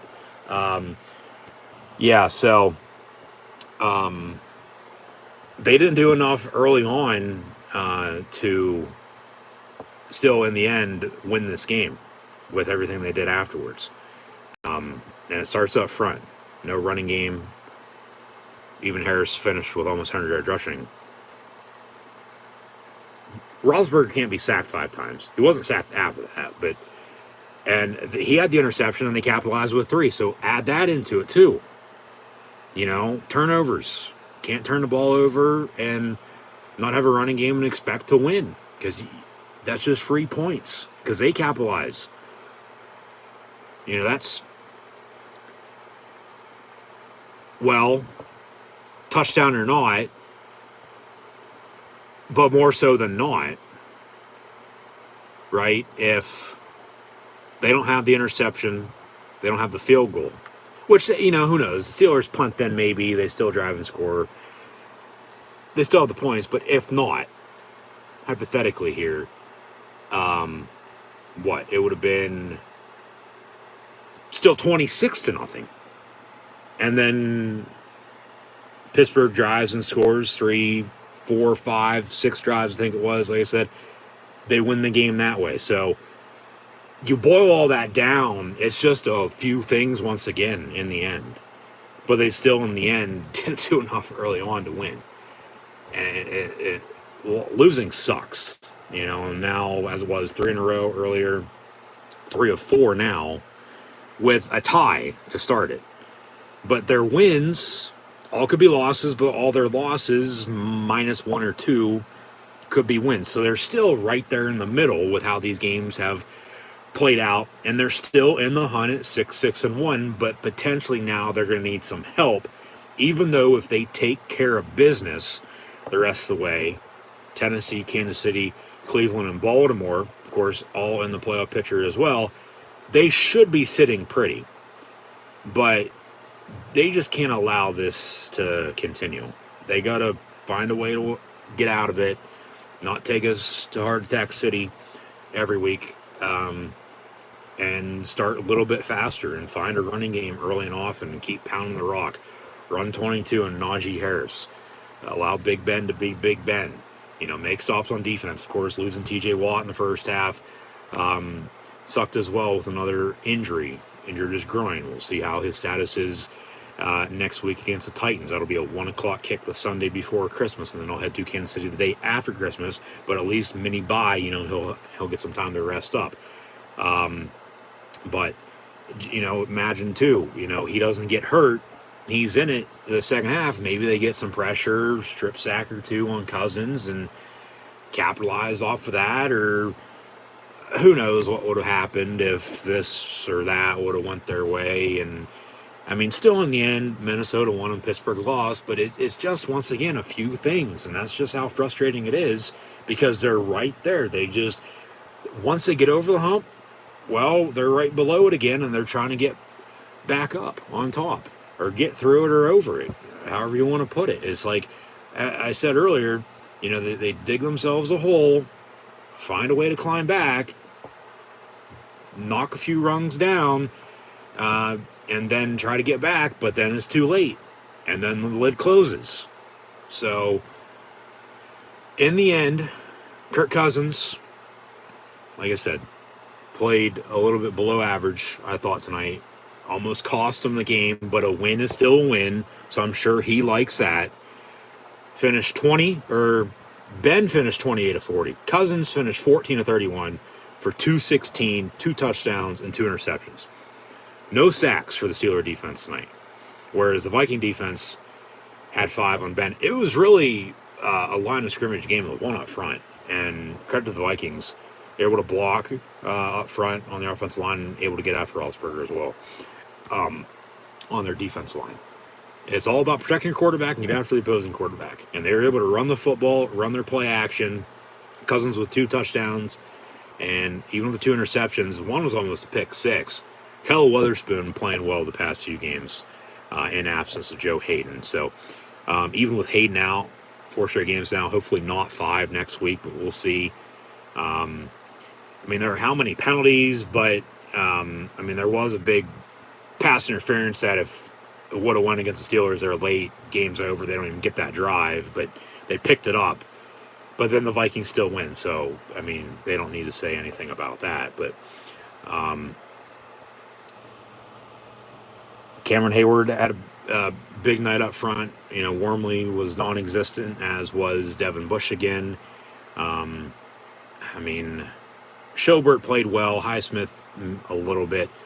Minka on the back end, a few tackles, but their problems up front on the offense line. They got to be able to block to run Because once they find a running game, I said it all season long. I said it all last year. Hell, they started 11-0 with no running game, but then lose 5 of 6 because they can't run the football. Well, yeah, no shit. And then now sitting at 6-1, 2 weeks before Christmas, still no running game. Well, they're still in the hunt though, but it starts up front. You got to be able to block. Once you find a running game, the rest of the offensive playbook is going to open itself up. Ben won't have to do it all by himself.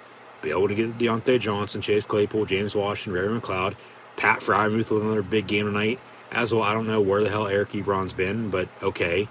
And then the defense is going to feed off of that. Home or away, they're going to get some stops. But special teams, hell, they almost blocked another punt tonight for the 3rd time on the road this year. But in the return game, special teams has to step the hell up these next 4 games if they're going to want to get a spark, or whether it's a spark or just something to build off with rhythm, momentum. Maybe if they make the playoffs, they save it for then. I don't know. But special teams in the return game going to have to play a major factor, I feel like, if they're going to want to win a few of these upcoming games. But yeah, still in the end, they didn't do enough, early to end up winning tonight. So I'll leave it at that. I think I've said my piece enough. Next Steeler Live Watch Along Reaction Stream will be the Sunday before Christmas. It'll be Sunday, December the 19th at 1 o'clock. Tennessee Titans roll into the Steel City. And then at Kansas City, Cleveland, and at Baltimore. All 4 kicks on CBS the rest of the way. Last night, of course, was on Fox for Thursday night. So in prime time, on the road this year, or prime time in general, they win at home on a Sunday night and Monday night. So 2-0 there. But then they go to LA on a Sunday night and go to Minnesota tonight on a Thursday night and lose both of those. So 2-2 in prime time. The Week 18 game at Baltimore might get flexed, as any game could, but we'll see what time that game's going to kick off. I believe it's a 1 or 4 o'clock game right now, if I'm mistaken. Everything else is, well, I know Kansas City's a 4 o'clock kick after Christmas, but everything else with Tennessee and Cleveland. Well, Cleveland's a home Monday night game, okay? Early January because of the expanded regular season. So they'll have a 1 o'clock game next week, and we'll get there when we get there. I don't know where I'm going with that, but just a thought, so I figured I'd say it. But yeah, of course, yeah, frustrating as all hell. Didn't do enough early, and still in the end, almost won it, but really still deserved to lose, to be honest with you, as a Steeler fan. With the running game they don't have, even though they late find one, but then it's too late because time's on their side and they give up, or maybe they're holding on, winning then at that point. They can't put it all together. It's like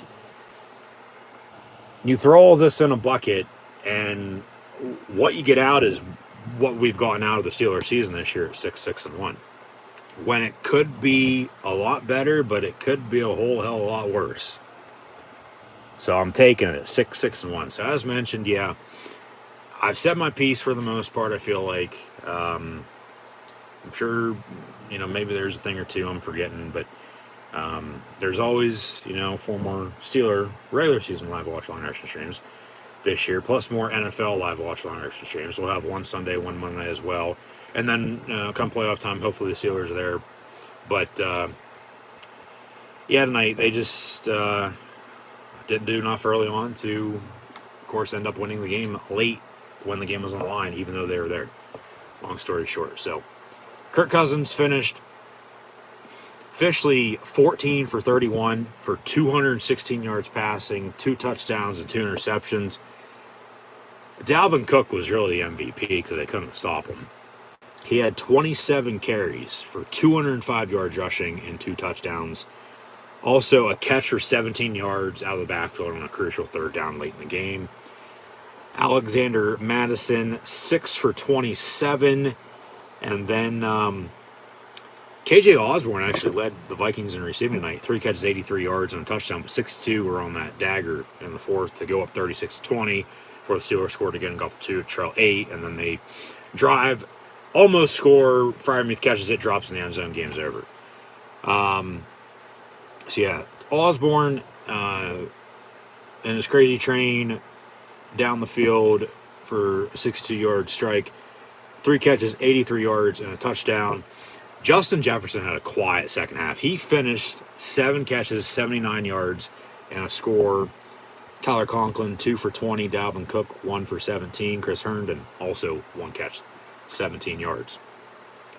And then Ben Roethlisberger finished, as mentioned, 28 of 40 for 308 yards passing, 3 touchdowns and interception, but he was sacked 5 times. Najee Harris, 20 carries, 94 yards rushing and a touchdown. Also had 3 catches, 10 yards and a score out of the backfield. But Chase Claypool led the Steelers tonight, 8 catches, 93 yards receiving. Deontay Johnson, 5 for 76. James Washington, 4 for 65 and a score. Freiermuth, only 2 catches for 32 yards and a touchdown. One was for 17 yards to close at the first half. And then the second, of course, was the touchdown in the flat near side because the defender slipped and fell, and he walked in for 6. And then, of course, it goes to him on the final play of the game, and he catches it, big hit, jars ball loose, drops it, incomplete, ball game, Vikings win. Ray McLeod had 6 catches for 32 yards as well, and then Najee, as mentioned, 20 carries, 94 yards and score, and then 3 for 10 and a touchdown in the backfield as well. So he had 2 touchdowns and 100 all-purpose yards tonight, as well as did Dalvin Cook, but he had 200 plus all-purpose because 205 of them were on the ground, and then another 17 out of the backfield. But yeah, tough loss for Pittsburgh, even though they got blown out and then found a way to get back in it. Like I said, it's a lot like the Charger loss a few weeks back before Thanksgiving. They lost by 4 then. They lose by 8 tonight. So the only game they've lost by more than 15 points was, 14 points, I should say, because they're both to the Bengals. Lost by 14, 24-10 against Cincinnati back in September. And then 2 weeks ago, they got blown out, of course, 41-10 against Cincinnati as well. But everything else, less than 10. It blows my mind. A few game winners by Boswell. He had a missed field goal. Just imagine if they have that, like I said, along with maybe doing a little bit more on the drives. They didn't move the football hardly at all. They're probably on top winning this game right now, but they're not, and they lose. So that's all I'll say, but just very frustrating. It was a tale of 2 halves. It was. It turned into a good game late. I'm sure, like I said, a lot of people turned it off and then turned it back on once they heard or saw that, the Steelers were making a comeback. But, of course, we've been on now for the past 4 hours or so for this live watch-along reaction stream. And as always, can't thank you enough for tuning in and listening. So be sure to like, follow, and subscribe as always on social media. Links in the description below. So, yeah, that'll do it for myself, your host, Encyclopedia Sports. Cohen Luke 96 live right here on YouTube for NFL, Steelers, Vikings live watch-along reactions here tonight with the Minnesota Vikings picking up the win over the Pittsburgh Steelers by the final score of 36-28 as the Vikings make the Steelers fall through the ice like Lester Nygaard from Fargo. But in one of those land of 10,000 lakes, Pittsburgh, they're going to have to row the boat back to the Steel City and the next few games find a way to come out on top for a strong playoff push, potentially, this last month of the season. So, it was a short week for both teams. Minnesota had them. They're blowing them out. Held on to win. Probably should have lost with Pittsburgh coming back and should have won, but in the end, the Vikings, as mentioned, they cover. The over hit. because Pittsburgh, of course, came back, so I don't know how many people were happy or mad about that by any means. But yeah, last week they beat the Ravens. This week they lose the Vikings, and next week will be next week with the Tennessee Titans rolling into Pittsburgh to take on the Steelers next Sunday, a week from Sunday, with about a week and a half off with the Thursday night game here tonight once again. So, other than that, yeah, like I said, I don't have much else to say. So, as always, thanks for tuning in and listening. Be sure to like, follow, and subscribe on social media, links in the description below. And hope to see everybody on Sunday and Monday for more live watch-along reactions. Live right here on YouTube in the NFL world.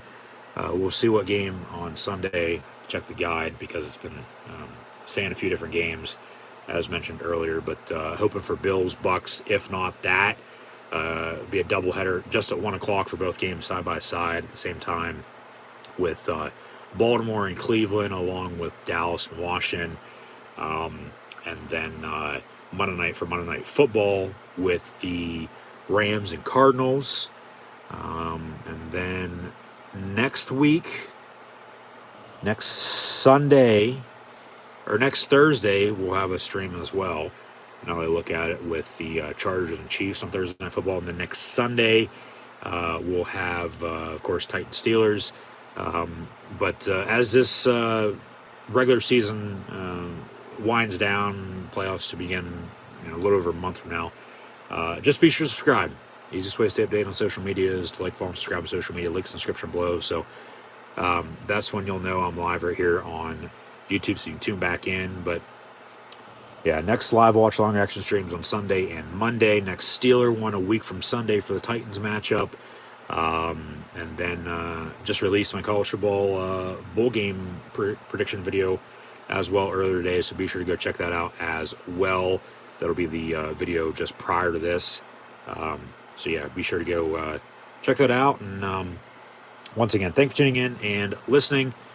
Be sure to like, follow, and subscribe on social media. Links in the description below. And your final score: Vikings 36, Steelers 28. I believe Minnesota's next game, if I'm mistaken, is also in primetime. It's that Monday night matchup against the Bears on the 20th before Christmas. Yeah, that's exactly right. So, next matchups with the 6 and 7 Vikings. They'll take on Chicago a week from Monday. So they're also going to get a little extra bye week on top of their mini bye week, playing on a Monday night. And then, Pittsburgh, as I said, at home next Sunday against the Titans for a 1 o'clock kick just prior to Christmas there. So, Minnesota now with the win, 6 and 7. Pittsburgh with a loss. They fall to 6-6-1. Your final score again: Minnesota, the Vikings defeat the Pittsburgh Steelers from U.S. Bank Stadium in the Twin Cities of Minneapolis, Minnesota, 36-28. So, yes, as mentioned, that'll do it for myself, your host, Encyclopedia Sports, Cool and Luke 96 live here on YouTube. Be sure to like, follow, and subscribe on social media. Links in the description below. Hope to see everybody now on Sunday and Monday for more live watch along reactions live here on YouTube, and then a week from Sunday for the next Steeler live stream for the Titan game, and then go check out my college football bowl game preview live right here on the YouTube channel as well. But tonight on Thursday Night Football, the Vikings get the better of the Pittsburgh Steelers and win by 8, 36-28, your final score with a Minnesota victory over the